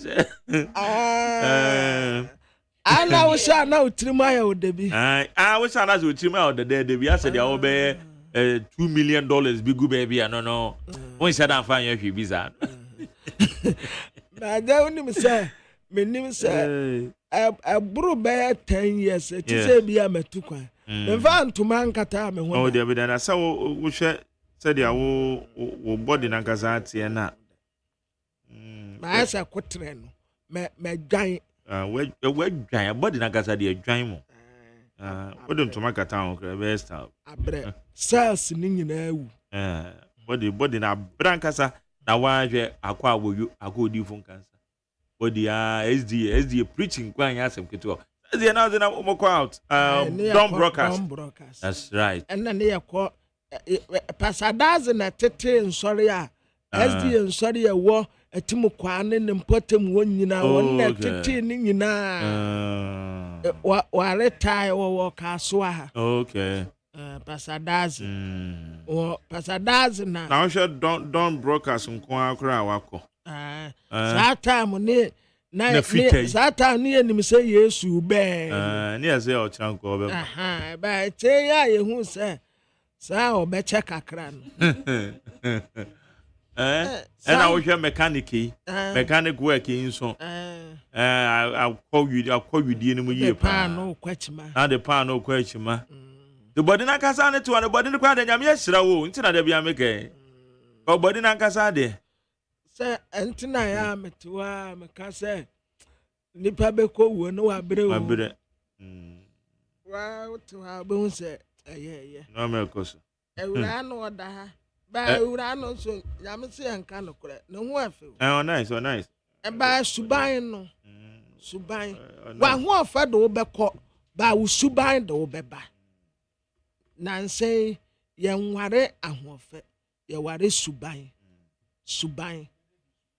wa ahofe do be ko usuban e do be ba wo ba wonim I'm sorry ka wonim please ka ofi adwuma ba wonim said ye jeje oso okrokro wo bisa se adwuma mutese Be na wo dia so hie bi kra na no pressure wo krom nti se obi de kakra nso be ka ho ofia na te se kua na opesu okun e ba nta na wan hwe ni e be te se akokọ na wo pe na kunu obetu Okay, kwara ma me fa messages kakra agos na memra moto why Richard Adifia Masama also called from suspended Chief Justice Madam Gertrude Arabatokuno. The law is the law. The law is the law. Imani petition Shraj to investigate Jane Mensah. Let EC4 alert constitutional statutory and administration breaches in sale of electrical equipment for scrap. The law is the law. Supreme Court panel asked the lawyer Godfrey Dame 5 times, show us the clause in Article 146 where it states the timeline for notifying the CJ that petition for her removal has been received. 5 times, lawyer Dame. Hey, Abra, me papa be friend me ba. Okay. Because my papa we my friend at Chapa. O de mami just him. Ghana Montie. Ghana Montie. Ghana Montie. Ghana Montie.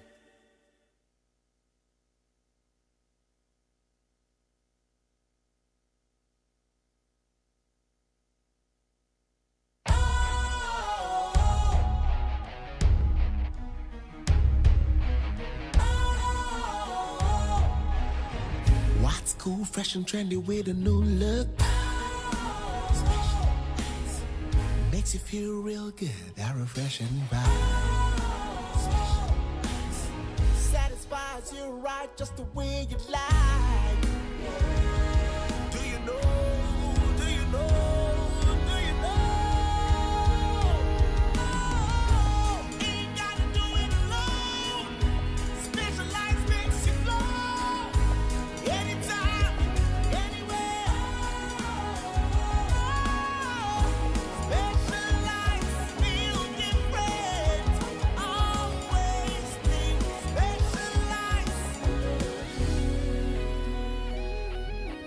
Special Ice Natural Mineral Water. Feel different. Think special. This advertisement has been vetted and approved by the FDA. Hey, catch it. Listen in here. And you ma beto to dia me baba no hwade no. Twem so betumi a. Hey, asew. Hey, now beka. Ya John to mami ensa duku portmanteau. This way chocolate drink. Na kan wo hwe afibia nso beri ni waware ne a. This way chocolate drink. Na kan sia. Oh, asew. We den kan no ntumu ho. Me be mo anu nso hye kwa dia ka ho. Wo hwade a wapi ho. O ka sa batete e da fom ho. This way chocolate chocolate drink. Crash up a pair, Baba Warrior. Aso. Ye fear said this way chocolate drink, yes, or Yano Pan, Ye bishop free Jimnom snack. Ye Yaho, I don't yet serve woman. Ye did really a pebibia bog we had Yasua. This way chocolate drink in Yanum. And at this one, what's Yanua? Has it a woman, cocoa woman, pricky woman, bibia woman, I don't hear any so here. This way chocolate drink. You hear any so here. FDA, I just said, you didn't crack to more jet to say a ye. Ghana Montie, Ghana Montie, Ghana Montie, Ghana Montie.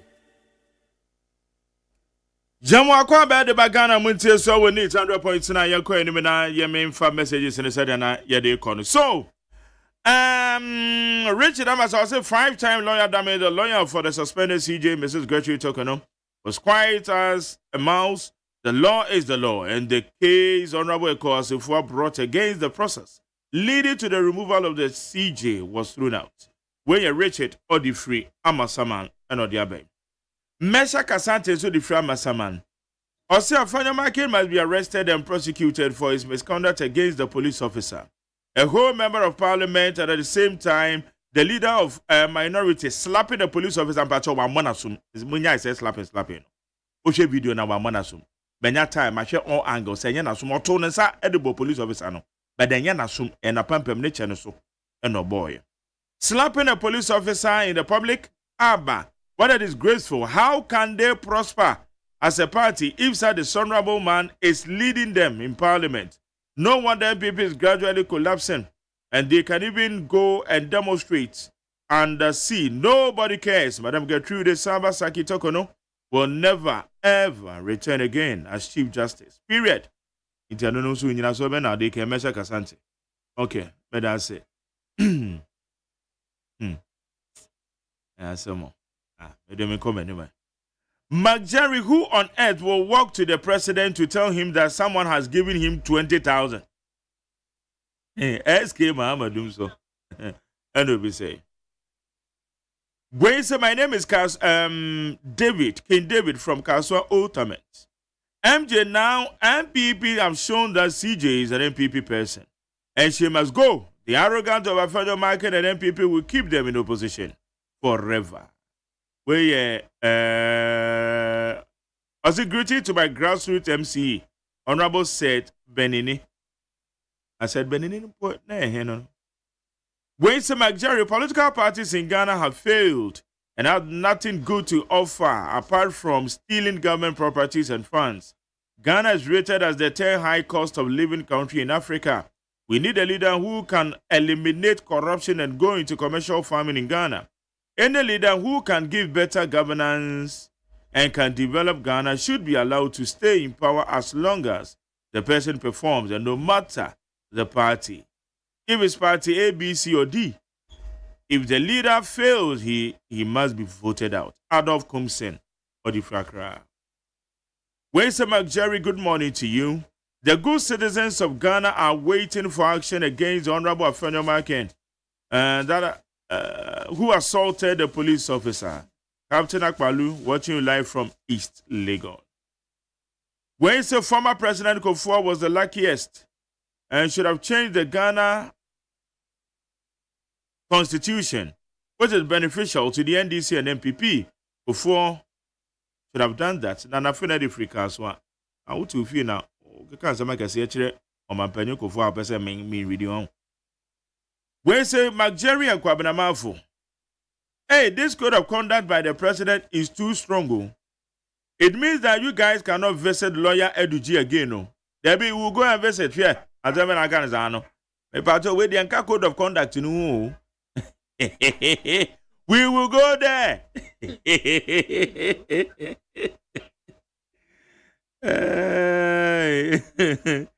Where am I putting the bag? You put the bag was my funny account.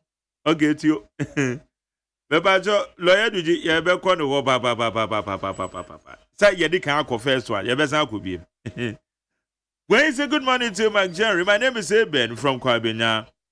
Truly said, by suspended CJ, Madam Tokono, no matter the noise, one will make the law is a law. I just want to ask Godfred Dame, how does he feel for the 3-2 defeat at the Supreme Court yesterday? The feeling he's into was what some of us felt then. So the law is the law. Okay. Thank you. That's it. Wafake no plan station. Wafake. One of parties. Charlie say we are cause weekend na one person chirim bibi kakra. Wafake no plan station say I'm one of those who support the Chief Justice should be recalled. President John Mahama, please do the needful. Way ayo Wafake no plan station. So for my me edifidome. Ose Ghana is going back since President Mahama and this assumed office. Ose Ghana is going back. It is clear that President Mahama and his NDC has nothing new for this country and nothing is working under his government. Just 4 months and many Ghanaians are talking and complaining, especially your own NDC people. Masaudu Kumasa Bantama said, what we are witnessing today under the leadership of President Mahama clearly shows complete lack of policy direction. They are interested in retaliatory politics than solving issues of national interest. And the resetting Ghana agenda they promised has fallen flat. Take care of Spintex. Also, JDM has performed better in his 120 days, more than any other president since independence. Look at the dollar. When say 2017 by this time, cash for sea scandal have erupted long ago. Now good governance has arrived and therefore every well-meaning Ghanaian should embrace it. For good days is ahead of us. Let us all be careful about the MPP. Their aim is to distract the goodwill Ghanaians are enjoying. Even yesterday's ruling by Supreme Court, Vincent as if was happy even for losing the petition for the injunction. That is what the justice system is supposed to be, and not 7-0. Now, once I bet you judge for the SOMA. Are you the one to direct them what to do? Jerry, I think John Dramani Mahama, the president, is. And I know maybe I'm a person country and penny for Nana, a person may come. Someone gave a gift as a government official. He or she should bring it to him. And who can do this? He should forget about it. I wouldn't hold water. This wouldn't hold water. I be Kunyansa every community for. Enoch said the MPP are just trying to make this country ungovernable because we are all seeing good governance today. But we can assure them we are indeed wise now. We will not let any of their propaganda brainwash us anymore. His Excellency John Mahama, 120 days in office, is far better than President Akufo-Addo 8 years in office. Enoch, Odifasamaikese. Ways to fellow Ghanaians, let's save our judiciary. We don't allow NDC to destroy our democracy. And regards to Honorable Charles Otten, AKOT, incoming Greater Accra Regional Assistant Secretary, Gomez Adomipele. Eric Kwakubuade said, I'm still pleading with the MPP supporters to remain calm and rally solidly behind the party because we are not in normal times. And I believe all the brouhaha in the party shall pass because if you all come together as one people, MPP will become stronger in 2028. Where's the Don McJerry? President John Mahama 120 days has become 120 bitter days, which is full of hardship and sad news. Dr. Mahmoud Bawumia, Ghana's next president, Abele Odifinungwa. When Sir McJerry told Anabi that he cannot bring any tribal confusion to Ghanaians, are those people he mentioned not Ghanaians, as they always say? When they were in power, he should give us a break, Tony Odifi Ashaiman. Alasa says Odifi Zenu Central. I said the dismissal of the injunction sealed is welcoming one, and the code of conduct is also very good. It's very good one, and any appointee who will default in the access declaration will not have the support of any communicator coming to their defense because the slots are even scared. And yes, okay. The slots are scarce in the government already. Ubia pe baby ashente. And yes, okay. Waste Jerry seems to me that a B is being tribal by yes, Ghana first and must be out of patriotism. Joe Salasi. When say good morning to McJerry when His Excellency Nana Akufo-Addo and MPP were in power, NDC members complained that another government is made up of family and friends. Now look at the background of people in His Excellency John Mahama's government. The fact is that no person will form his government with enemies and foes. Sir Joe said if we so to you. Now, when you say, Sami Boacha Samaike say, or say it is clear, or it has been indicated that the removal of the Chief Justice is deliberate, based on current events and hearsay. All indications suggest that Mahama uttered the petition against the removal of the female Chief Justice. Consequently, we should not be surprised by the fulfillment of his promise, which sets a bad precedent instead of addressing the high cost of living. The focus is on termination of appointments and removing the Chief Justice with a bag of cement costing 150 Ghana cedis under his watch. Pablavia de Fripokiase Benghazi. Or say if sacking of Charlotte Osei by President Akufo-Addo is a mistake, then removal of Chief Justice Gertrude Tokonu is also a mistake. MPP minority caucus should blame President Akufo-Addo for certain bad precedents by sacking the former Electoral Commission. Mame Charlotte Osei. We say now that the dollar is coming down, what is the Guta going to do to make sure that prices of goods will be brought down? We say the law is the law was set by CJ, so she has committed herself. Dennis, a positive change, Medina. President Mahama's commitment to economic transformation and leadership skills shows inclusive approach to reviving the bad economy left behind by the Elephant family. His approach and steps are exactly what Ghana needs now to rebuild a stronger economy. Okay, NEET 100.9. You just hear about Ghana Montie, Ghana Montie, Ghana Montie, Ghana Montie, Ghana Montie, Ghana Montie. Na mansanya so adawro Kofi Aman homene so ejiji tonton sansan e wo NEET 100.9 FM.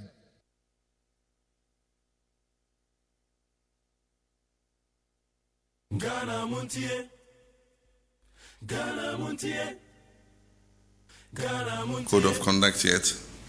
You don't have a heart attack when you receive your copy. Ministers of State, Deputy Ministers, members of the Council of State, presidential staffers, head of agencies, distinguished guests, ladies and gentlemen.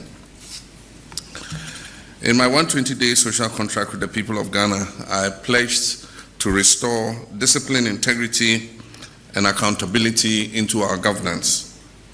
Today, we're taking an important step towards fulfilling that promise with the official launch of the Code of Conduct for political appointees.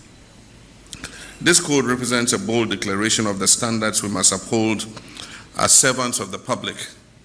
It reflects our commitment to build a government that is ethical, responsive, and worthy of the people's trust. Let me be clear. This document is not a ceremonial one. It is a living and enforceable framework that outlines what is expected of every individual appointed under this administration. Though the document often uses the term minister, it applies broadly to deputy ministers as well, to presidential staffers, to chief executive officers and their deputies, to members of the Council of State, to board members, and other political appointees within the executive arm of government. And I include myself. It applies to my vice president, myself, the president, the chief of staff, the executive secretary, all advisors. All of us are bound by this code of conduct. This is a government of shared responsibility, and there will be no sacred cows. Why do we need a code of conduct? Because we must build a new political culture, one that is rooted in transparency, humility, and ethical leadership. Ghanaians deserve leaders who serve with honor and put the public interest ahead of their personal gain. This code is designed to guide our actions and decision-making and to make clear the consequences that will happen when we fall short. Now let me highlight a few key principles and provisions of the code. All political appointees must serve the public with integrity and impartiality, must place the national interest above their personal interest, must avoid misuse of office or state resources, must declare and manage any potential conflict of interest, must eschew opulence, be accountable for every cedi or public money you spend, and be humble in service, measured in language, and respectful to citizens at all times. You are not in office to wield power, you are here to serve the people of Ghana. The second is conflict of interest. Any situation that creates a conflict between your personal interest and your official duties must be avoided or disclosed. This includes holding stakes in companies that deal with government or with your ministries, using insider knowledge for your personal benefit, awarding contracts to entities that are connected to yourself or your close family. If you're a dormant partner in any business engaging with the government, even outside your ministry, you must disclose it in writing to this office. Not through a telephone call, not through a relative, you must submit an official declaration. Failure to do so will result in disciplinary action. Number 3, interest of friends and family. Public perception matters. You must avoid making decisions that benefit your relatives or your close friends. You must not recommend them for contracts or appointments. If your actions give even the appearance of bias, you compromise the integrity of your office. Number 4, gifts and hampers. Tell you what's up, no good in done. You're all soon, Aqua Charlie. I tell you what's up, enjoy the ride. Yo, ain't nobody saving anybody, ain't nobody saving anybody, ain't nobody. Ghana Montie, Ghana Montie. Funds for gifts.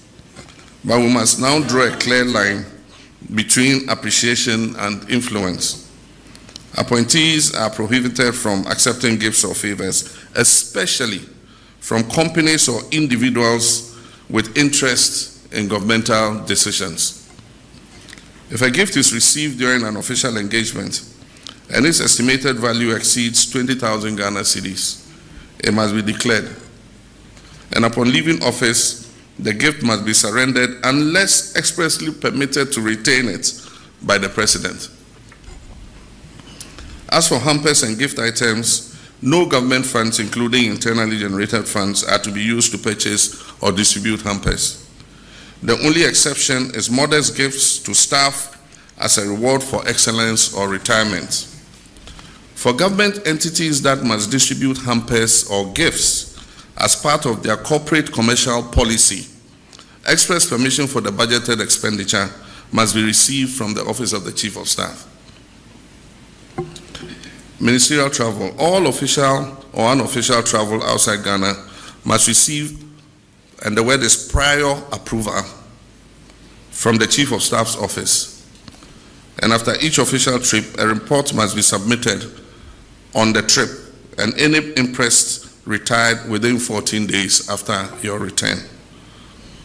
Where government is footing the bill, the trip must be necessary, it must be budgeted for, and aligned with national priorities. Retroactive approvals will no longer be entertained. Prohibition on purchasing state assets. No political appointee under this administration is permitted to purchase state assets, whether land, vehicles, shares, or buildings, directly or indirectly. If you attempt to do so and you are found out, your appointment will be terminated.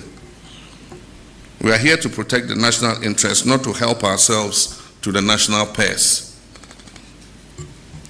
Sanctions for violation. The code sets out consequences for breach, public apology, from public apology to reprimand, to suspension, to resignation, or ultimately termination. Let me assure you that these sanctions are not cosmetic, they will be enforced. And I will not hesitate to act firmly and decisively, no matter who is involved.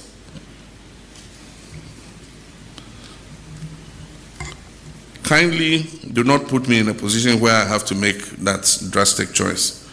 Because when it comes to protecting the integrity of this government, I will not compromise. Citizen engagement and reporting. Accountability does not end at the walls of this room and in just one code of conduct. I invite the citizens of Ghana to play a role in monitoring compliance of this code. A portal will be created for the public to report suspected breaches with guarantees of confidentiality and impartial investigation. Ladies and gentlemen, what we launched today is more than a code. It is a declaration of intent. It is the foundation of a new ethos in public service, one that values ethics over expediency, duty over indulgence, country over self. We are here to serve and will serve with honor. On the 18th February 2025, I set a deadline of 31st March 2025 for all appointees who are taking office or being nominated at the time to declare their assets. An update provided by the Auditor General to my office indicates that some of you failed to meet that deadline. For all those who are appointed or nominated before 31st March 2025 and failed to meet the deadline, you are to forfeit 3 months of salary to be donated to the Ghana Medical Trust Fund, named after me, Mahama Cares, in addition to 1 month's salary that I've asked all appointees to donate to the Mahama Cares Trust Fund. So it means that those who omitted to declare assets by the date, you are paying 4 months' salary to Mahama Cares. However, if by close of day Wednesday, 7th May 2025, any of you still fails to declare your assets, count yourself automatically dismissed. The assets declaration regime is an important mechanism to check corruption and abuse of office, and it must be respected by all. My brothers and sisters, this is a very strict code, I must admit. But if we abide by this code, it will restore the faith of our people in our democracy. Strict compliance with this code will restore confidence in the political elite and help to consolidate our democracy. And so I expect all of you to do your best to abide by the code. Let us walk this path together with discipline, with humility, and with an unyielding commitment to the people of Ghana. Go ye forth and comply. I thank you, and may God bless us all. Ghana Montie, Ghana Montie, Ghana Montie, Ghana Montie, Ghana Montie. Na mansanya so adawro kofiaman homene so ejiji tonton sansan ewo NEAT 100.9 FM. Ghana Montie, Ghana Montie, Ghana Montie, Ghana Montie. The reasons for the decision have not been known. Of course, clearly, I mean, the spirit of Article 146 we're talking about. In the first place, it is important to indicate that nowhere in Article 146 will you find a requirement for prima facie termination made for a Chief Justice. But the Supreme Court itself imported that into Article 146 in 2005 when it adjudicated on the arbitration matter. But of course, the Supreme Court was silent on whether there ought to be notification to the Chief Justice and obtaining of his comment before triggering the process. And that is what is in this week before the court. And my contention is that natural justice, all the rules of constitutionalism and all will require that there ought to be such process before Article 146 can be triggered. Thank you very much. All right. How damaging was that to your case? Well, I was even surprised that it even came up because Chief versus Attorney General clearly tells you that in reading the Constitution, you have to do so by the letter and the spirit. If anybody tells you that because something has not been clearly stated in the Constitution, and for that matter, it has no potency, I am telling you that that is not the case. In fact, even today, the Interpretation Act of Ghana tells you that we have to read the Constitution purposively. Purposively means that the letter and the context is very much important. It is on that basis that even the Ajechu case, where a prima facie that will have to be established in the case of a Chief Justice, which has not been stated clearly in the Constitution. Ajechu said that we have to establish a prima facie. So if anybody tells you that something will have to be stated in the Constitution before some potency will have to be given to it, I don't think that is a law. Let's wait for the reasoning and see what we can do.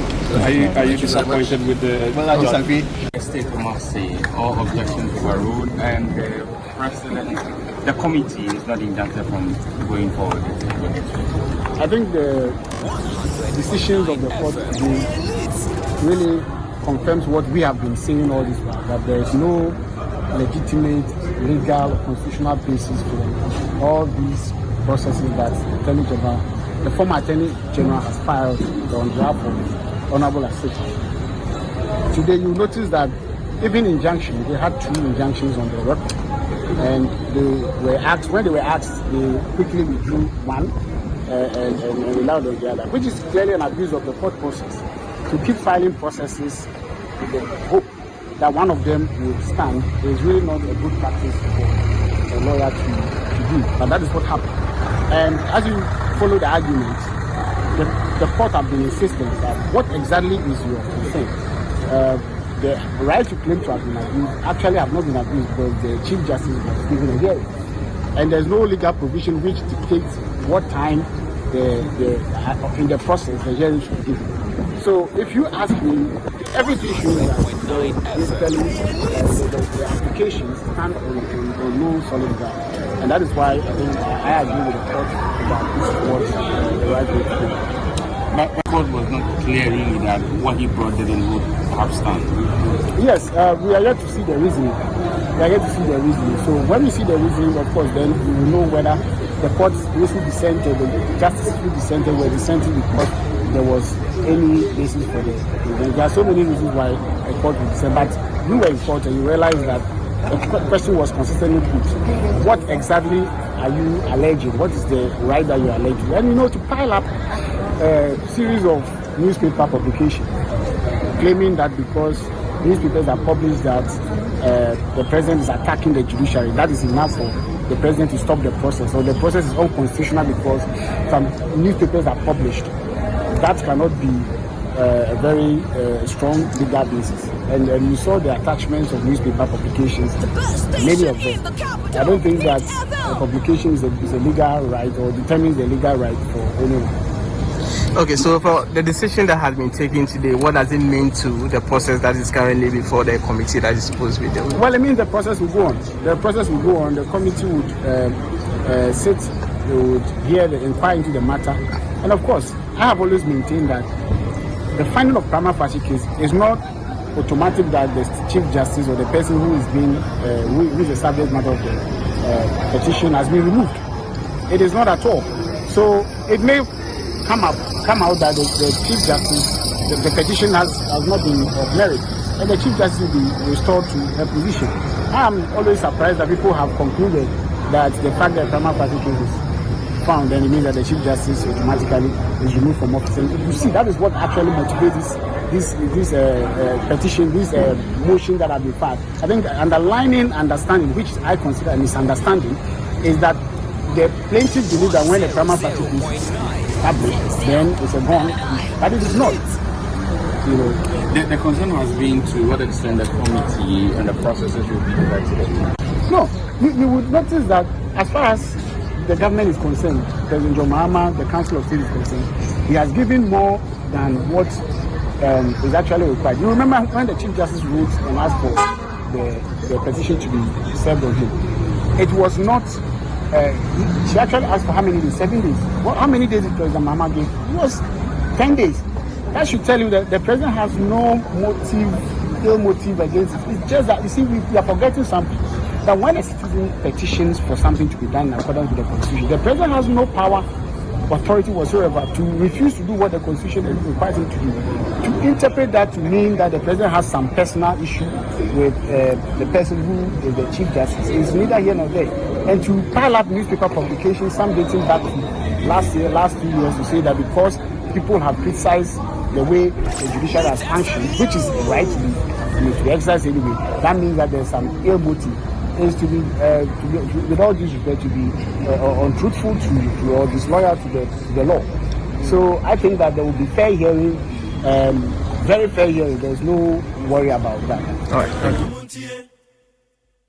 Ghana Montie, Ghana Montie, Ghana Montie.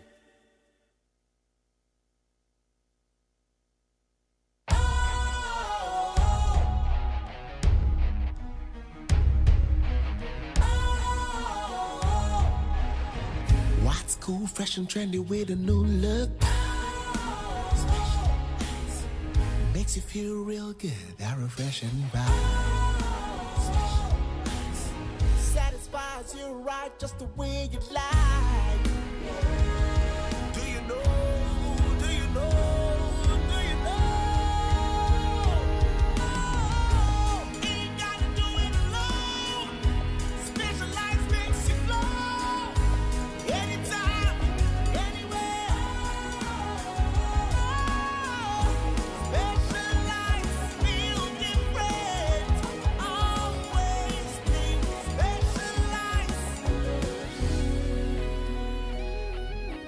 Special Ice Natural Mineral Water. Feel different. Think special. This advertisement has been vetted and approved by the FDA. Hey, catch it. Listen in here. And you ma beto to dia me baba no hwade no. Twem so betumi a. Hey, asew. Hey, now beka. Ya John to mami ensa duku potomanto. This way chocolate drink. Na kan wo hwe afibia nso beri ni waware ne a. This way chocolate drink. Na kan sia. Oh, asew. Udan kwanu ntumu ho. Me be mo anu nso hye kura de aka ho. Uhade a wapi ho. Ukasa batete. Eda fom ho. This way chocolate drink. Crash up a baba worry. Aso. Ye fear said this way chocolate drink, ya sorry, no pan on yenum. Ye bishop free gymnum no snack. Ye nya ho ho anu ye de serve womo. Ye did wieni ye pe bibia bogu ya de so a. This way chocolate drink in yenum. And this way no ti anu a. He se kire wom, koko wom, prick wom, bibia wom. Ade wo hia ni so se. This way chocolate drink. De wo hia ani so se. FDA ahwehwe se adwede nkratoe mo agye atum se eye. Ghana Montie, Ghana Montie. Na Mansanya son. At the detail to signing and with me 100.9 FM.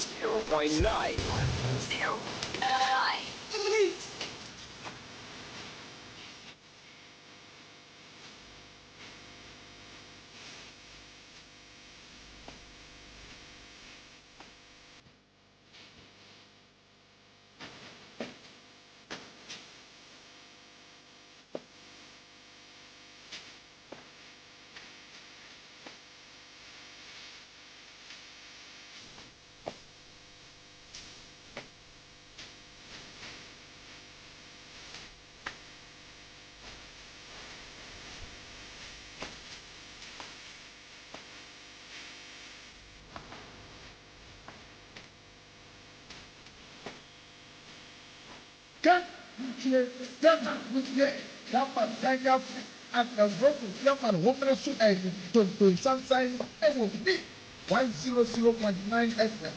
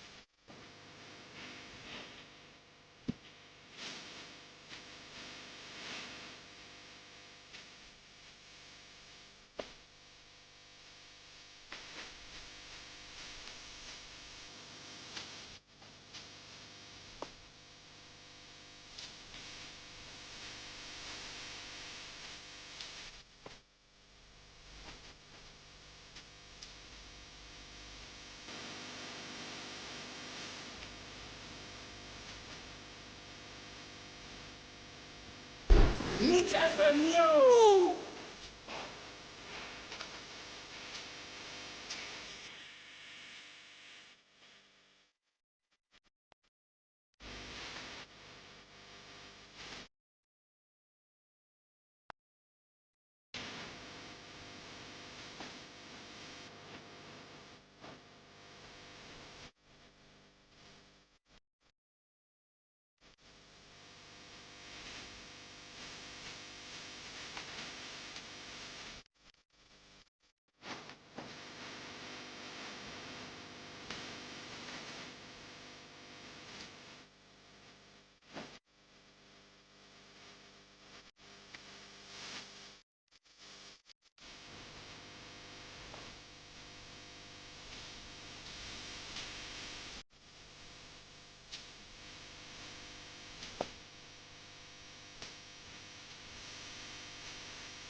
Best station in the capital. Meet Hello.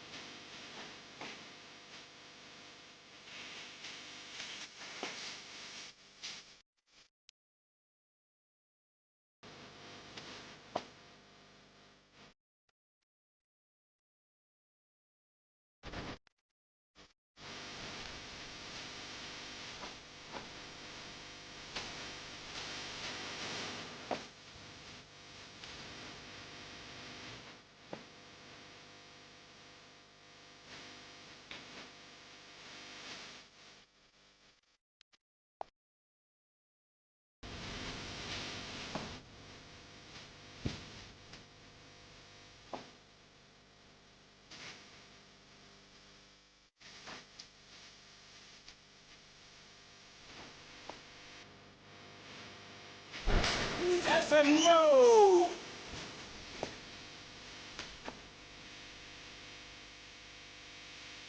Ebusan ukusan with any 100.9. Echa with the phone one more ebet na stay near din komo.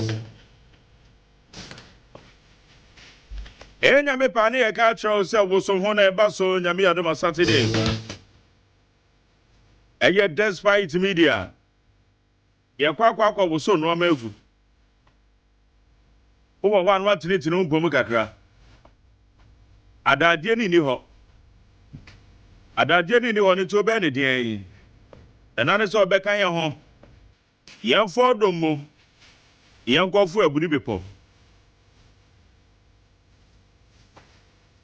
Enye se oba be kan woni afo bepo ni keke o. Ye di odo agbodomu yi de. Enoma bebre na ebe piepie. Enoma ebe piepie no, masa enya asem keto aye be massage o free. And wo benum this way. Wo benum ni free. Special eyes products see. Ni nyina na de se wo benya bia bobo de go bo. Enam say ye de odo na de abodom. Ete na me adoma weekend is Saturday share wo ho.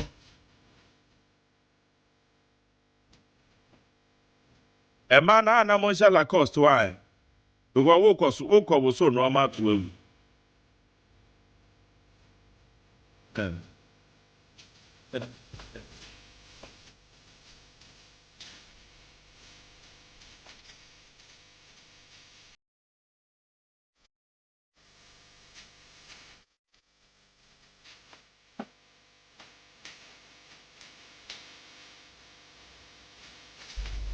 Emema no so yenso yebedi ye. Ede say aerobics ebe koso. Enoma be koso de enye easy o.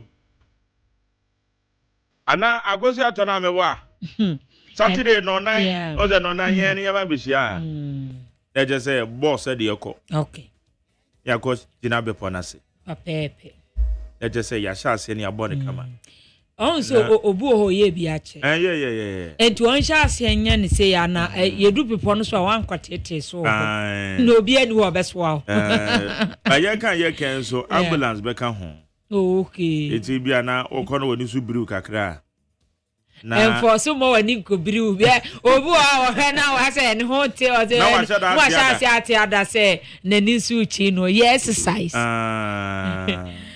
Woso de wosa wusu bi to go ena ka afro no ne atenase no adoso ena sisi enye ya se wo kwa adwuma wo wosa wo fo ka na de ko ena wa ba adwuma ti se ne majeri wa ba fiti ahomachi se wo guso te ho ye te he ya sanso no bi te office nso a wosa wo tenase na nipa ba na render service nti sa eje se bia nyuma mako bi be no factories no enokra na time dodo na tenase ne ye mo ti edu ba bia ye nyamre ma ye hu adwuma no kwasi ase na afsi akoye dodo na akora komemda ne kwasi ba enti no enka no de mo because why you say enye yie expenses na doso enti no dodo na tenase enti du ba bia we no na wapada kope na de awoso that's all ebo akora obenya na fufuo wom etimi sometimes no pia what is exposed to said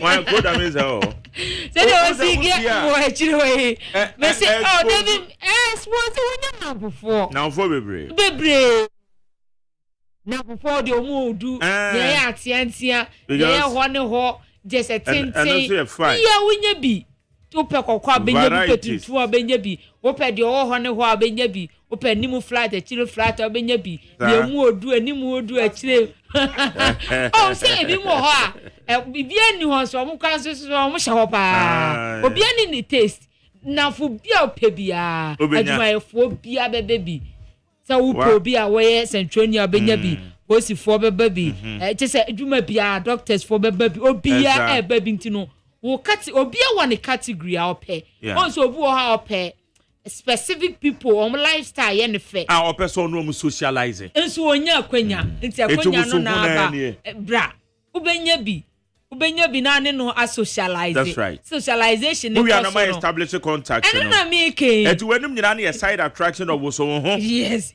eni ma bi wo ho a yan fantu dwaba obase a na obi ma da ka de no o se ni ma bi wo ha yen kan ho asem na yen hyedanse ye koye ba wa wo ba kwa na wa experience no side issues na ha kwa so cry asem eno kwa ya die mu a yes wow Bibia bi wo hobby. Bibia wo pe bia bi wo hobby. Eti bra. Ekuoku ahodo no mo mra. Wo say ekuoku ahodo say no mo ba pa say ade ye wo so mo say na. Otum say ekuoku no. Ma wo say dodo na register. House number yan ko ba be kire mo. Hey, Cheating Husband Association. Yeah, Cheating Husband Association for kwa wo say Ghana Statistical Report. Ninti say ne say de aye no. Omo no kra no omo no say no wo ma jai cheating. Because by this year ending there na be bia no cheating. Se enu no se utimi sha ho so nko ade when a statistical report aba pontin say cheating bafom ewo mabunu na won ware ye no anasa wadefo no de na abefo awarefo asem ne yeke on ware dia say ne de bia wo mo kan ete de bia cheating ne bafo se obia o ware ni nso on fa partner ba ko no so enu so ye kan sen anen se bia on ware you na o multiple partners on fall within that category no okay we and when you exploit on the side go so you yes search omo aware asem ne yake omo ware aware for no say se omo de na ekofem okay ye da nyame ase enti afu be ko na wie ye no na husband bi anchiti ma no mpa ebo no nyame atie ma dodo na mpa ye mema na asesa ho ye ma mpa ebo ase na mema no nso bi nso mpa ebo nyame atie se chiti ya ye ken no foli baby ya but ba na ye ka chiti na ye mema no nko aso but entisa ese nipa asesa because uko chiti no this one hey Honorable Jama. Oh, Michelle. Na na ko temu an ya ajo dada o me. Okay. O ko temu an. Ana ko lo ke o baby. Oh, na Kesben for no na. Omo how? Na ka drum say, "Hey, u fia wa you fia." Ejuma no dos ntimi mako tikakra ho ho. Aza. Nini na na ke. Oh, za. We are medical doctor. Papa could try locum kakra. So no, me wo be say 40 minutes ah. Me go bo ejuma. Ma ba no nkasa se wo aga sem bi kan. Me ne wie. Ya wo so ho ye tu omufo. Omu jai chiti. Mi jamu chiti ro. We did say imagine. E man no de ne no so te say mema. Where there ho. E man ne no so te say. First person o chiti no. Ayoba. It doesn't mean say madodo na chiti o. Say wa wunim say wunim dada. Wunim say mema no a na do so. Oh. Yeah, mema no ya fa say normal. Mo de ne normal. But oba ba Ghana kasa sa uyo oba na fa okunu achi a wo bomusu. Sa na de ne tie. Enti oba ye be chewo de na wani edin. Se bi adwuma no wo beye. Na my Jerry mama enwish me former colleague worker ya no wo Lord FM sehwe be kwai Frank Mpaibo ene na woda enti Frank mama enwish happy birthday o join sports team no wo enti na di na woda e mama wish Frank happy birthday. Okay, all right. Okay, my Magosia. Next time, make a huna ya kochiano. That's why. Make a huna ya kochiano. When I come back, I know the back of account because as a winner. Aye, very wide amount. Anyways. Honorable Daniel Gasiashama. What Bobbe Madio? Former member of parliament. NDC Bema Pa. Yeah. Post no name by Baba. Incoming ambassador. Ambassador there. Nanka you and Naga was okay. Oh, but what do you to my best round? Menyandru 16 no kai twenka kra. Na manya local business be here and I no papa to every hour. Honorable. But anything goes. Oh yes. Me say anything goes. Yeah. Son of American. Okay. Yeah. Honorable does it be aboko? Oh, be aboko. And I made in check a sema Ghana for no mutie. Ghana for Jos. And a bumpire say, send a near my chassis. Yeah. Bibia be kosusa. Oh, yes. Jerry, Mrs. saying, who are cry if you free me feature on me criminal. I want one day. A young mira. I buy papa. And Angaza, and ya hondia air from. Now when say nipa dasan say uba krum ahun say na nipa a person ba krum pa ana mo area no a lot of people are zooming to town. Na omukọ town say nye ye no omukọ business. Nti aban papa ba ye bom pa mo bia ukwa nya kakra tu butum na fa kofi o china sabra bio. Okay. Anu hum pa na ye bo. That's fine. That's right. That's right. Honorable Yanshas here. Yeah. Code of Ethics, John Dramani Mahama, His Excellency, or the Babetujo. Yeah. And you betcha a Supreme Court ruling. Yeah. And Raya Fasijum. Yeah. And the related matters. Yeah. Demonstration, of course. Yeah. And 120 days. Wow. Social contract. Yeah. With Ghanaians. Yeah. Mabe Mobile. Yeah. Led by His Excellency John Dramani Mahama. Okay. Watibuana. Yo, Jerry, Mr. Chair TF4. Me chair His Excellency Ankasan Soso. Any the vice, any chief of staff, any opinion for hey, Chairman General, General Mosquito, Matthew Kache, General Secretary, Honorable Fifi Kwete. Jerry, me akodano mati say haste not in life.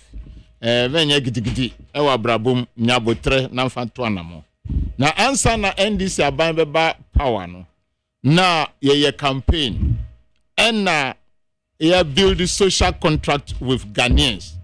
Sa social contract no ebi fa say slim government ebebum economic dialogue ebebum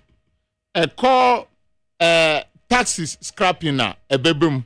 When in social contract items no ye enam 25.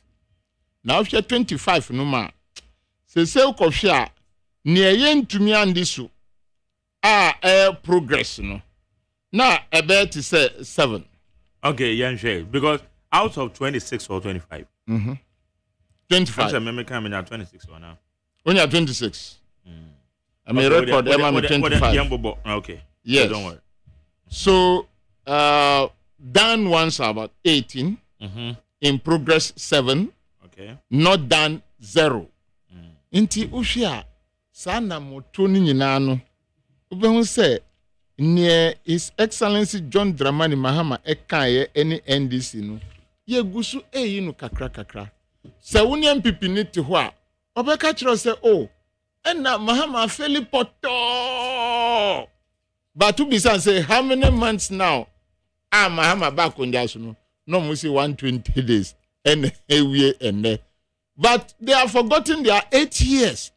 But in MS Ghana phone say senior for this 120 days Ghana Nibia answer and say His Excellency John Dramani Mahama na mo wotu any constitution muno enunkwa ayamide. Now yesterday we've even tested the law. Our court MPP 4 judges ni weni na yako test the law no. Ena Yoni Kolendi etumi bisa question say former Attorney General no on no mredo do a ewo ho a ansa na ye di petition di ma president no betumi a release na odiaba wentumi amamwa. So we've tested the law, but aside that me ejide pass Ghana for abeka say Mahama ban ekasa efa pado ho Emma school koda JSS to SHS emma. We've started distributing those parts. Free fee stress or no free fee stress no. To the extent say the Minister of Education, Honorable Haruna Idrisu, eka say, look, one now admission fee last academic this academic year from last year. Very funny, but first canon farm student no. Wa counter was school no. No na ebe credit. Enti se uko second semester nia SSA utia no ye be year free ho, then you not pay. Then se be car in the second year. You're level 100. Oh no, you not make us say level 100. So you are going to do 4 years. Is that not it? Enti by maybe the second year no say Sekabika first year na ye tia free ho. So we are moving forward on that. When you get to the agric sector, Honorable Erikopoku ogbo juba oho basa fe feed Ghana ya launchi and other programs ejuma ura nep ni nyina obi aye gidigidi nukre passe we are now at the launching stage. The programs have been well set. We launched them, and now I am very, very sure from next month, the releases for some of the projects, ebe start. And nunti na ye fro biya say, oh, emranti ni mbabawa, mumbwa muhuntu ho, na ye juma. If you go to the health sector, the health minister is now moving on and what? Identifying rot in the health system, which is very, very bad. Typical example is the Rich Hospital. Mahama si eton fidienu nyina yenu to say Abrochire Hospital. In fidienu ye di ye juma sa man fidienu say ya. Yesi ye niska be. So the question is say one of mobile be service wo ho se ko matua no de e fa hin. So the Minister for Health say account no e be mienu. The one that will maintain the facility and then the one that will support the purchase of new equipment. And that is very good. I am sure we heard about the Tamale incident or Tamale Hospital. Then even if you come to Accra, Greater Accra Regional Minister, sister, Honorable, on the Oba and street lights, on the Waristo Ebi. And we are calling yes, oh, Makase Waristo Ebi. Yes, and Jebia stock no say, sir, and Yadruncha mensru ebeba. And they take a move with the president about the flooding system in the Greater Accra region. Obami area Accra, don't say, you get the move fine. Sensota, and foul how biamba. One of Musisi dying ewo in Sukwan Susu, Yabubu ebi, Ebema say, in Shonubet flow without the flood destroying people's property. The transport system, we talk about the Okada, the age for the Okada, those who are to participate in that business sector. And also, Ekosu, Boko, Yediko, Enim. Randy Abe identified the rot at the cocoa board. Yet to me, Kranyama, Yenya, Yusu, Yasa, place another order, Tiahuka, and Ayasa, Yam, Radi Chichri Mahama, buying say, to me cancel, Sekani, ya Trabi, or your bank be a war abroachre. All these things are not good governance. So now we are coming in with good and disciplined government. Ebe tumia boa say Ghana ye resources kakra ye wono ye be tumia managing in the interest of the people. Then you go to the energy sector.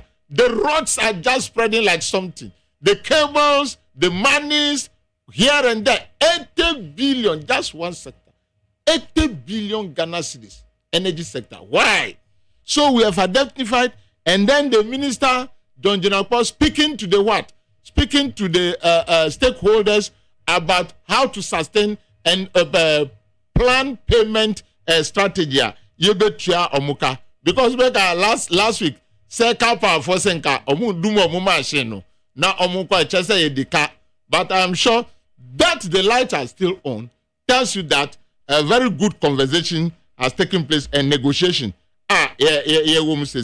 Now, if you look at the exchange rate, wow, shenda, and Rami Bra friends say, oh, honorable, I Ghana mu yese, nanka omupea, onomu abrochre na cedi to dollar no, nanka nyina 17 cedis. Sane ban san o de kakra bi ba. So wow, insure to mpata eni gino. Nah, one of Mundi dances esu. That is what is happening right now. The project. Munya Butre say I could do the 13.45. Why are you doing that? You say, oh, yes, you say, Ghana for me. What did you say? What did you say? I've been like Mobi and Akoso. Number one, discipline. The government financial discipline. Okay. One will say abambi aba utuminya loko. And abambi suba utuminya bad luck. Na basa a hard dream. Okay. As somebody who did a bit of economics, I know say this exchange rate is multifaceted issues etumi boase ebasa Donald Trump na de wo America no the interest in America trade is also no eba from, do you get it right? Then you come back to Ghana no government discipline, now physical discipline ewo ho no eno so boa. Now we talk about the gold board. Yeah, we are stockpiling our gold. Ochina no say per dollar kra you bet to me edi no aye guarantee. All these things plays a role. Now trading to importation, as at this time, I must admit and agree, say, as at this time, traders were not importing so much. The imports will start, and now you are paying for the import to start honestly from July to August. Ghana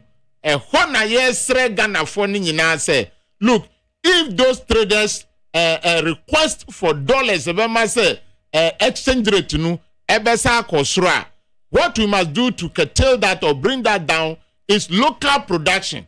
Now, officers will be a uncle order fabrics and never be from China. I will be Ghana. That person will not order again.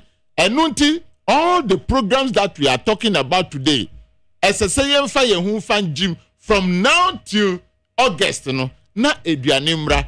One on bet to me adom, omundomu, one on bet to me atosude na friend wahu. Na yen sanko Burkina Faso ni weni nyina na ye di yasika di tuto eduane fra na amanoni se kra ne esa da tripa ni se eduane a na do akopo busan 27,000 but Jerry ya tina bag upe eduane mpo ya ko free ye bobusa ye free eduane weni nyina agina ho.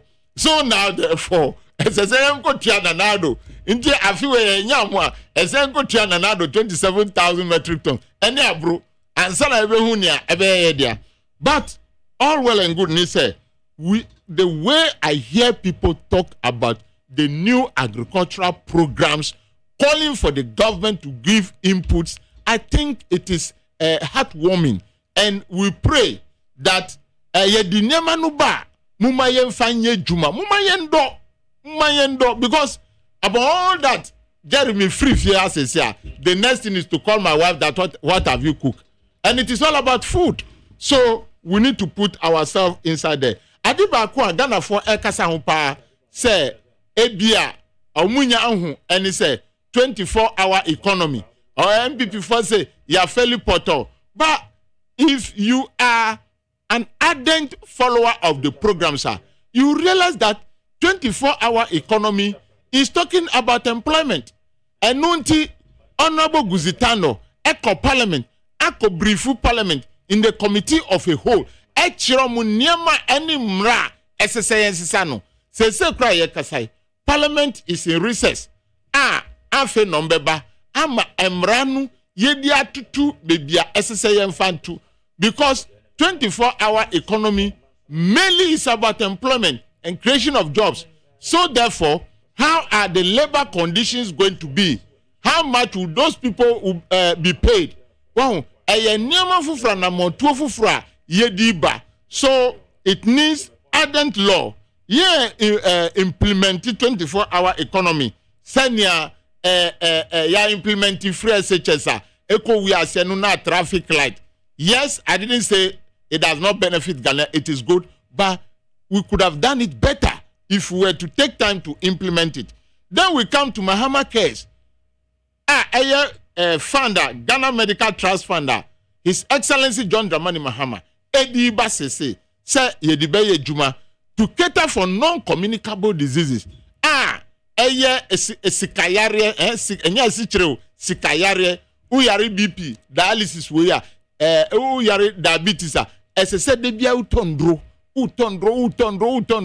So the medical fund no base uko hospital sikaka krana obetia but ubenya wundro ni nyina e de abo ohuban, and I think that is very, very good.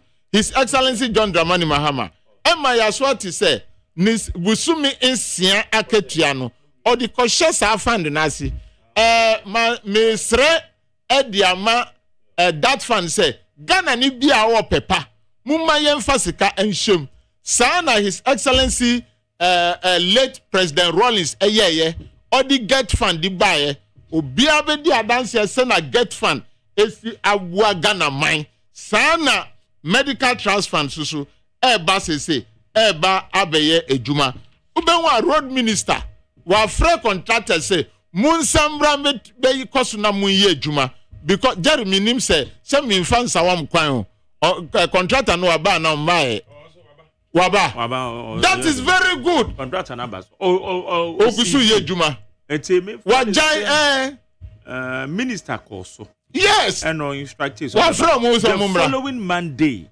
that is very good aban papa ba ukasa chere contractor otie na aban aya ne hu se adwuma no kwana kwa ba mi ntiaka abanda no nyina no oye adwuma what happened was contract and aban assessor the certificate of claims or raise aban to yai aban so dey continue it yakoba say or twentwen so Jerry wakasa ti se pope eye mangasa wakaboni but mangasa ti se pope but the ewom ni say contractor no were confident wada abanda dam say na say tia inga on parking ko we know it is a strategy but the new road minister honorable governor Sagboja from say obianko so na ebetua muka that give that energy say oh and there yesako inti ye danyankupo ase mu amufa sa kwan so no mu kwa 7 foot through kwan so kakra de and there mu hwe na mu ye boko na his excellency John Dramani Mahama bande obai de bibia be ye mu man nyina ye mfa odo ene entiase emfa mwa me sure say bridge ye no wo part of Ashanti region bridge ananka ebubujere wokai say minister ko ho onu ni regional minister Mwakuhini omuko. I am very very sure road minister we want an update on that ye pesega na fo hu adwuma mu ye wo ho. And another good thing about governance any code of conduct book ye di buy Jerry the code of conduct document is how every appointee must discipline himself before he is disciplined. You must use that book to discipline yourself before you are disciplined by your appointor. So I think that is very good because that alone is to help bring down misbehavior and corruption. So also declaration of asset. Wona ombechu omasu omampanyi udi sa performance kanu je send kanu je Ghana for tawechi obinmu kra ka say omo publish wona omo ntumi amiti that deadline date say ye ji sekanu de Jerry me feel say omo je omo sika de ye 4 months salary no ebe ha omo ba yenji asotwe. So we'll continue on that because if we don't discipline our government appointees ebe ha dwen okay in the code of conduct no omo ma level ademudia and onya the gift obetumi agi enyesa I think the maximum is 20,000 or 20,000. 20,000 that is good inti memfa ufie ana wangasa wadwin fa ministry say oh osi contract kwanu na me di mami ni kitwa na me di mami ni abai na me ni mami na enti ugoti na ministry ho no bibia be free ho ya dodode no we busha fongwa code of conduct say debi menye sa we yesa ye chiwa ye be pamo. Why is Mahama doing all these things? Because looking at the previous government send Musa Bobrano share enye yuji ahin ni yire ene beka say papa we ya me ware no nifi ba mo hwe ni properties. It is abuse of office. It is abuse of officer, not in the interest of Ghanaians but in your personal interest. These are some of the things I am very sure His Excellency John Dramani Mahama and the Chief of Staff and all the elders of the party want to cure, that you can't occupy office and be misbehaving using the state resources by heart. Jerry, just yesterday I think I said we have tested the law. Mm-hmm. The law has been tested also. And we all saw it. Because up to today, Obien to me am the kase, per Chief Justice and Amotua, His Excellency John Dramani Mahama A2, Enimrano, Ayemra, you go to Article 146, subsection 6, then subsection 10A. Ninina won pepe. And one edi eye ejuma. So I think in all, MPP need the onu the owoni obeka chero. He said now why say, and now why say. Some were even saying, "Sir, oh Mahamanu, His Excellency, no, and now operation by third term, and nothing operation on party Supreme Court with that." No, that is not it. That is not it.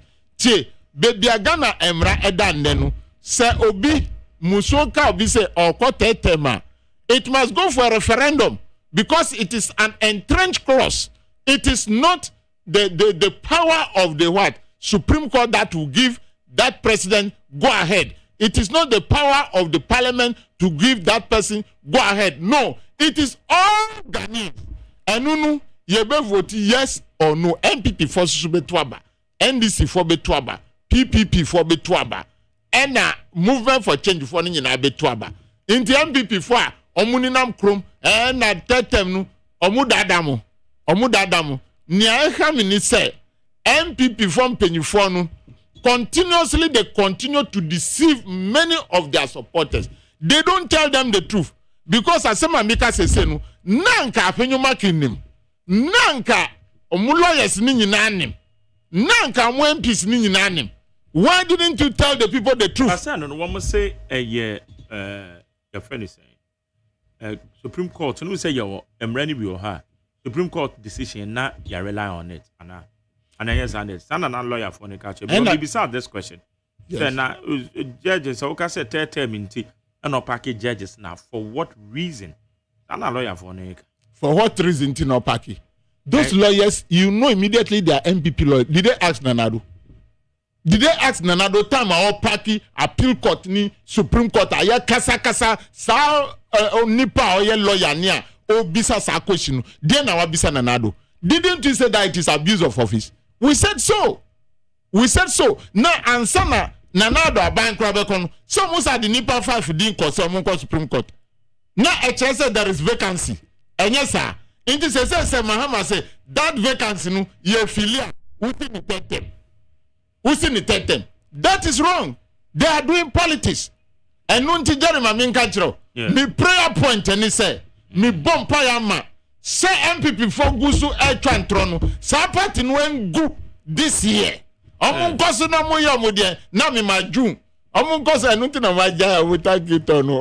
It say nanka me prayer point no. E ba be ye juma. E na maja. One say slap abum, attend the diabum. Sikana boom, someone into your coin, into Miss MPP for me pamucho, me person, me prayer point number muti. Munkos na muyamu thank you to muyanu because I want my prayer point to come to pass. So party nu engu. Yes, I did be a MPP party agunu ebe mi de pa because yes, ebe mi de because not that I don't like them, but a car ma jai bosi ma bo. Sika ma mfa nye juma. To the benefit of Ghanaians intino, me bomba say MPP party no engu na me sre MPP for your next demonstration should be Kenoforata must come. Your next demonstration topic and say Kenoforata say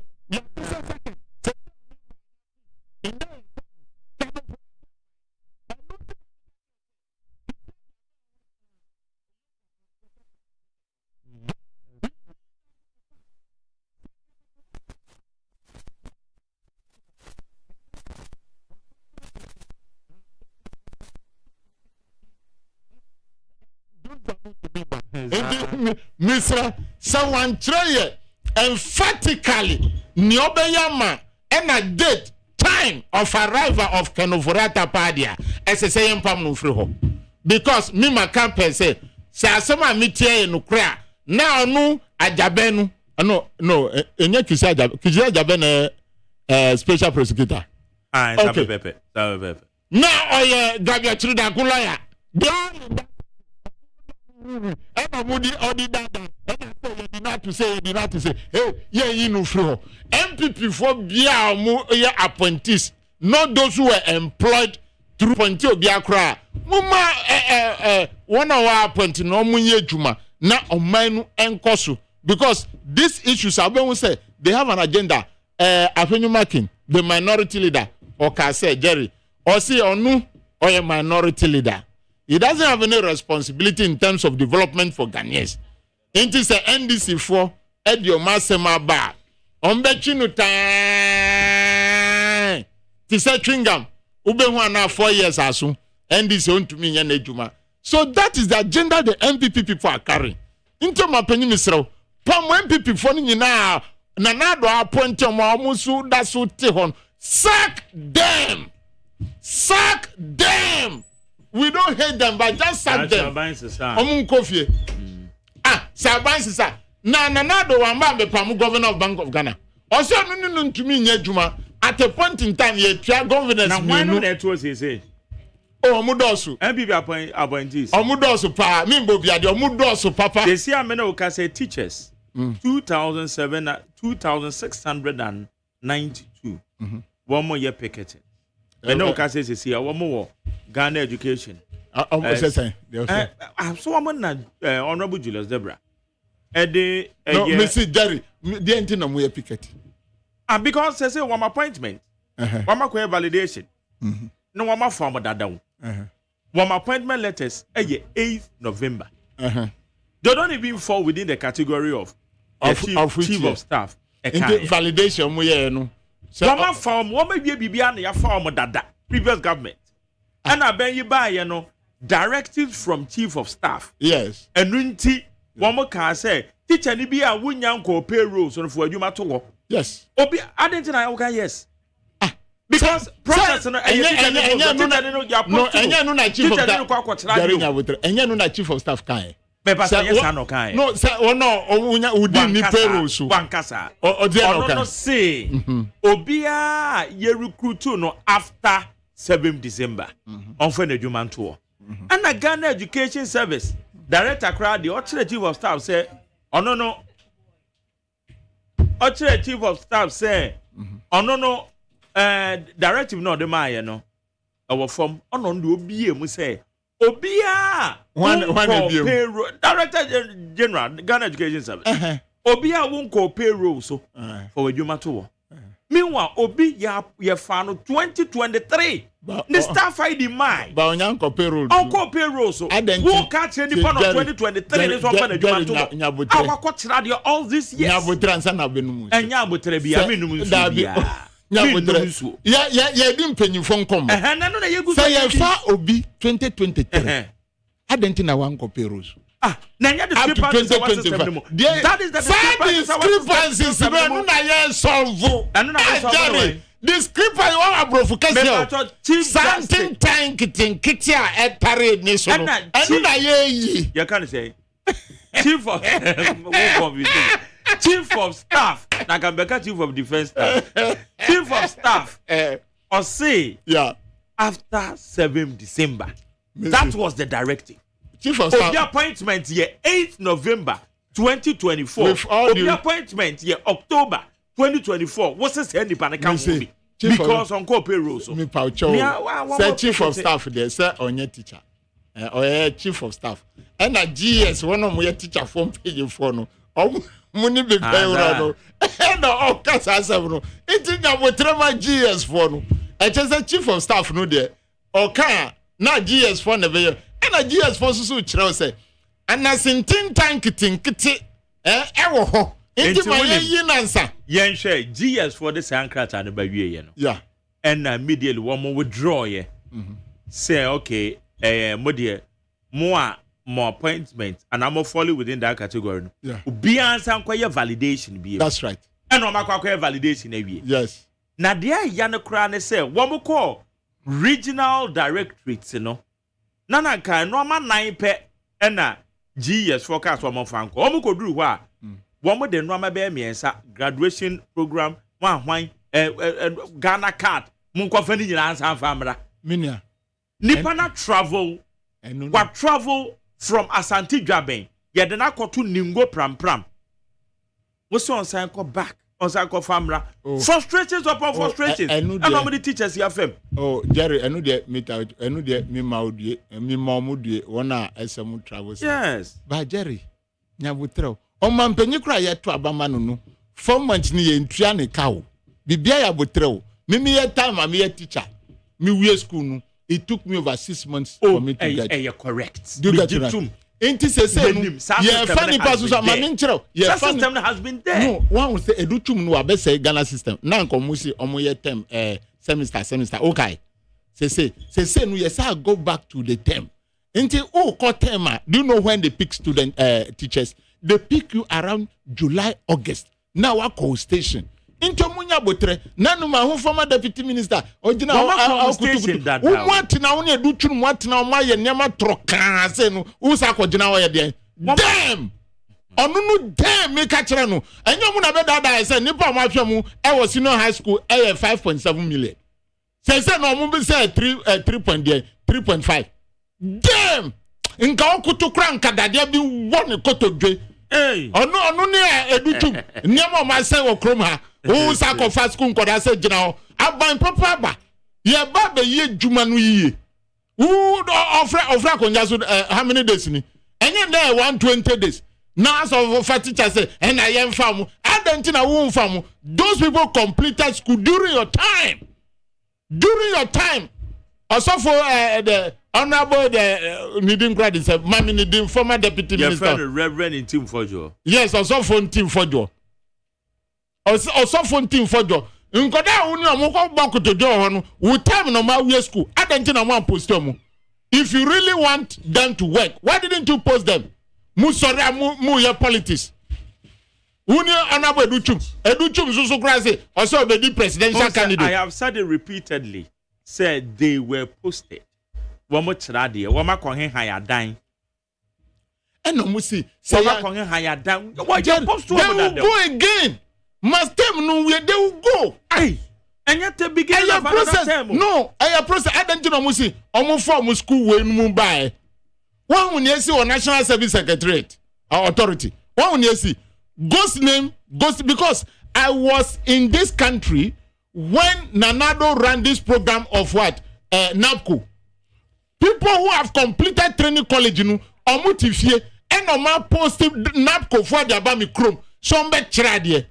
And no dear Dr. Duchum near honorable Osofo Into credit there. Into fojo omo time omo posti NAPCO for some ko chradie. One teachers who have completed training colleges were in the house. Time omo say omo throw licensure exams. Ntoda no ko try no ma fail omo bebre de omo anhu anka. Ye no ye ba be cancel licensure exams. Na ye fanka omo programs no omo anhu anka.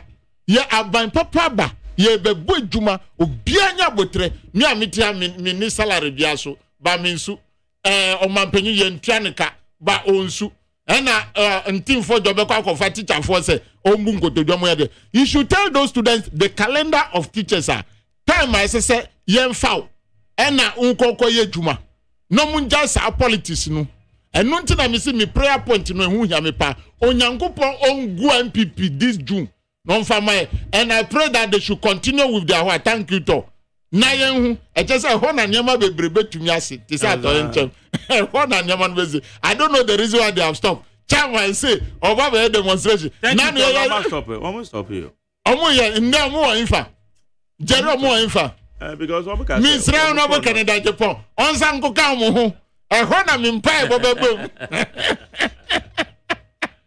Okay. Chama. Unize. Ana wo kada je mo ye chama tama me wo parliament. Chama. Wo de fa bibia mani nenka. Kona ko ka mo ho.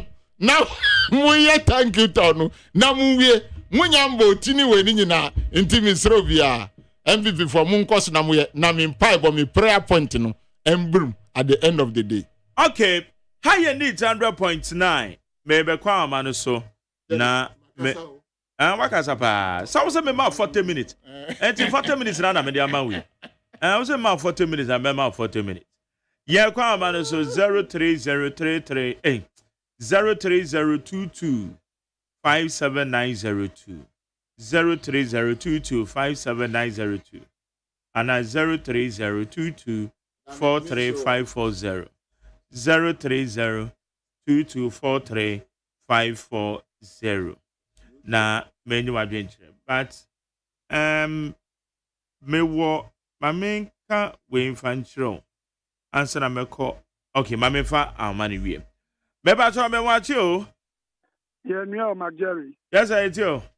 Your friend Abolo. Abolo uncle. Your friend Mr. Common Sense. The best appoint us no say. Honorable Ashiama Chama Dekoka. Honorable Timothy Atabua de Mono. Appoint us no omuma omunchi omani. Na omubo ejuma. Mark Jerry. Me say antipat. Any Zoom lion. The ejuma. On MPP demonstration na omoye yeno. Mark Jerry. Ufia why any Zoom lion say we are bano. Ye terminate contract na nipa 42,000 and a belu so mojuma. Until the right thing and MPP for him so mudri Ghana for no Nigeria common sense no. Esa come organize demonstration. No mon pa bancho say. Esa ni so mudo Ghana for nti. Abani why entinasi no mon share contract no mon sign say ne be Ghana for ebenye juma ye. Na Zoom lion juma kosu na abani so kosu. But one person I suspending one person. Almost me organize demonstration. Say almost yes I restore any panel just because a boni omumu be a dinti nani pani betu trajamu. Ya krani say Majeru say demonstration omu ye nyinano almost have increasing rua ewo kwanho e ma Zoom layo work esia na sanko sisaye. Enu na ye mi ya pa. Na since one na so be a demonstration no nya nwira vengo. There be me and I say omu no musisa ranu ye kotem ne ko na ha omu nipa ba ko ti ko di ne che wasa ko ye ura ma san kofo na no mu di omu sampa wo di nkuma omu wo me ko ni say why ye ne twa workers no nti ni me ba I can say e so mu hu contract ni ma omu nim no mu ka che why ye say omu me say okay abolo me dance ma mfa we me ba to ma che Nigeria nyamya so nje nka mu nka so ye tio oni abaro spin of the airways me to atama lebano Michia me penyi ndisi na wo no wakasa ma meni agipa nya menchira no na ya say John Dramani Mahama his excellency yesro ye penyi fo bebre ye wo position wo ma ko radio TV ubaye no yesro say bebi fa wo nyina atemaye ene honorable Dana Mate Mesa ne honorable free aka no nyina yesro me nua be Mama Jerry ye bestre ye dabe Malik Bazitali iwo yes no say o masam na da ho ne dim line no o mo hwa asam no mo ye ntutu ye ho because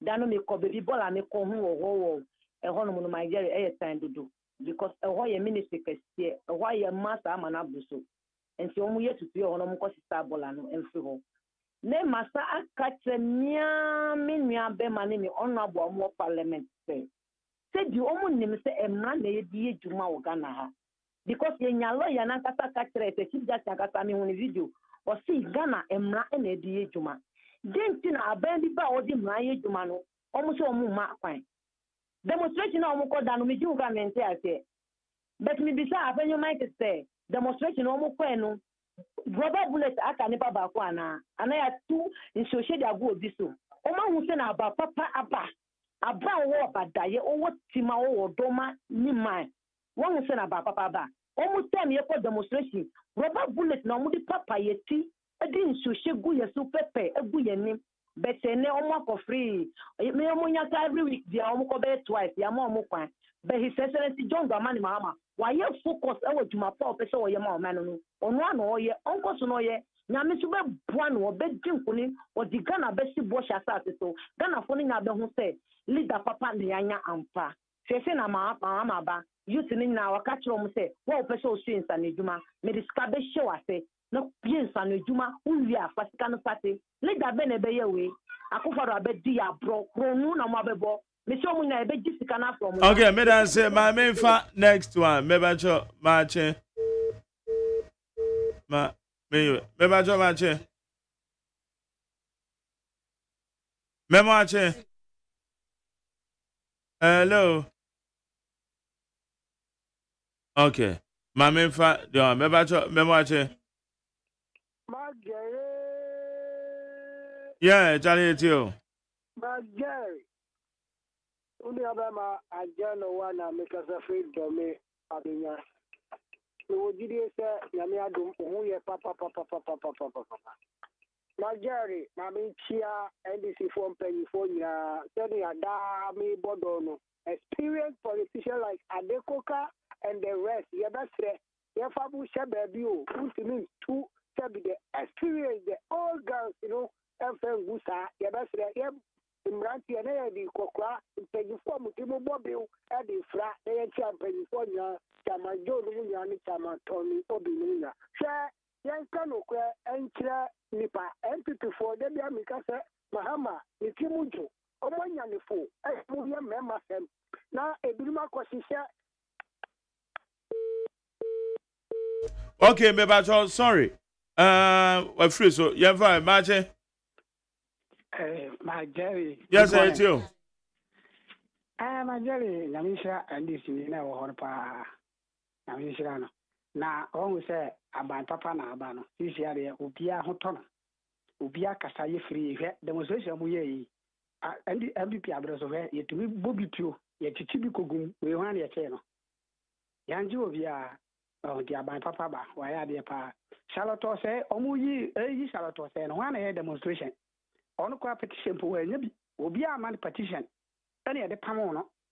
Now, the Oka, the one petition, the Adiamo, when you be a kind, Nasa, your family, more your demonstration. No, my brothers on packet, a lawyer for the Kogu Court, Supreme Court, and High Court. Why the cabby you are gonna? Obia Gary, and to say, no, be ye beer. I don't know more the money. Master, the only in a cake quiet then, Chief Justice of One, Electoral Commissioner on. You are unless you can almost be a Yadi or mine. I don't know where we are, and I'm on a court demonstration. I won't see a betcha or Monty or more pedom, Abwa or Monty or yes, I read the betcha woman. Until the Omoria and the Omonco family. And yes, you took you Chief Justice a pump salad to a side. You be 2 women until there was a vision to us. Madam say, okay, me for last one. Now, yeah, the last one, no, SC. Mebacho Marche. Meteo.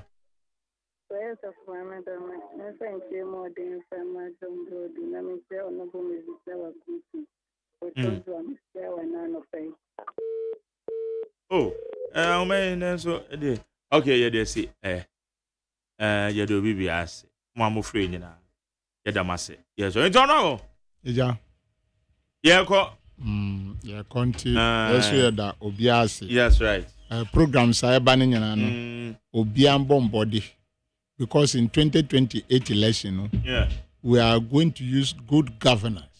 Okay. We are not going to play the videos and audios of Baumia. Canada Japan or Matthew Poku Prempe or Dr. Educhum. But Mesra Attorney General say in Sema Eda Court, we should use our code of conduct now speedy up. Attorney General in Sema Ghana Fona Omedi Ghana Sikano. In Sem Nuyen tem. Na Ghana Hiaska. Na infambo my humbai. Saskan cry jai the top pampers and up sorry pardon ma yeskun koda. Omuko square. Brebium. Munji na munji nuye pa edoso. Skytrain dio. Palugu Dam dio. Ninyina. Ninyina. Ekoka de Eduba him no ni National Service Secretariat no. Oba wesusu wo ho. Yeah mami Kaswa former MP. Honorable maybe sir. Maybe why then? Oyo wase. Ono susu to up be 800,000. Yeah investigating oba power no. Otoye. Say investigate anyama any ambulance cases nanado ne banuma ne kunuma jis kase omukoye der omukoto spare parts abano investigating ye na MPP for me catch them your next demonstration maybe ochina kra na Friday mu ye any say kanufurata must come omra na yenji esika so will be ebi woni ho a yenji that conflict of interest law no yenfan chino na yenji ye dollars ya ojiagu ni bank no ye jie dia magana nti misrobia michiobia mama yenva gidie enfanye juma na ban papa aba ye dimra Ghana mra na ye be juma ye damwase onzo medas haye ni 100.9 ha na ye de na jumedie no ye di si na na me kai bibia cho say Ministry of Local Government Chieftaincy and Religious Affairs. Woman cheche bibia na woman ne Ada College of Education. Wada. Ona we so Ada College of Education. one more 7-day hands-on training in biodigester construction. 7-day hands-on training in biodigester construction. It's a bombardier also be register. Ada College of Education. Date, 25th to 31st May. 25th to 31st May. Deadline is 17th May. Deadline is 17th May. It's way a Ministry of Local Government. And woman Ada College of Education. One more year project way. To Bombardier say we interested that. Me the numbers no to na wafre. It is we are interested that. And when I say obefre 020-883-0161 020-883-0161 and 053-859-9055. One more residential and now one more one so abeko aba. One better biodigester technology, one better the types and principles of biodigester, pre-construction activities, construction of biodigester toilet system, any effluent management. We are a Ministry of Local Government, woman Ada College of Education, and a woman project. It's found with him. Found with him. Net say Bibianco, you may send number no fra 053-859-9055. Na say Bibia etimi akoso na one woman. Akasa deadline registration is 17th of this month. Inti kusua bibi wate hands-on train do bia timi ko ekoko yebi. Kama. Ebusa me de Judiciary Agyeman. Me dia seda makodo da miado. O me producer. Na me dia seda e dia ma bena frame abankro. Or your social media administrator, Namidi Asadama, Dr. Faradixon na, executive producer, Namidi Asadan Swediama, Kwesia Boaje, the darling boy. Kwesia Boaje, the darling boy. Ono, name supervisor. And I'm general manager, Kennedy Santos and Bonichidom. Ulama could take you over. Entertainment GH. And I heard it also. Yankopon, Enka, Obibia, Yako, na Ulamaiko, Weteki.